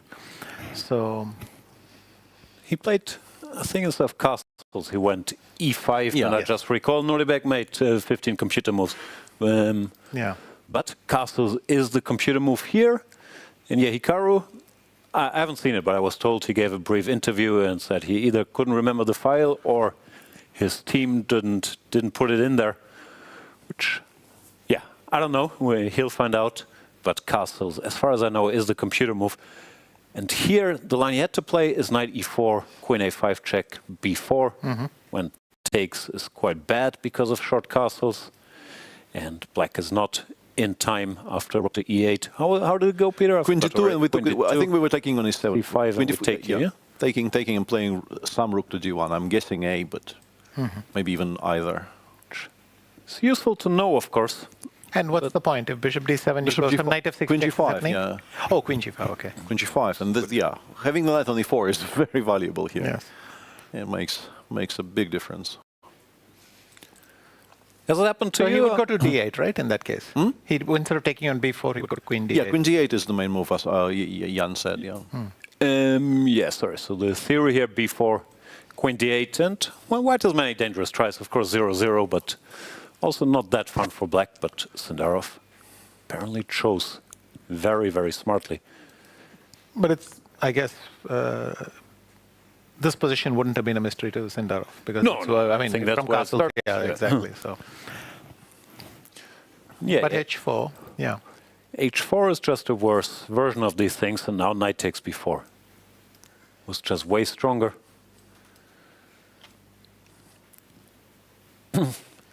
How's your feeling here? Like, can White hold this? Is he lost? Like, how would you feel about the position? I think queen d2 and or queen e1 are just the obvious tries. I would think that I'm worse, but I would think I have some cheapo in the position. Something on g7, maybe knight h5. It's very target rich. I have bishop e5, I have knight h5, f6, knight h5, g7, some king h1 with luckily with an open g file. I wouldn't think I'm lost. I would think I have one or two more shots at it. But the problem is actually there's a traffic jam. I can only choose one of those moves, and that's all I get. And he also left himself with very little time. But by the way, in the break, our producer Mark resolved one mystery for us because we somehow didn't stumble upon the very easy explanation for why he went king h1 and not king h2. I guess I can switch to that as well. And the explanation is sort of very much on the surface here. That he wants a draw, rook g7 draw. Yeah, he wants knight takes f3 to not be a check. Okay. Unfortunately, of course, black is not obliged to go knight takes f3 here, as we've seen in the game. But if you play king h2, we were showing this. If you play king h2, knight g4, now you can't play rook g1 because knight takes f3 will be a check.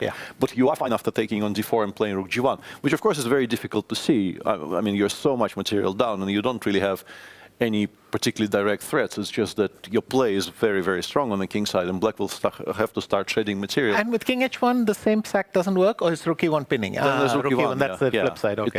It no longer works. It just never material. Also, in some positions, queen c3, h3 becomes a topic which is very, very harmful to white. But yeah, we should have worked it out. No, that explains it, of course, because we were very harsh on king h1, not king h2, but avoiding a check. That actually makes a ton of sense. It's just that it loses. So unfortunately, this reasoning doesn't hold. Yeah, that is a cute draw. Rook g7 check and follow up with rook g1.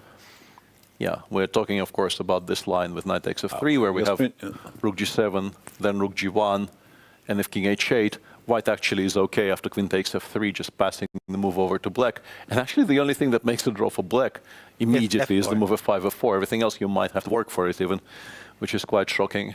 For instance, after queen g8, something I couldn't solve this during the live show, but queen g3, queen f6, and in this position, bishop e7 is very, very strong, and it's time for black to start parting with material. And you know, you might save this, or you might not after something like queen f6. This is legitimately dangerous for black. So yeah, this would have been a very beautiful find for Hikaru and would have saved him the game. But of course, Sindarov did not allow it by playing g76 here. Yeah, shocking stuff. There's not Not more to say after G6. There was no more hope, really, was it? Yeah, it was basically gone. Yeah. Yeah, with hindsight, charging into this line. But on the other hand, Hikaru thought he had it nailed and then realized that he had forgotten or missed castles. So yeah, that was the discussion we kept on returning to on air when Jan was saying that, like, both given it a statement basically saying this is a must-win final important game of the tournament for him, and after saying that, you've talked yourself into playing the most principled line. But if you can't really remember your analysis, it's maybe not maximizing your chances, really. No. And the game very much demonstrates how it could backfire. We also had a debate how much of a difference it makes, because I don't think I'm telling any tales out of school that Hikaru does not create a lot of files himself, but he has a team and then he repeats them. How is it for you? Is it easy if you're not involved in the file making, just putting into your head, or it doesn't make a difference? I mean, I usually sat along and went through the lines with them, but then I tried to go over the details later alone, and especially without having the notes in front. I think that was the critical part. So you simply, how do you otherwise you cannot reconstruct anything. Yes. At the stage where you're refreshing a thing, you go over the notes, or you have someone go over them with you, and literally you solve everything as you go along. It's a nice way to but how do you find the time? And also to be shocked. Then you really find out which positions you don't see any continuation, which you do. So the trade-off is always that's a very good way to get into your head, but you can't get that much done in an hour or two if you're repeating before the game. Or no, it's very slow. No, I'm talking before the match. I would sit for a week or two and go over some of the main lines very slowly and do that. In fact, that was my job. It wasn't to add any computer prep to the thing. I mean, any computer checking to the thing. I thought my job was simply remembering what we had. Essentially, it doesn't matter whether the line you have works or not. As long as you remember 70% of it, at least you're good to go.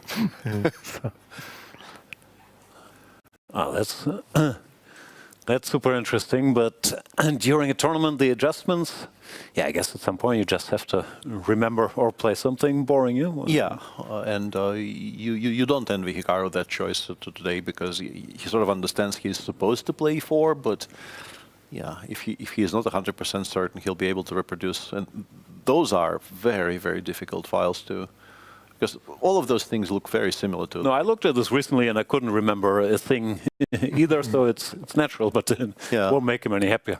Yeah, and to at least slightly return to what our viewers are seeing on the screen, Fabi is now completely winning. The center is about to get busted open, and then everything will collapse. It's rough for German chess fans. The great Bluebaum sweep is officially over, but well, not yet, but well, it is about to. But of course, you're still doing well. Made 4 draws. You can lose a black game against Caruana. Of course, I don't think he expected not to lose any game. It is allowed. He plays Queen A6 and then just simply Knight takes D5, and I guess he wants to play F6, but this loses to a number of things. The simplest of them is Bishop C3. Just remove that one final defender and there will be no hope. Maybe Bishop G5? I don't know. Bishop G5 also good, but Bishop C3 is just the simplest. Yeah. Yeah, Bishop G5 also very good. A whole 0.6 down.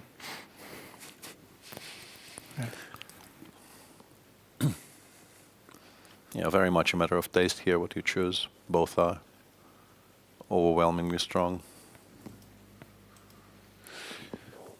When you decided to go 1d4 against Kramnik, you weren't aware of these Knight c4, Knight d3 options to bust the Petrov, were you?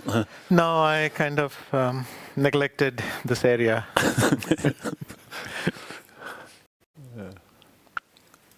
It is interesting that.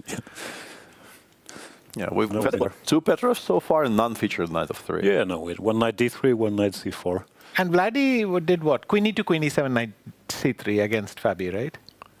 And then b takes e3, yeah. Yeah, and b takes e3, or something like that.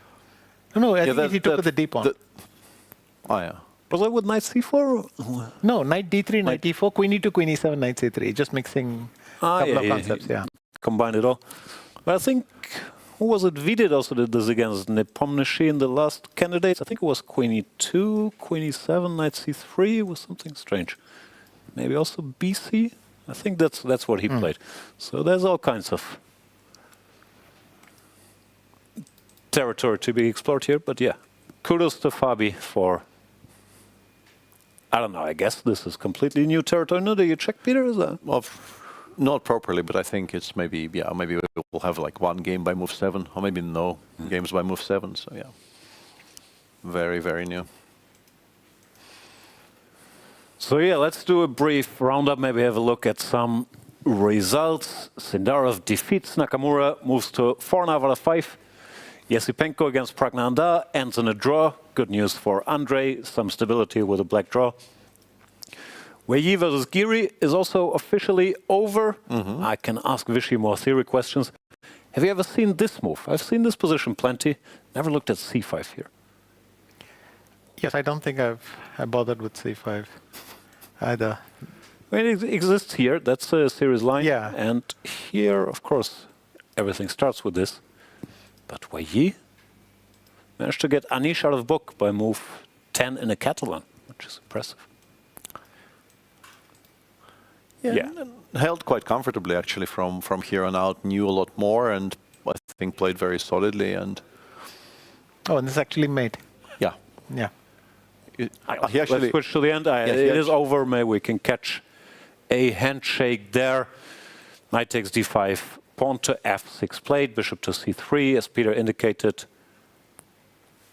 Queen c4, and allowing he allowed h6 checkmate on the board. Yes. That's too charitable. It's not that pretty.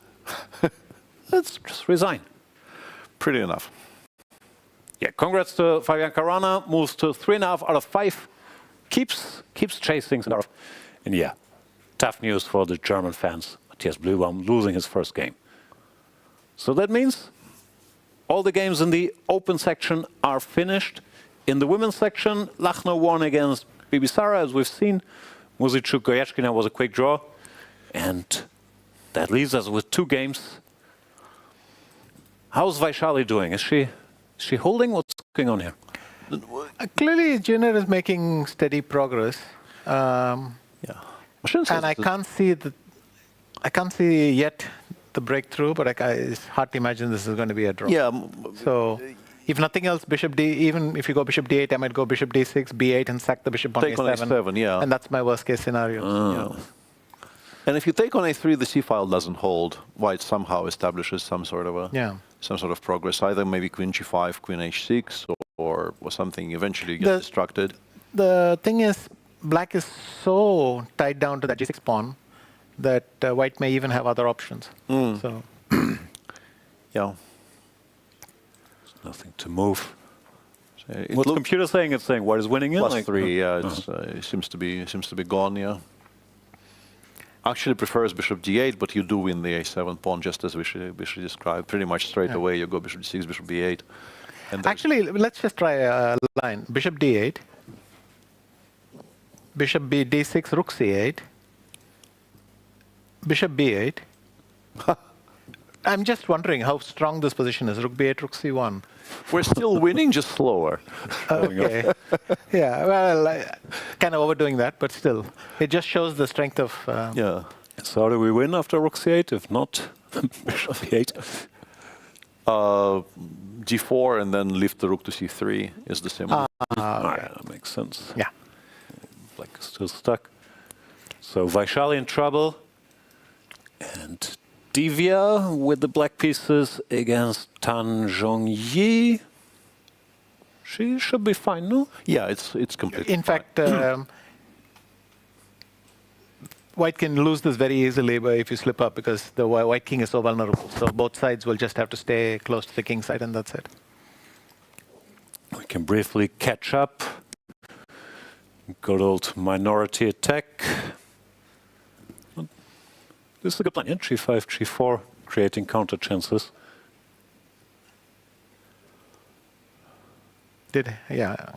And then g3, or obviously not g3. Knight f4, she went g3. Yeah. Knight h5, and this is how we got here. I remember you used to do this in these Ragozins. He would also go in G5, G4, and some very unpleasant to deal with. Yeah.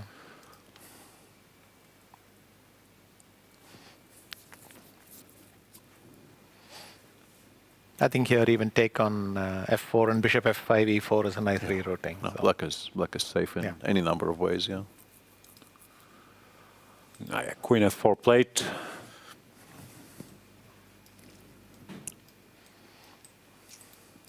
Okay, zero danger for Divya there, but winning chances should also be limited.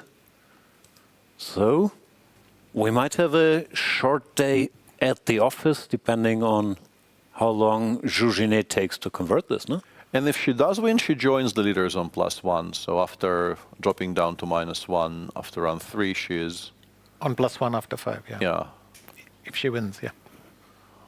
Yeah, I've been very impressed with her play and her prep, but she did lose this big game to Bibisara, this crazy fight, which and didn't convert all these good positions, but not surprised to see her up there. Yeah. What about you, Vichy? Everybody from FIDE left? Is the conferences are over? Yes, most of the council and all have gone, but most left today morning. But of course, few of us are still around, yeah. So your schedule's clearing up a bit? Yes, totally. I mean, it was only those 2 days of meetings. And really it was yesterday, the long one. So. Well then, thank you so much for joining us. I hope you'll be back tomorrow, same time, same place. Thank you, Vichy Anand, and we'll be back with the 2 remaining games in a couple of minutes.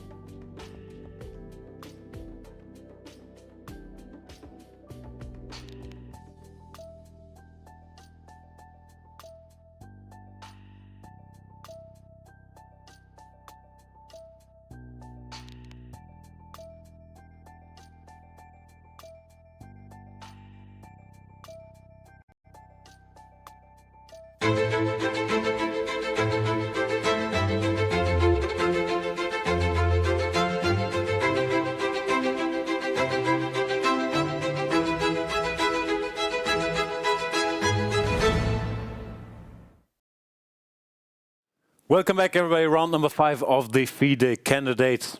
I wasn't planning to suit up today, but it's so cold in the studio. You can see Peter Svidler freezing. Peter, we're down to 1 game only. We are down to only 1 game, and that is somewhat cheerful news because, yeah, we are severely underdressed today for the climate. It's not the climate, it's the air conditioning. The microclimate in the studio is very challenging. Anyway, enough of the exclamation mark complaint. White is winning here, and the other one was agreed drawn. As we expected, there was nobody really playing for a win in this position, and the players did agree on that 1 point. So that leaves us with Vaishali's struggles against Zhu Jiner here, where, yeah, what is there to say? We looked at bishop d8, bishop d6, which did look bad. Read my screen a little more, and I figured out maybe what I would consider as the trickiest option, which is bishop d8, bishop d6. Now we wait for you to go bishop b8, we make a move, I don't know, some move. It's very difficult actually to pass, maybe rook c3. Okay. You play bishop b8, I go rook c8, you take on a7, and now I play something like queen g7. Okay, but that's weird.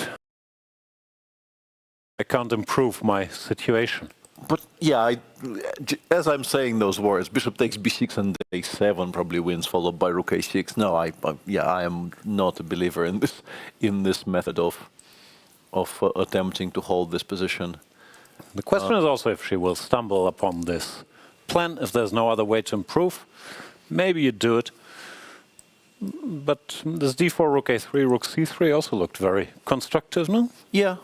Yeah, I think probably also fast and clean enough, because once the queen appears on the c-file, I guess there's just nowhere. I mean, let's put some... We're discussing things blindfolded, which is not great for our viewers. Let's say d4. It is white to move here, right? Black to move. Black, okay, rook c8, I guess. Yeah, d4. d4, rook c4, rook a3, I don't know, queen e8. Taking doesn't help, yeah?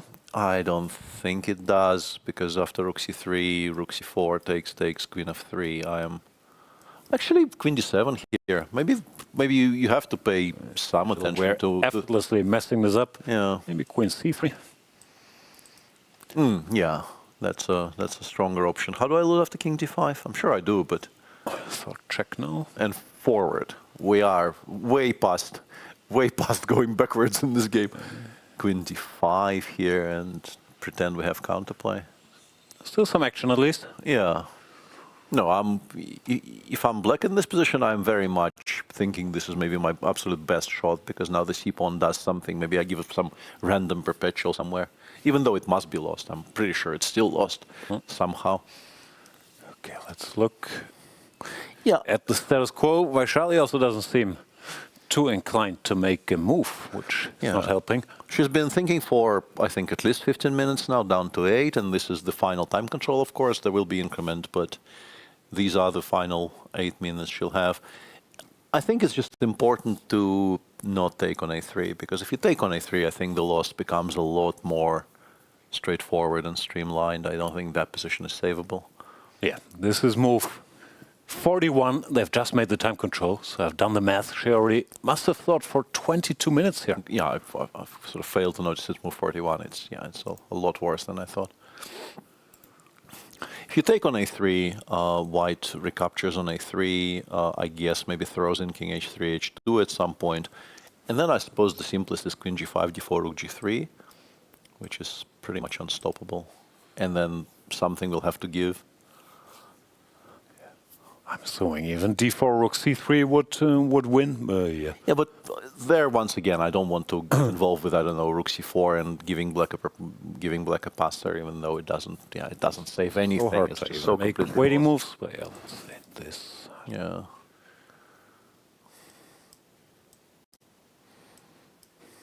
Yeah, but just d4, rook g3, and it completely collapses. we can checkmate somehow. Yeah, we can also do this. Yeah, in e6 in this particular position. Yeah, anything wins. Yeah, I think once the bishops disappear, the problem for black is that you can't even ask a single question. White absolutely knows how it's winning, and there's no way to shake her off of that plan. So you just play bishop d8 because there are more pieces on the board and more. So you're covering the entry square for now. Yeah, that is also a very important part of it. Although you do understand probably that it is lost. Yeah, but thinking for 5 more minutes won't change that here. No, yeah, I think, yeah, it was bad enough as is, but she's really kind of dooming herself by burning through her entire time allocations in the second time control. Because even if she is at some point suddenly presented with half a chance, she probably won't have enough time to work it out. It's also so much more pleasant for Zhu Jiner if you cross move 40 and then your opponent just sits there and thinks for half an hour, gives her a chance to catch her breath and understand she's winning. Yeah. Well, I don't know if Vaishali blitzed up bishop d8, she's probably still losing, but at least she gives herself a bit of a shot. Well, this here now looks hopeless. So yeah, it seems like we're, at least for the past couple of rounds, we're on a steady-ish diet of 2 decisive games. She does decide to take 2 decisive games per round in both groups. Don't jinx it. Rook takes a3. Yeah, I'm not sure what she even means here. Rook c5 takes b5, will lose to rook c3, and the position will collapse. Yeah, I'm not quite sure what she's like. Also, she's back to thinking, which is also never such a great sign. She'll play something now, yeah. Rook c8 back. Rook c8, intending, like, how are we meeting queen g5? Also, how are we meeting d4, but especially how are we meeting queen g5, d4, rook g8, queen e7 is her plan. Yeah, but rook c3, like, you can't allow rook c3. Yeah. No, you just can't allow rook c3. Yeah, this maybe one. d4. Rook a4.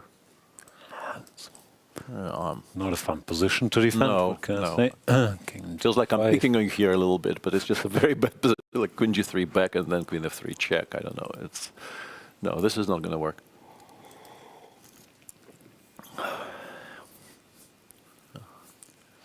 Yeah, white now taking a moment to figure out the move order. If she wants to start with d4 or queen g5, queen g5. Looks like it's keeping all her options open while improving. And also, bad is this? I guess as white, you do your due diligence by asking yourself, what is my opponent planning after thinking for half an hour here and choosing this? Like, what is the counterplay I need not to miss? Honestly, I have a feeling in this position the answer is there is none. But you still ask yourself that question just to make sure. Sure. Maybe. Let's have a look at the results. We have them already in the open section, of course. The big one was Javokhir Sindarov defeating Nakamura with the black pieces. But Caruana also won his game with the white pieces against Matthias Bluebaum, and therefore is still only 1 point behind the leader. So Sindarov 4.5 out of 5, Caruana 3.5 out of 5. A couple of people in 50%, and now there's 2 people in -2. Somewhat shockingly, it's Andrey Esipenko and Hikaru Nakamura who came into the tournament a rating favorite. Yeah, those are the results and the cross table to follow. Also, not to nitpick, but a couple of people on 50% is Anish and Prague is also. And Prague, yeah. And Prague. All right. Still on the sweep. But no, Anish is not. No, Anish won one. No, lost Anish won and lost one. So we only did Prague. Yeah. Yeah, of course, yeah. I am losing my mind here. Yeah. First loss for Matthias Bluebaum and Caruana. 3.5 out of 5. The way it happened, I'm sure he's not 100% happy with, but that is a very solid pace to win such a candidate. Yeah. I mean, normally you'd be extremely satisfied, I think, with +2 after 5 rounds, but now that he is a full point behind somebody, it's a less comfortable position to find yourself in. Yeah, there we see the full table. Sindarov on 4.5. So do you take Sindarov against the field at this point? Honestly, on current form, it doesn't seem insane. I think it probably makes sense because it's very hard to picture anybody but Caruana or Sindarov winning, and obviously having the extra point should help. Yeah. If you put it like this, it feels like a pretty safe bet, actually. Yeah. Things could still change, but sure. I think most people's top three, from things I've read online, were Fabi, Sindarov, and Prague. Or at least before the tournament? Or? Yeah, before the tournament. I mean, a lot of people picked that. Fabi, Sindarov, and Hikaru. Yeah, and in that respect, today's game between Prague and Esipenko was a bit of a downer, not because he didn't win, but because it really didn't seem like he got a pleasant little edge. Position, and then it didn't really get anywhere. And didn't push. It felt like there was no real kind of energy behind any of his decisions, and it was an important game in the context of this tournament because Andrey is not having a nice time of it, and a game against him with white, you hope to at least try something, and it ended up being a very, very damp squib. Yeah, should also be mentioned, goes without saying that Andrey Esipenko is a world-class chess player, and in particular, if you give him like a classical structure with these hanging pawns, I mean, something needs to happen to win a game, but of course, Prague fans it's not the result. Yeah, I began by saying it's not the result, it's the manner with which it completely fizzled after it looked like he actually got something out of the opening, which you don't do every single time against Andrey, but he definitely was a little bit better out of the opening. Absolutely. And yeah, not much to say here. Vaishali tried king to d7, running away from the danger zone. Yeah. d4, rook g3, and if you take on d4, I have queen h6, actually, which I think wins on the spot. I'm sure queen h6 also wins, but this is mate. Kind of looks like I'm just going to give mate there. Does this win? I mean, a7 will fall. I have so many passers. Yeah, hard to believe it doesn't. Looks winning as well, frankly, yeah.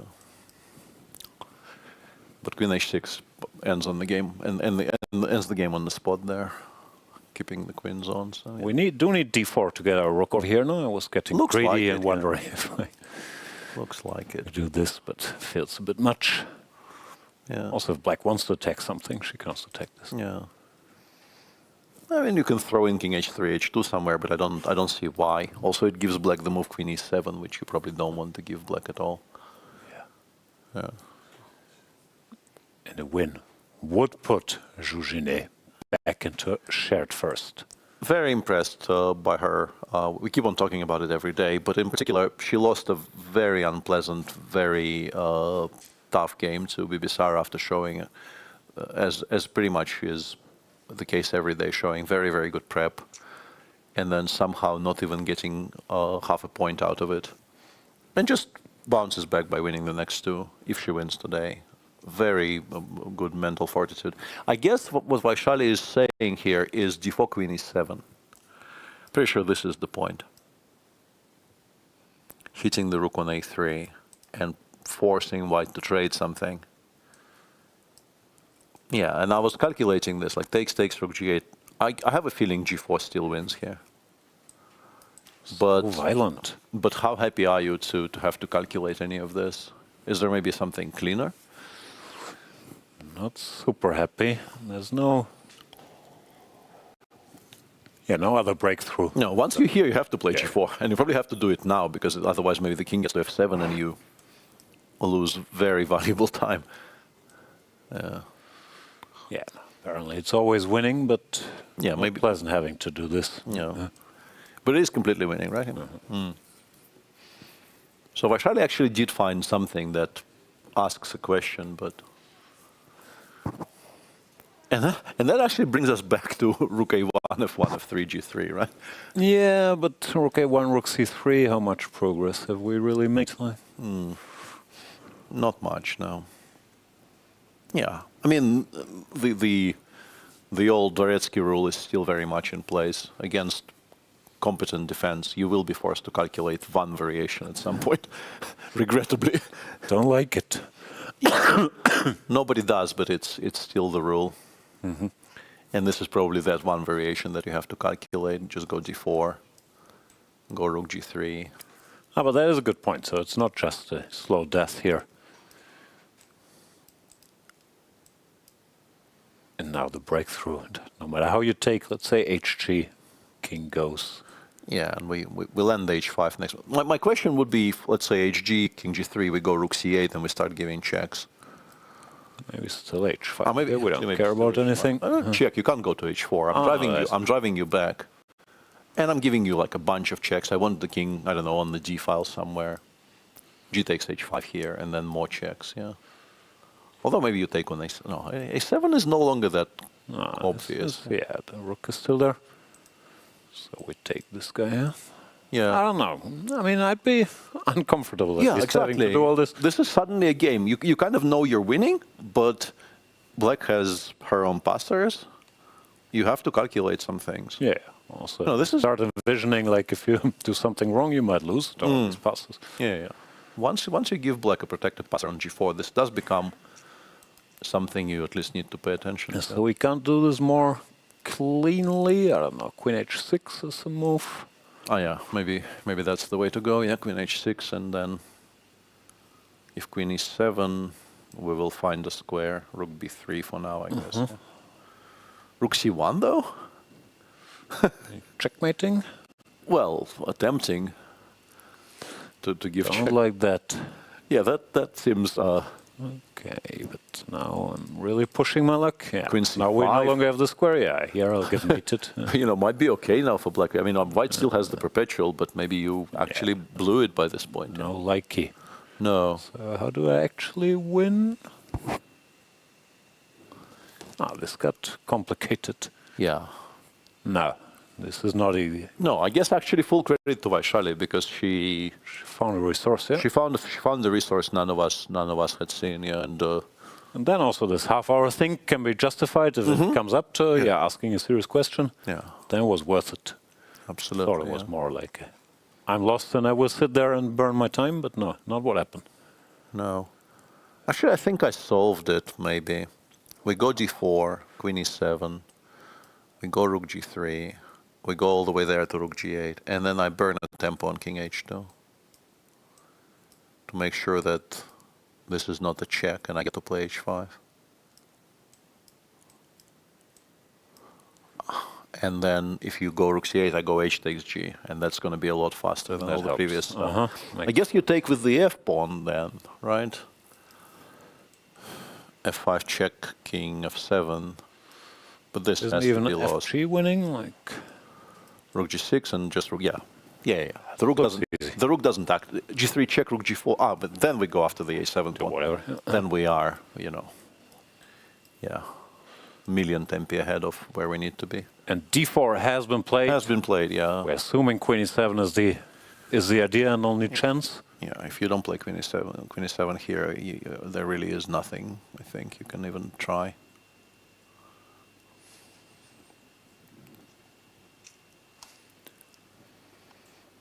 Vaishali is weighing her options.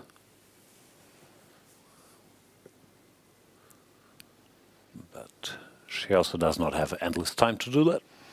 Yeah, I think you have to pull the trigger here and see what transpires. It's not very hopeful, but not much else you can do.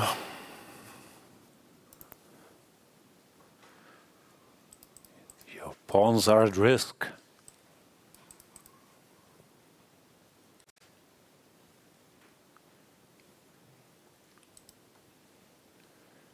She's about to make a move.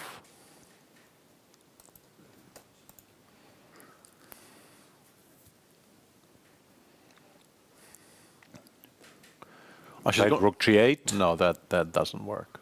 Allowing rook c3 never works. I guess the idea is rook c3, rook c8 back. But now we go rook g3 and we won. Okay, and then rook g8 back. G8 again. Okay, so what's the most comfortable solution against this? Assuming the queen endgames must be winning, but how easy? Queen g8? I do not know. It's actually a bit annoying, yeah, because We're a little bit stuck. No easy break, still. Might have to go g4 or whatever at some point. In the queen ending in particular, I would much rather not. Yeah. I would really much rather not. And rook to c3 plate. Okay, rook c8 you have to do. Waiting for rook c6. It's not going to help. Yeah, you can. Yeah, that is the one you can't allow. So you go rook c8. So what's the win?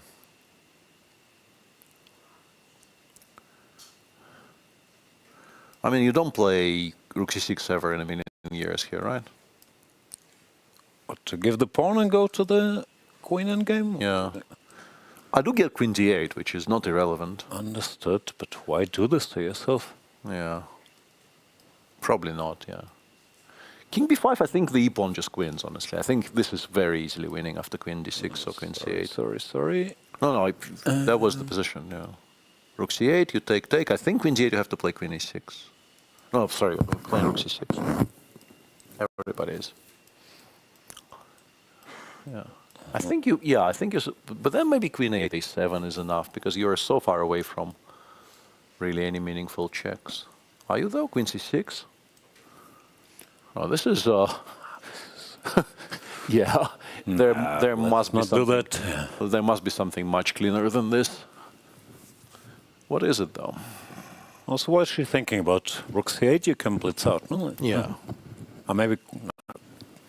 No, we're not missing any tactics there. Yeah.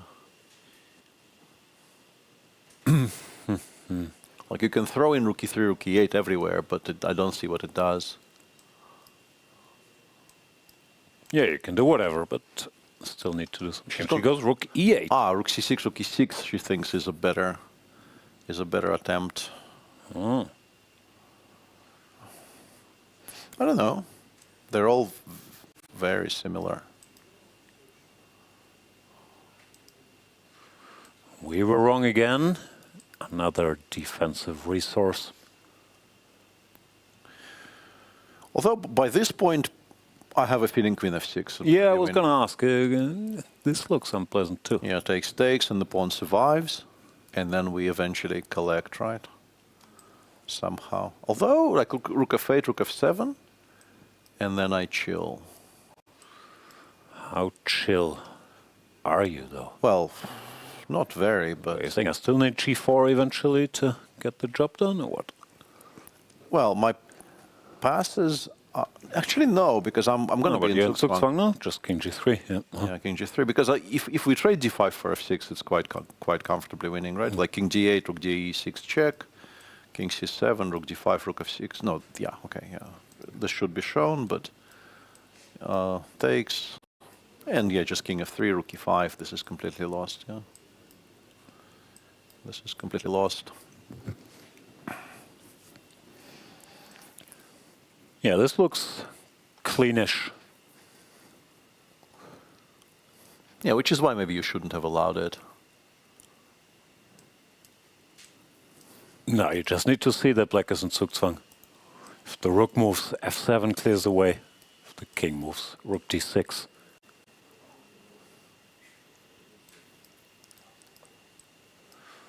This should also be hopeless. Just pick up all the pawns. Yeah, we can even wait. We can wait until our king is on f3. Bring our king here if we want to, but we don't have to either. Wherever we want, yeah. Because black is just so completely tied up that we can choose when we are cashing in. Yeah, but just for our own sanity, we need to figure out how the queen ending is won. Speak for yourself. I will stay at the same sanity level with or without knowledge of that queen endgame. Fair enough. Not saying it's helping. So what do you want to know? Rook c8? For instance, yeah. How are we winning this with white? I'm sure we are somehow, but like how exactly? Not like this. No, because queen c7, yeah. Like so here, king g7.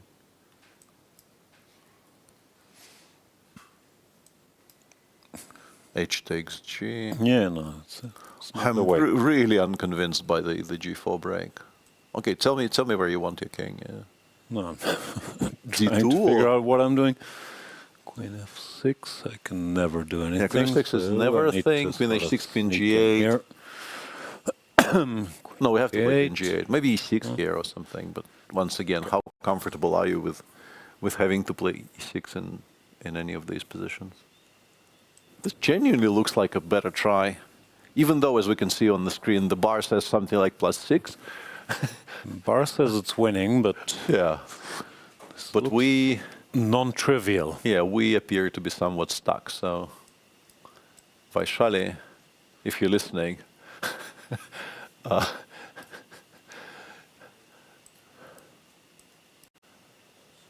but still, like, okay, we take, we go King d7. Queen so a8. scared to allow the queen in. Queen e4. Yeah. I am not. I mean, I guess, but because we can get the queen all the way back to e5 and then start interposing. But yeah, I mean, No this is, systematic winner. I can go Queen g7. That's probably wiser than. I don't know. but Actually, same position actually. Yeah. Same position. No, this is really curious. Okay, let's go back to the current position, but Zhu Jiner still contemplating Queen f6, I'm assuming, which Yeah. does win. And if you don't do it, you still have to do something annoying later, like whatever, g4 or some other might as well. Some hard data for you. After King h2, if I play Rook c8 and you take, which you're supposed to, I think. Oh, she has played King h2, yeah? Yeah. If Rook c8 and we take on c8. Honestly, I think White has one win here.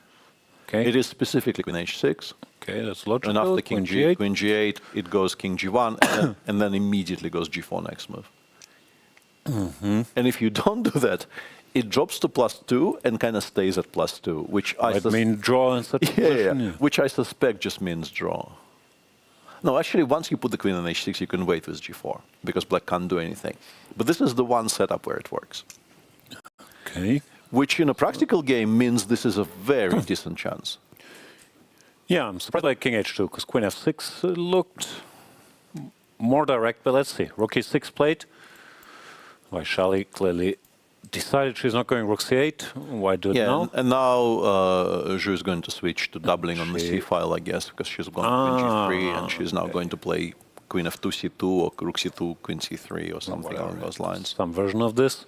Yeah, which is good enough. I Can we still hustle back? Sort of. No, yeah, Rook c6 wins here because Queen c3. And we have this, yeah. Yeah, and we're allowing the fox into the hen house here a little bit.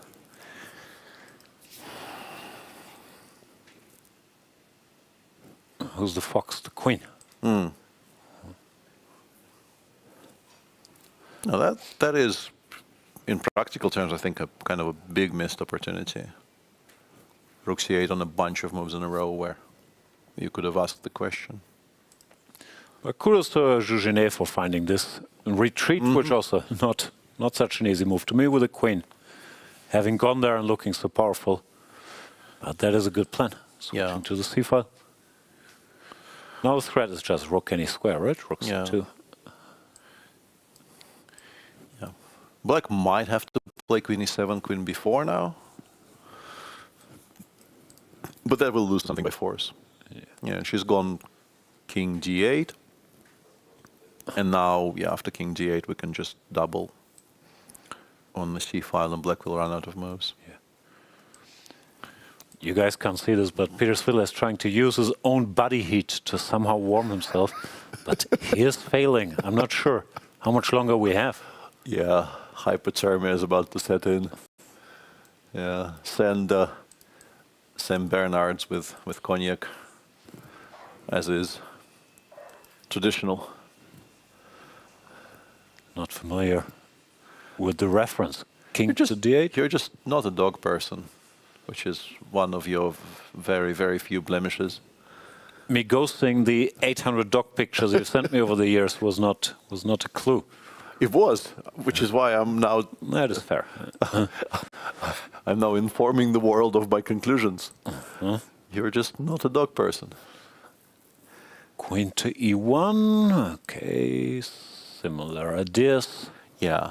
At this point, she's no longer letting go. The problem for black is after queen d7, queen c1, there is no maybe immediate threat, but black also has no moves. So you have to allow rook c6, and then you lose. You're just completely stuck. If you pass the move, I play queen c2, and you once again have no moves. So yeah, this is just now completely and utterly hopeless. The 40 seconds on the clock don't help, but as it's lost, they don't hurt much either. Good clock management from Zhu Jiner, took her time, but kept 12 minutes, found a way. Yeah. Queen e7 played. You can actually give up on h4 if you want. It's just one check. Queen c1, you still have to play queen d7, I'm pretty sure. Am I in any hurry? No. Might as well keep it. I mean, it's one check, and then we give mate on the other side of the board. I don't think we need to worry. You only get one check. Oh. We're being asked for the AirPlay passcode on a certain iPhone 17 Pro Max. I don't have that kind of technology. No, this is way above my pay grade.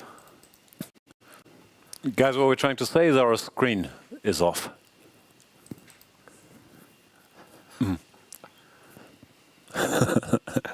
Moving on. And king to h3 played. Yeah, she's in no hurry, and that's very understandable.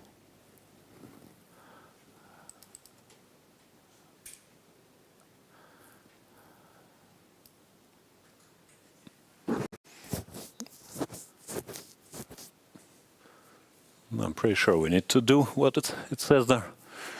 Enter the code on. Ah, there we are. Thank you.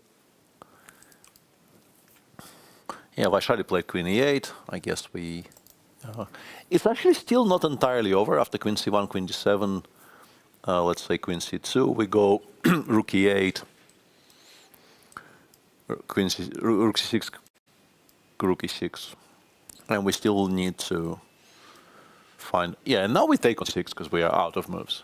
Like legitimately, and queen e6, yeah. And we... This might not be so easy. Yeah, maybe we want the queen on a better square. Like queen and, I don't know. This is still not trivial to me, at least. Yeah, it's interesting how we assumed it was just absolutely trivially being taken apart, and there's all these kinds of setups which still require white to show some final precision. It feels like there's always a Zugzwang, but if you can go back rook e8, rook e6, maybe this is surprisingly stable, yeah. You will eventually have to find a tactical solution. Although maybe queen a3 somewhere. Can we... In the... eventually get to this diagonal, and that probably collapses the whole thing, right? If rook e8, rook c6, and here it has to break down.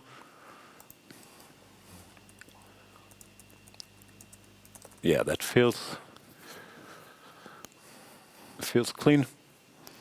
Yeah, eventually the queen, I guess, arrives either on a3 or on b4, and that should end the game because black has no good reply to it. But yeah, I can just do this directly. Yeah, that's what I was advocating for. Well, queen takes b5 and then back to e8. Yeah, maybe like this. Maybe no real reason to allow any of this. Yeah, although should be winning. Maybe. We are still blind here, if anybody's listening. Well, clearly nobody is, so... Which is fair. Been a long day.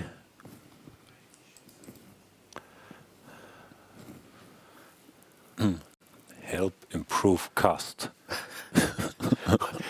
Our screen is asking us to accept the new terms of service, which is... I mean, we're okay with its terms of service, but can you please be of service? There we are. Yeah. Rook e7. I guess we just the plan we just showed, like queen b3 before, and then you no longer have any way of dealing with rook c6 anymore. I assume, yeah. There she goes. There she goes, yeah. And she is doing it in the right way as well. She resolutely refuses to calculate any unnecessary variations. Doesn't sacrifice any pawns, very methodical, improving. Yeah, not giving up on any material, not doing any of the rash things which could. Can you still try to do this? Queen takes c7 works. Too sad, yeah? Yeah. No, this is no longer really anything. Yeah, Vaishali has gone. Rook e6, yeah, now just queen b4 and king e8 though. New wall. Except terms of service improve cost. Yeah, terms of service were not sufficiently accepted apparently, which is regrettable. Queen b4 on the board in the meantime. Yeah, and king e8, I think. I mean, she has to play king e8. Anything else does collapse the position on the spot. Then we have to do more shuffling. This is never ending. Ah, but then black has. You have queen d8, right? You might no, but queen d8 we can play rook c6, I suppose. What are you talking about? Like we make some move, rook c1. Queen d8. Queen to d8. No, rook c6 looks sort of winning, but yeah, is it? Or queen c3. Yeah, takes loses, but queen d7. No, this I will win after queen d6. I'm pretty sure eventually, but queen d7 maybe. Oh, it's amazing that this is not. Tired of this. This is once again. You need some magic later, which we don't want. How hard can be? The answer is very. This is also not winning. King of. Yeah, Vaishali has even accumulated some time on the clock. She's now at 1.5 minutes against 11 for. Maybe she doesn't understand why Zhu Jiner is still trying to win this dead drawn position. Yeah, my, story time with Peter Svidler. The famous story of that endgame that recently has been lost by somebody, right? Who was it that simplified into this FNH against H, pawn ending to 2 against 1? Somebody did it against Magnus, right? Not sure what we're talking about. White, king e5, f6, h5, black, king f8, pawn h6. Somebody recently simplified into this and then was surprised that king f4, e4, e5 wins. I think it was Alireza, maybe. That triangle, I know. Was it? Yeah, maybe it was an Alireza game. I think it was Alireza, yeah. There is an old classical story of this endgame appearing on the board in a game between, I think, Vyacheslav Osnos and Leonid Yudasin in the old Leningrad Championship many, many years ago. And Yudasin getting to that endgame, actively inviting this endgame actually from a night ending. And then kind of doing the shrug emoji and saying, but this is theoretical draw. To which a very stunned-looking Osnos just kind of offered him a hand, and the game was agreed drawn. And then when tempers cooled a little bit, Osnos realized that maybe it is not a theoretical draw, which led to a famous quote after the Federation next met. Osnos kind of asked to speak and said that Yudasin, he said, is clearly not just a very talented chess player, but is also a thespian of great renown. So maybe what Vaishali should do here is just like do a shrug emoji and say, come on. Theoretical draw? Clearly draw, yeah. Why are you still playing on? So what has happened? She went rook c2, passing the move back to Vaishali. So hinting at queen c3. Yeah, queen d8 only move. You are actually down to only one move in every single position, pretty much. But there is nice. Yeah, but there is seemingly always this one move that doesn't lose on the spot and requires white to continue playing. Queen c3. Yeah. More logical. Queen d7. No, sorry, king d7. King d7, and then we go like king g3, and we finally run out of moves. Yeah, that's a very good. Finally being Zug-swanked? Yeah, I think so. Queen b8, queen b3. Queen a8, rook c6, and this is where you resign. Wow. I think did it again. I think I figured it out. Yeah.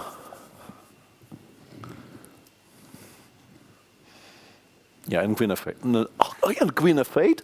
rook c8, queen d6 check, rook c7, d4, d5 is how you win this game. That's actually pretty. It is very nice, yeah. Queen can't move, rook can't move. King c8, queen f8 check is unpleasant. And e6 mate. We're not even taking the queen. Take the queen. No. If you can take a queen or give mate, you always take the queen. It might not be mate. In one move, though, yeah, that's the rule, but it's, I think, if the number of moves to mate is above 1, where it's just 1, I think it's okay. There was a nice line, far from forced, but yeah, the black fortress is doomed to collapse. Things would be so much easier for white if she didn't have an h-pawn. Yeah. No, we are actually getting this entire line. I wonder if she plays queen f7, queen f8. That's the one final bit of that will not happen. Queen a8 on the board, and now rook c6 is finishing the job. Still here, bc6, could you actually worry? Not really, queen right? f7 check, I don't think. No, the e-pawn will... e6 here, unfortunately, for black. e6 answered. Yeah. e6 here is bad. Yeah. Still, this line is, of course, much prettier. But might not happen. Yeah, might not happen.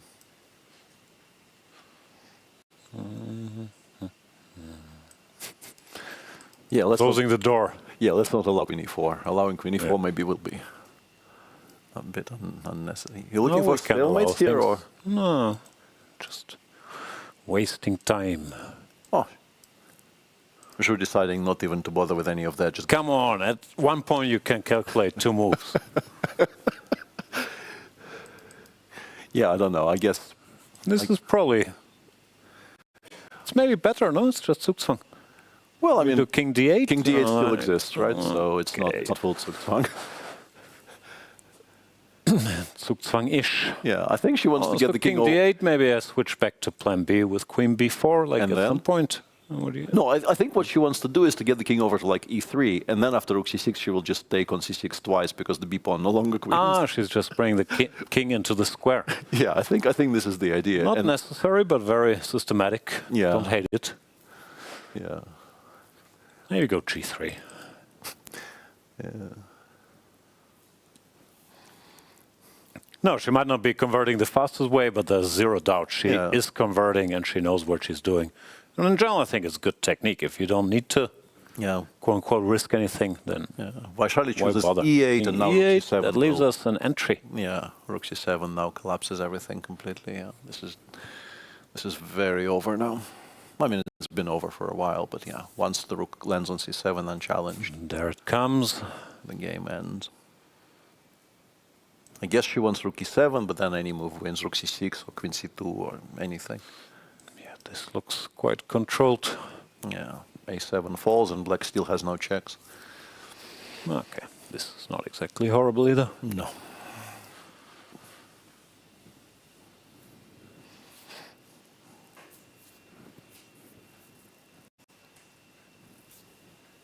Rook e7 played. Yeah. Now there is a choice. I think assuming even takes. I think she chooses going in c3, is good, but yeah. No. Rook c6. Yeah. And this is where I think it's fine to call it quits, because once g6 falls, there's really not very much left. It's a double attack. Not even sure I want g6 yet, but rook d7. Queen. I would throw in queen c2 here. Yeah.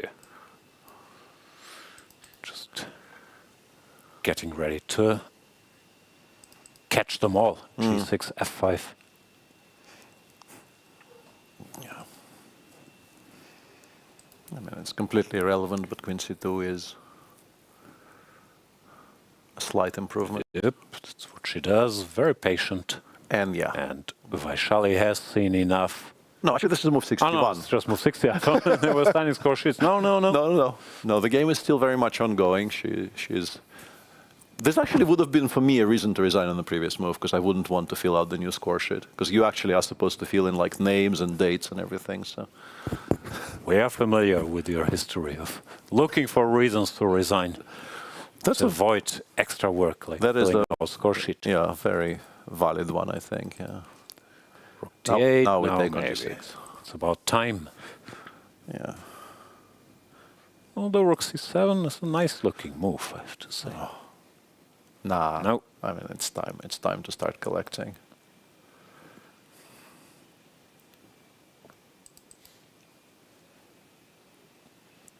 We are probably in mate in number of moves territory. Vaishali has seen enough. Does resign.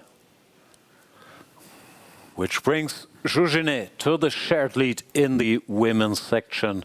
Back on a plus score with 3 out of 5. Vaishali falls to -1. And of course, story of the day was in the open section. Javokhir Sindarov defeats Hikaru Nakamura with the black pieces, moves to an incredible 4.5 out of 5. But with Fabiano Caruana winning his game against Matthias Bluebaum as well, Fabiano on 3.5 out of 5 is only 1 point behind with 9 rounds to go. Of course, anything can still happen. Although Sindarov kit looks pretty good. Looks very difficult to stop, and clearly is playing pretty much every single game, or at least attempting to play for a win with both colors. Yeah, very impressed by his first 5 rounds. Here we see the table.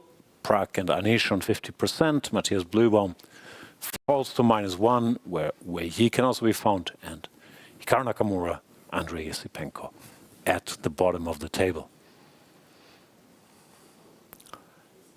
And in the women's section, there will be a 3-way tie at the top. As you see, our 2 decisive results here. Kateryna Lagno beating the previous co-leader of the tournament, Bibisara Assaubayeva, and the game we just saw finish, Zhu Jiner beating Vaishali, and 2 draws up top. So 3 players on +1. And the rest of the field tightly bunched together with 3 people on -1 as well, and Bibisara and Aleksandra. Distance from 1 to 8 is 1 point, so very much anything can still happen here. Absolutely, yeah. This is a very, very closely packed field.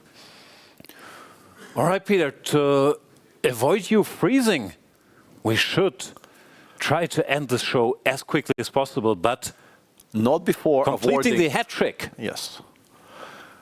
Is Javokhir Sindarov, 3rd player of the day in a row. But I think if you defeat Hikaru Nakamura with the black pieces and complete your series of Pragg, Caruana, Nakamura with 100%, he does deserve another player. He very much does deserve it, and he is obviously so far very much the player of the tournament. And some more stats for you. This is the same standings, but it's more confusing. Yeah, in a cross-table format. I like this graphic, and it's also a very good chance for us to confuse our viewers a little bit. I'm guessing this is the numbers they drew from a drawing of lots, or maybe the numbers that were drawn for them, because it's not ordered in by the score after 5 rounds. It's just the way the pairings shook out. Good stuff. All right, gold. That's it for today. Tomorrow's round number 6, where, of course, we'll be in the same place at the same time. So don't miss the broadcast. 3:15 local time here. We would like to thank the partners that make this beautiful event possible. The Republic of Cyprus, the Cape St. George's Hotel and Resort, where we are, the Cyprus Chess Federation, as well as long-term sponsors of FIDE events, the Freedom Holding Corporation, and the Scheinberg family for their commitment to promoting chess worldwide. We also applaud Peter Svidler for his commitment not to dress up any further. Freezing here. True trooper. More tomorrow. Absolutely. See you then.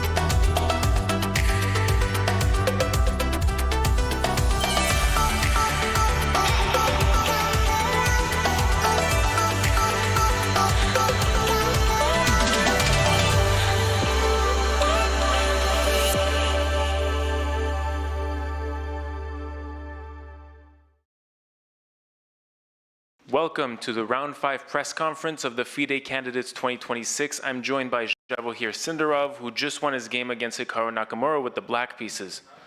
Javokhir, insane game. You went for an absolute mess right out of the opening Marshall Gambit. Was this the plan for this game? And if so, did it go well?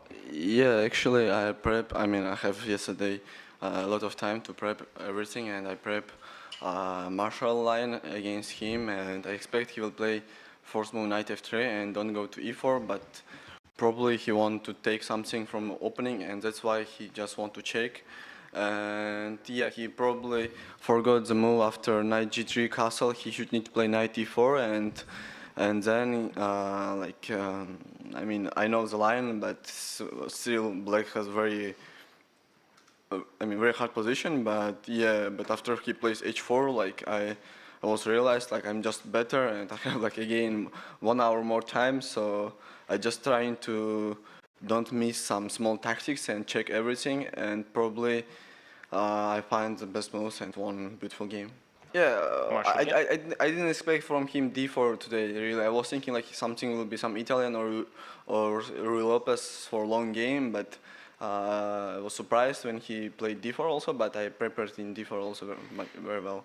And you've been playing the triangle system for a while now. You had a game in the World Cup. You had a game in Grand Swiss. Yeah, I played a lot of time. So yeah, I mean, it's one of my most main options here. So. I was thinking Hikaru had actually prepared this against you and was trying to lure you into the gambit. Yeah, did you feel this during the game? This gambit is very tricky, and if you forgot one of your lines, you can lose like immediately. So I understand his situation, and yeah, but yesterday I checked my like everything with black, so I have a lot of time. So white sacrifices a pawn for a nice positional advantage. Yeah. Black's king is weak. I mean, it's opening like a bishop d6, queen g2. White can play queen d2 instead of bishop f3, but okay. I mean, here a lot of games. So bishop f3, knight e2, knight e7, knight g3, and here e5 is the main move, but my preparation is with castle, so I think he maybe don't check just too deep these lines, and probably he checked something and found some ideas maybe in e5, but castle, I mean, this was my preparation from World Cup actually, so I used it like after 3 or 4 months.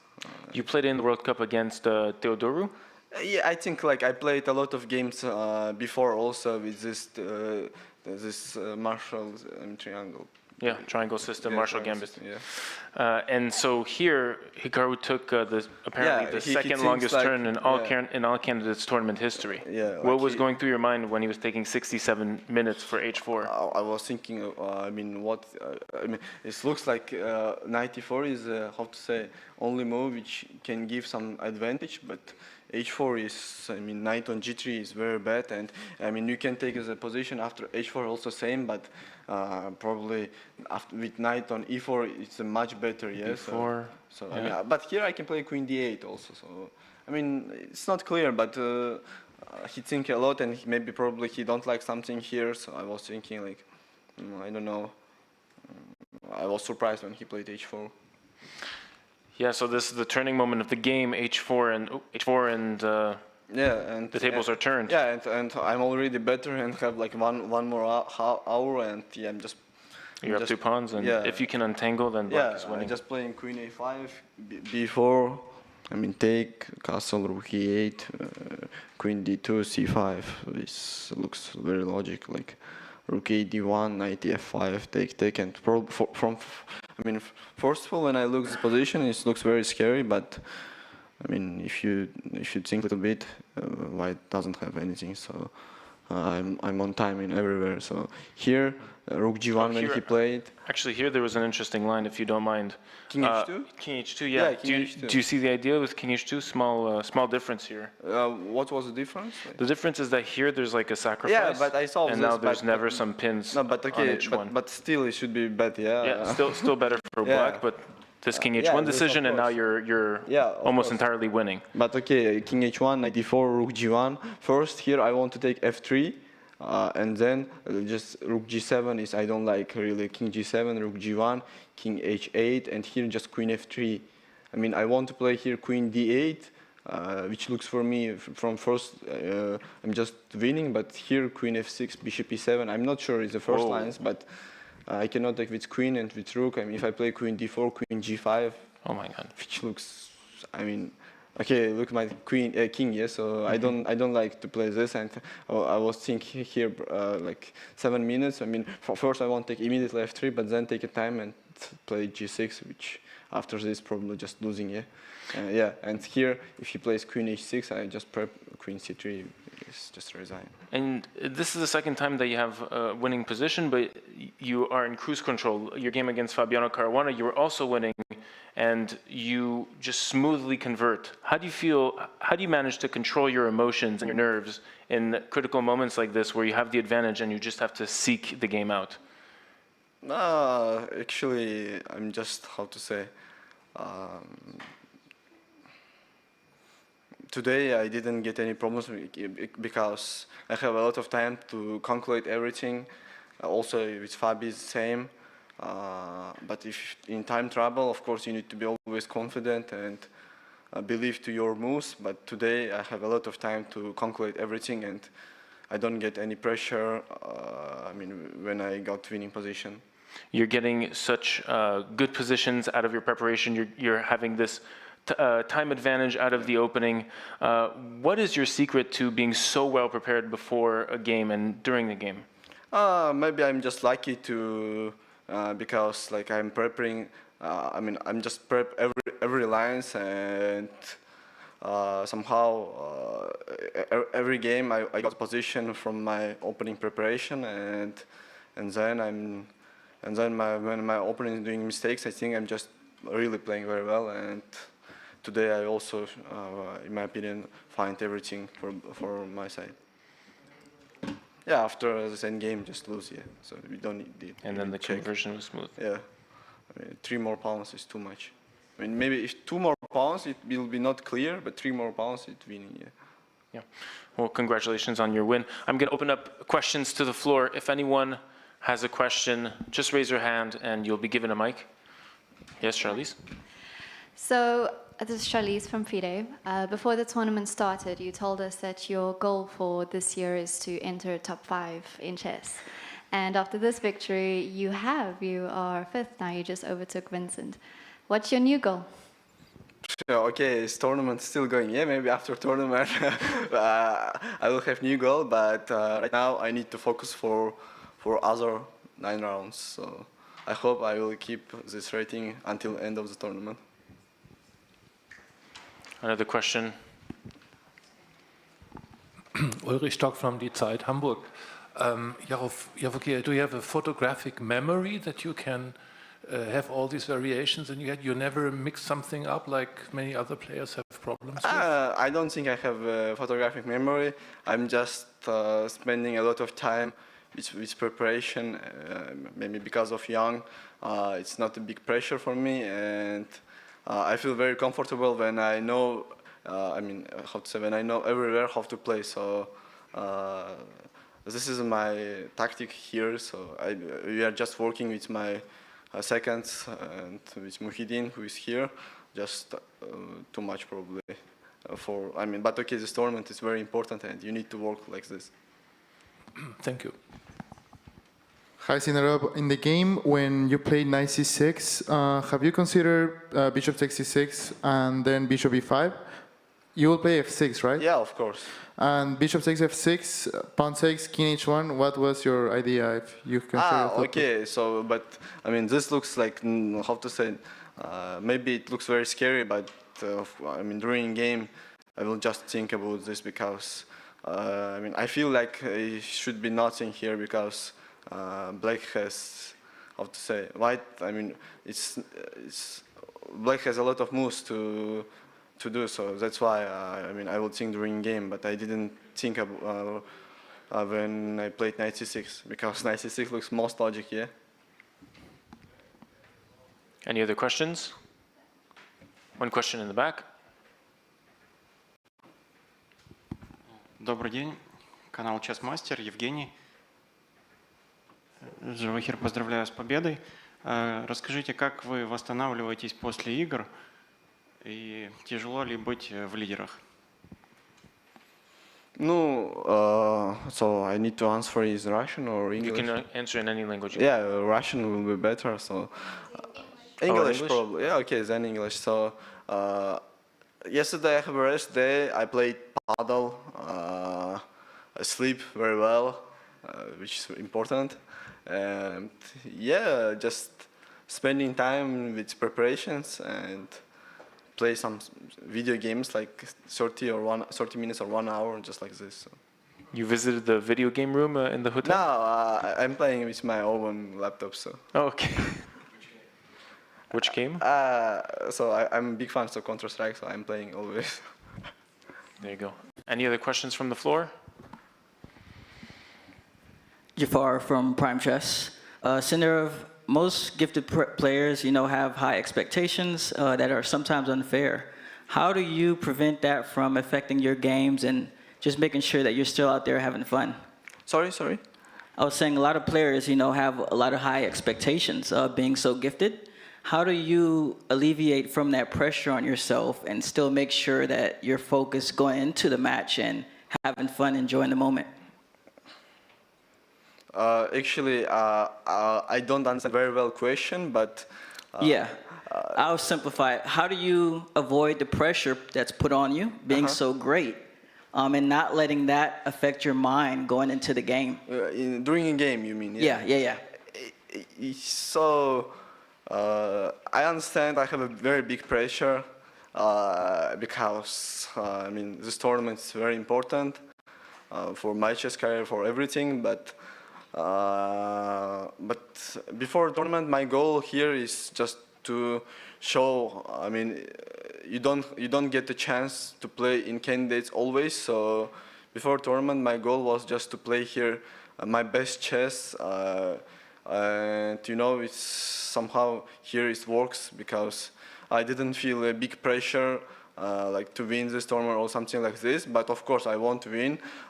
But my goal is just to play my good chess, and I want to be like top 5 in next 10 years. So one tournament is not changed a lot, but of course this tournament is for me make many. It's very important, but my goal was to understand. So I'm trying to focus to be in top 5 next 10 years, and also cross to 8 rating. Congrats. Any other questions? Any plans for tonight? Yes, I was lucky to have like for next 5 games 4 black, which is a little bit easy to prep, and I will prep more. Why is it easier to prep with black than for white? No, it's not easy. So when you are playing with black 4 black, so you can repeat your lines before. Let's say before. If I repeat some lines against Hikaru, so I don't need to repeat this line against Wei Yi if he also plays this line. So I'm in very good tournament situation. I have like next 3 games like 3 black, and next 4 games 3 black and 1 white, and it will be much easier to prep with black. Any other questions?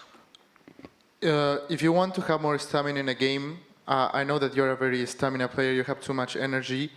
Do you sleep before games? Do you have something to save energy on? I sleep, no, I don't sleep before a game, just maybe taking rest. But how to say, I'm sleeping like until, I wake up normally like at 12:30, 1 o'clock, so I'm just prepping. Only for candidates, 12? No, yeah, in most, how to say, not everywhere, but in most important tournaments, I'm trying to prep very well, and that's why I spent a lot of time in tonight with chess. So. Any other questions from the floor? On that note, Javokhir, you're leading the tournament by at least 1 full point. Congratulations. Have a nice rest for tomorrow, and best of luck for the next round. Thank you.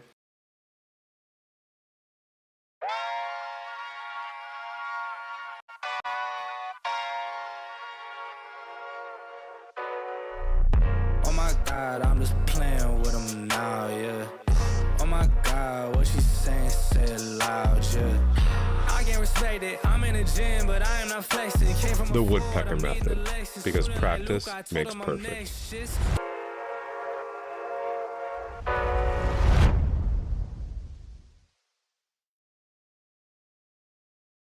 Welcome to the Round 6 press conference of the FIDE Candidates 2026. I'm joined by Fabiano Caruana, who just won his game against Matthias Bluebaum.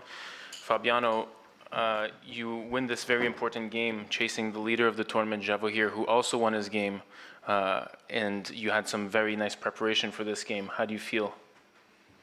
Yeah, well, the win is very important, and I don't know, how good the game was, but it did feel like I always had some initiative. Yeah, it is kind of a very rare idea, which Black has many ways, so it was difficult to control everything. I mean, I knew that this position exists, and was trying to figure out, because it's very complicated. And, I mean, I had some vague memories of bishop d7 and castle as well. But after knight e4, I was at least, I thought I don't risk, so I was happy, because it is a very sharp position, but here I'm pretty stable. Matthias, you were met with a very rare line, especially this f4 idea, which had very few games. Were you surprised by this? Yeah, I mean, I didn't really know the line for today, but okay, I think every move I made was terrible, so yeah, it didn't really matter what I do. Okay.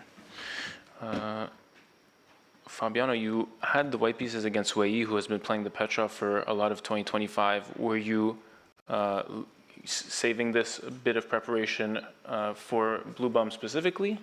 And if so, why? No, it wasn't something like that. I mean, I was considering various options for both games, so I decided to switch back to e4, which I'm I guess more of a natural e4 player. So and the previous openings hadn't worked out so well, so okay, I decided to kind of play a bit more direct for this game. Okay, let's check it out. So this is already very nice idea. Can you take us to the basic idea of playing this f4 early, which is usually not a move that you see in chess? In this line, it happens quite often, especially if Black puts bishop on e6 and f4 happens. But okay, here the idea is just to put the queen on f3, castle long. I mean, if I play queen f3 immediately, then I always my queen gets attacked with knight e5. So it's very double-edged as well, because okay, the bishop on g7 is eyeing my king. So yeah, I'm also taking some liberties. Like this position, I was trying to understand rook e8, h4. I was thinking, and now there's knight e4, there's knight a4. Knight a4 worried me for a while. Then I thought maybe like rook e1 and knight d1, I can kind of consolidate. I wasn't sure what the evaluation is. Here I thought I have a probably pleasant position, and maybe it's better to go for this position. Wasn't sure if, I mean, definitely I'm safe here, but if I'm really better or not. But after I take, then, I mean, my dark squared bishop is very important. And the bishop on c8 is really limited for the moment. But remained very sharp. I mean, c4 I also took a long time, because it's very, I mean, it opens Black's bishop, but also it's very concrete. I'm just trying to win the pawn on d5. So every decision was kind of tough in this position. Yeah, this is a very critical moment of the game. Did you feel like this moment when he took on e4 with his bishop, did you think that the tide had turned? I was just wondering what kind of an idiot I am to even allow bishop takes d4. I mean, I guess I always should at least take the dark squared bishop, but I really feel like every move I played today was terrible. So. Yeah, so after bishop takes, very interesting idea. You give up the bishop pair, but the knight is very strong, so now you just launch a nice attack. And this went from bad to worse here. I mean, honestly, the line suggested by the computer to maintain edge for Black is very, very computery. What were you thinking here on your turn with the tide turned against you? I mean, I thought my position was horrible. Like maybe I missed something, but just yeah. Queen a5, and yeah, there's a crazy line here. Some bishop d7, and then here, I believe there's like knight takes, something like this. Incredible. And from here... Yeah, I thought after maybe Queen a6 is still, I mean, poses me some problems. I mean, I can go for Queen g2, I wasn't sure, or yeah, I see you have c4 here, but after Rook e4, Queen d3, Rook d4, yeah, I guess Queen c2, and I mean, I was thinking about this, okay, black is obviously super shaky, but still Queen a6 keeps the game going for a bit. I mean, after Rook a4, c4, it's, there's no more, basically no more moves for black. Mm-hmm. And after the discovery, Queen back, and very nice. Okay, I'm going to open up the questions to the reporters on the floor. If you have a question, please raise your hand. A mic will be given to you.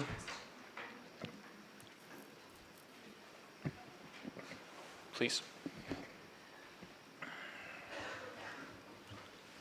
Jafar from Prime Chess. Fabi, you're known for playing some very deep, prepared, and sometimes tricky lines.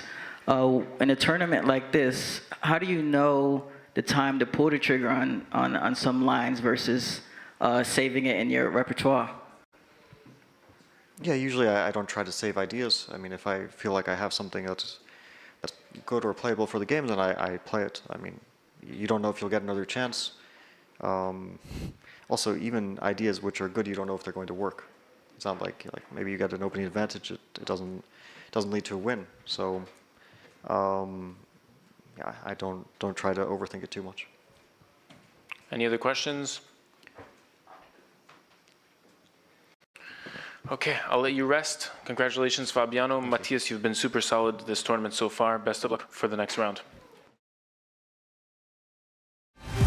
In a land bathed in light, two unstoppable journeys set sail for greatness. The road wasn't easy, demanding sacrifice, grit and unwavering commitment. But with courage and dedication, we rose to the top, with victory standing tall as our guiding lighthouse, illuminating the path ahead. We are Freedom 24. Born in Cyprus, we conquered Europe. Welcome to the Round 6 press conference of the FIDE Candidates 2026. I'm joined by Kateryna Lagno and Bibisara Assaubayeva. The result is 1-0 in favor of Kateryna Lagno. Lagno, you beat the leader of the tournament. How do you feel in this crazy game? Yeah, well, this game was very tense. And please speak into the mic. Yeah, I'm happy it went my way, but of course let's see what happened. Yeah, just because it was very complex. Bibisara, you got what you wanted out of this game, a crazy game, very much in your style. You love attacking games like this. Were you happy to see what you got over the board when you could get this imbalance?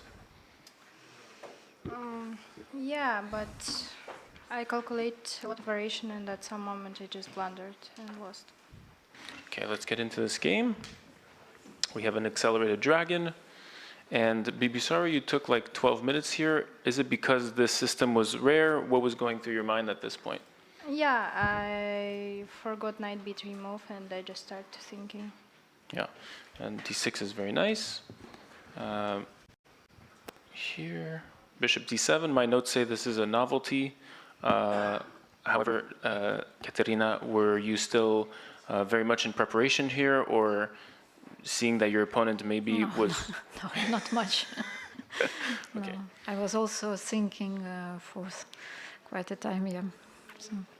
Yeah, so king b1, and now we have h4. Why not h4? What happens after h4? Maybe I need to play h5. Yeah, but knight d4, I wanted to play knight d4. What I missed that, of course, my first idea was to play, but I thought that after there's, what happened? Then knight a3, and I protect with knight a3. Yeah, otherwise I would play knight d4. I just didn't see what I do after e5.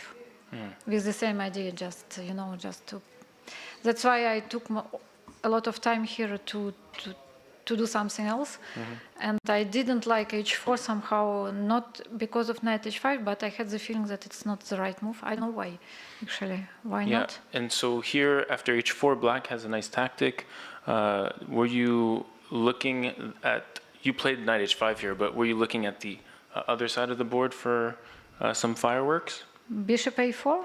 Yes. Yes, Bishop but takes there is, a4. It's not working. Knight a4, rook c2, and maybe even take on c2. I wasn't sure that it's enough. So for you black. evaluated this. Yeah, it's only a small advantage, so we can look at it. So rook takes, queen takes, and you saw this, and you said too much compensation. I thought it's a lot of pieces for white. Yeah, but I mean, it's not obvious what black does after queen e1 also. Yeah, now there's a crazy move. There is another crazy move. Another crazy move to find, yeah. Okay, I don't see it immediately, and there is also bishop a4. You have to calculate with all the ideas with h5. I can sacrifice h5, knight h5, bishop h6. I don't know. Well, it's not easy for black. I mean, knight h5 looked pretty. I mean, it was like a normal way to reply. I don't know, maybe. It says it's a bad move, but I also thought that, okay, knight h5 looks, it looks okay. Right. At least you stop h5, yeah? And you play knight g3. You stop h5, and for the structure, I mean, attacking like this is completely normal. So, yeah. Wow, but computer, yeah. So, at what point did you feel like things turned for the worse for the black pieces? Yeah, here I thought if I will not play like e5 and d5, I have very unpleasant position, but it's very easy play for white. They can just exchange the bishops and then play something like g4. So I tried to do something, but it wasn't working, unfortunately. Okay. So, yeah, this is the top move, but at the same time, it's unpleasant for the black pieces, as you said. They just can exchange the bishops and play rook h2, and I don't see anything for black. Ah, interesting. Yeah, just rook h2, and then maybe somehow to take f1 and to play f6, just to. But well, I thought I'm better. Yeah, just to stop h5, g5, but still I'm better. Yeah. Yeah. Okay, so were you surprised to see e5 on the board? Well, a little bit, but at least black has some counterplay here, yeah? I didn't see anything after, yeah, I thought now you're obliged to play this way, and after bishop f5, yeah, I took some time to choose between rook c1 and knight e1, but I think rook c1 is not a little bit worse, because you can play knight f4, g4 takes twice on c2 and take d5. So it's a lot of play for black. That's why I played knight a1, but I didn't say anything. But I was not very precise later on, I think. Knight a1 was very accurate, although a strange move. It's the best because you maintain this threat. But what to do, yeah. Yeah, and now this rook takes c3 is the only resource for black to keep level-headedness. Yeah, I don't want to play bishop d7 because my position is very bad, and I thought it will be interesting to sacrifice a rook, but yeah. Yeah, no, it was the best choice here, objectively. And we get to a critical moment here after knight b3, in which maybe you saw this, I don't know, you were still quite looming into time pressure. Yeah, there are many possibilities. I could play c3, c4, bishop c5, but I was not sure that I need like c3. I win a piece, but black has some counterplay. I don't know, with queen somewhere. Yeah, queen f6, queen c7 takes, and there is queen c7 takes. There is unpleasant mate on a2, and if I play b3. Well, who knows, huh? Yeah. There's e4, bishop d5. Well, I was not sure. So you just the knight b3. You just wanted to consolidate here. Yeah, I wanted like to be safe. I thought if I just have some time, if I play knight b3, and I put my knight on c5, it's almost hopeless for black. I don't know why it says it's not the best choice. Oh, okay. So because if you play b6 here, it's not the same story. Now I can play c3. I can take the knight, and I put my knight on c1, and I don't think black has counterplay. So yeah. Yeah. So just in case you're curious, bishop c5 here was winning, but it's very complicated. You have to know how to meet queen f6. Yeah, black can sacrifice another rook, and yeah, I understand computer will definitely play better way, Yeah. but No, cannot. it's extremely sharp here, and so after there is a bishop e2. There was why not bishop g4 because whoa. I played it and then okay maybe let's see just takes and c3 and there is only check knight king e1 king e2 probably okay So the final, I would say, critical moment arises here. Did you contemplate taking on c3? Obviously, it's a move that carries a lot of risk. Instead, you played knight c6. Were you looking at knight takes c3? Yeah, I don't have a lot of time here, and I thought maybe I can survive somehow after knight c6, but also I calculate knight c3, but I thought she will take on b3, c3, bishop b3, take on b4 probably, and I also thought it was losing, but yeah, it was best chance for sure. Yeah, some bishop c2 there. Whoa. Bishop c2, should I take on c2? Yeah, I believe so. Yeah, I could take. Yeah, it's still better for white, but at least you get no, some, there is some play, for there's black. some play. And so then after knight c6, then you get your knight c5. Yeah, which I think you were just super happy about this. So like once you get knight c5. Yeah, I thought there is any compensation. Yeah, so just. And then you're just up in exchange, and it was. Yeah, just it's set position for black. At what point were you like, I'm in cruise control and I have full control when of I the game? took e6. And When you took e6, okay. Of course, there was a knight e2, knight g7, but I don't need to calculate queen f3. There is queen e4, something. So, yeah. So I just took on it. Just simple chess. And then conversion was pretty swift. Okay, I'll open up questions to the floor. If any journalist or reporter wants to pose a question, please raise your hand.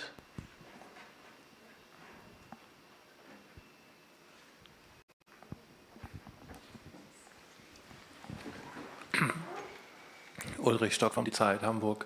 It was a bad day for Kazakhstan, but a good day for Uzbekistan. Did you follow the game of Javokhir?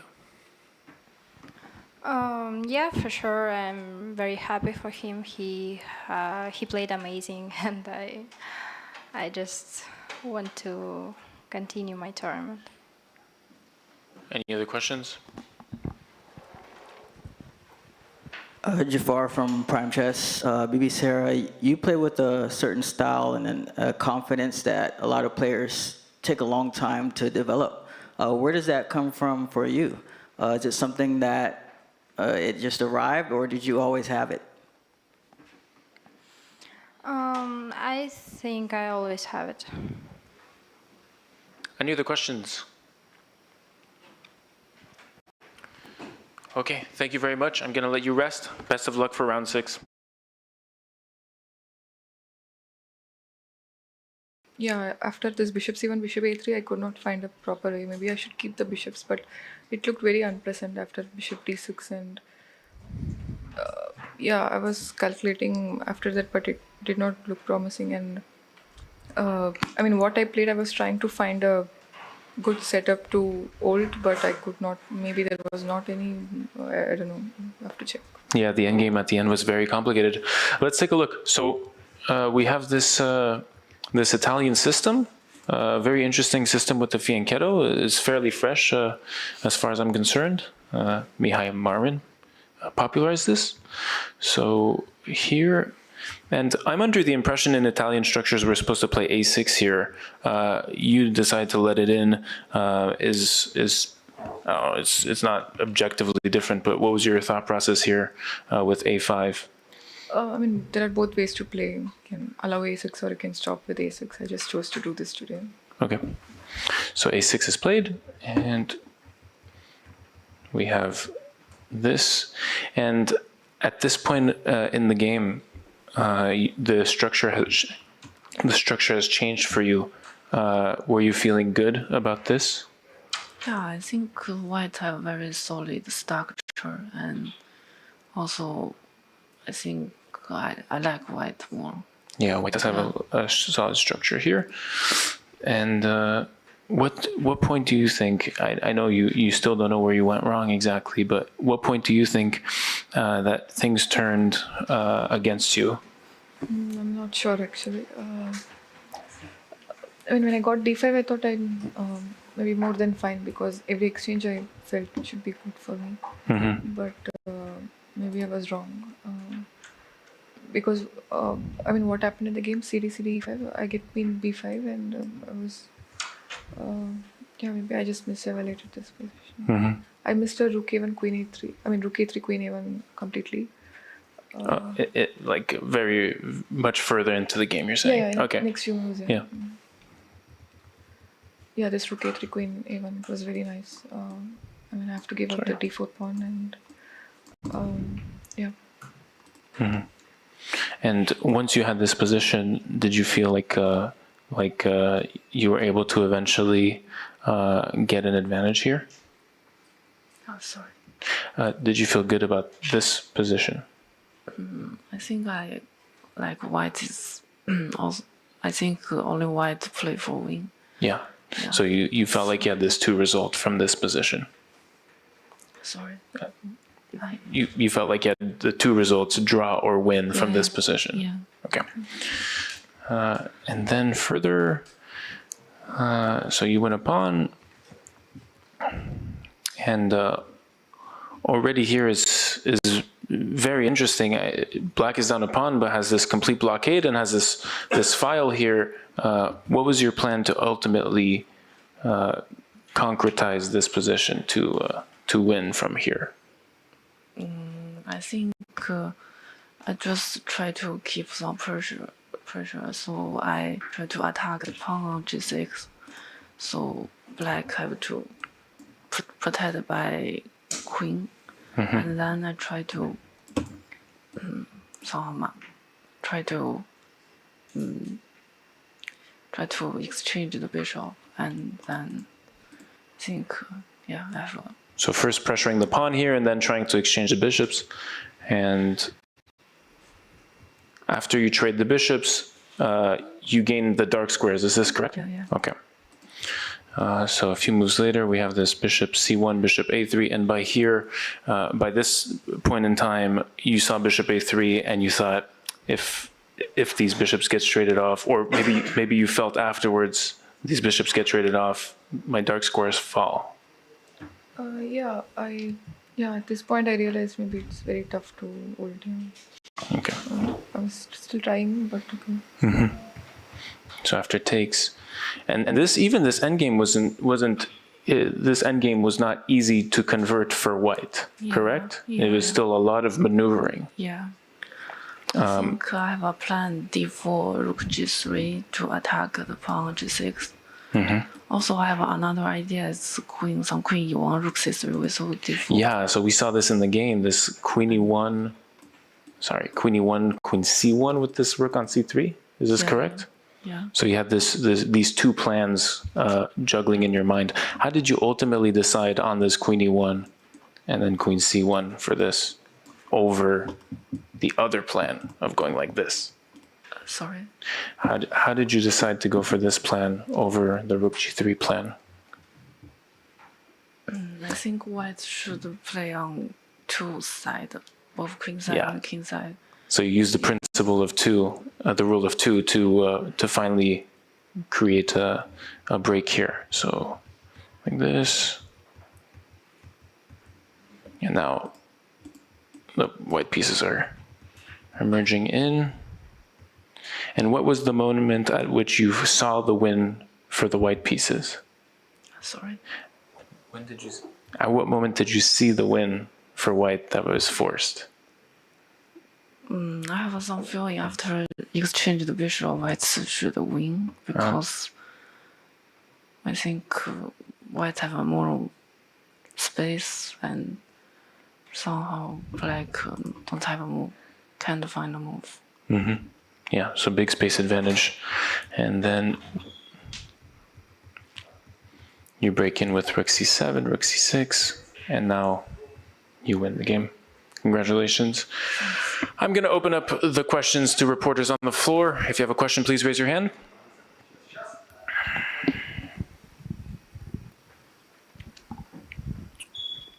Jafar from Prime Chess. Zhu, first off, I love your outfits. You have a great sense for fashion. Secondly, coming into the tournament as the #1 player in the women's section, did you feel any pressure going into the tournament? I think I just try my best to play, and I didn't think too much about this. Congrats. Thanks. Another question from the floor. Oh, there you go. Also, question for Grandmaster Zhu. In the recent years, you've played a lot of tournaments with open sections or male tournaments, and also some matches like against Grandmaster Dmitry Andreykin. Do you think it gave you a lot in terms of being resilient and now that you strike back with 2 wins? Sorry. Did the experience from playing matches against other players create resilience for these candidates? Yeah, I play many kind of tournament, and I just enjoy playing, and yeah. Thank you. Another question from the floor. Okay, I'll let you rest. It's been a very long day. Have a good end of your day, and best of luck for tomorrow.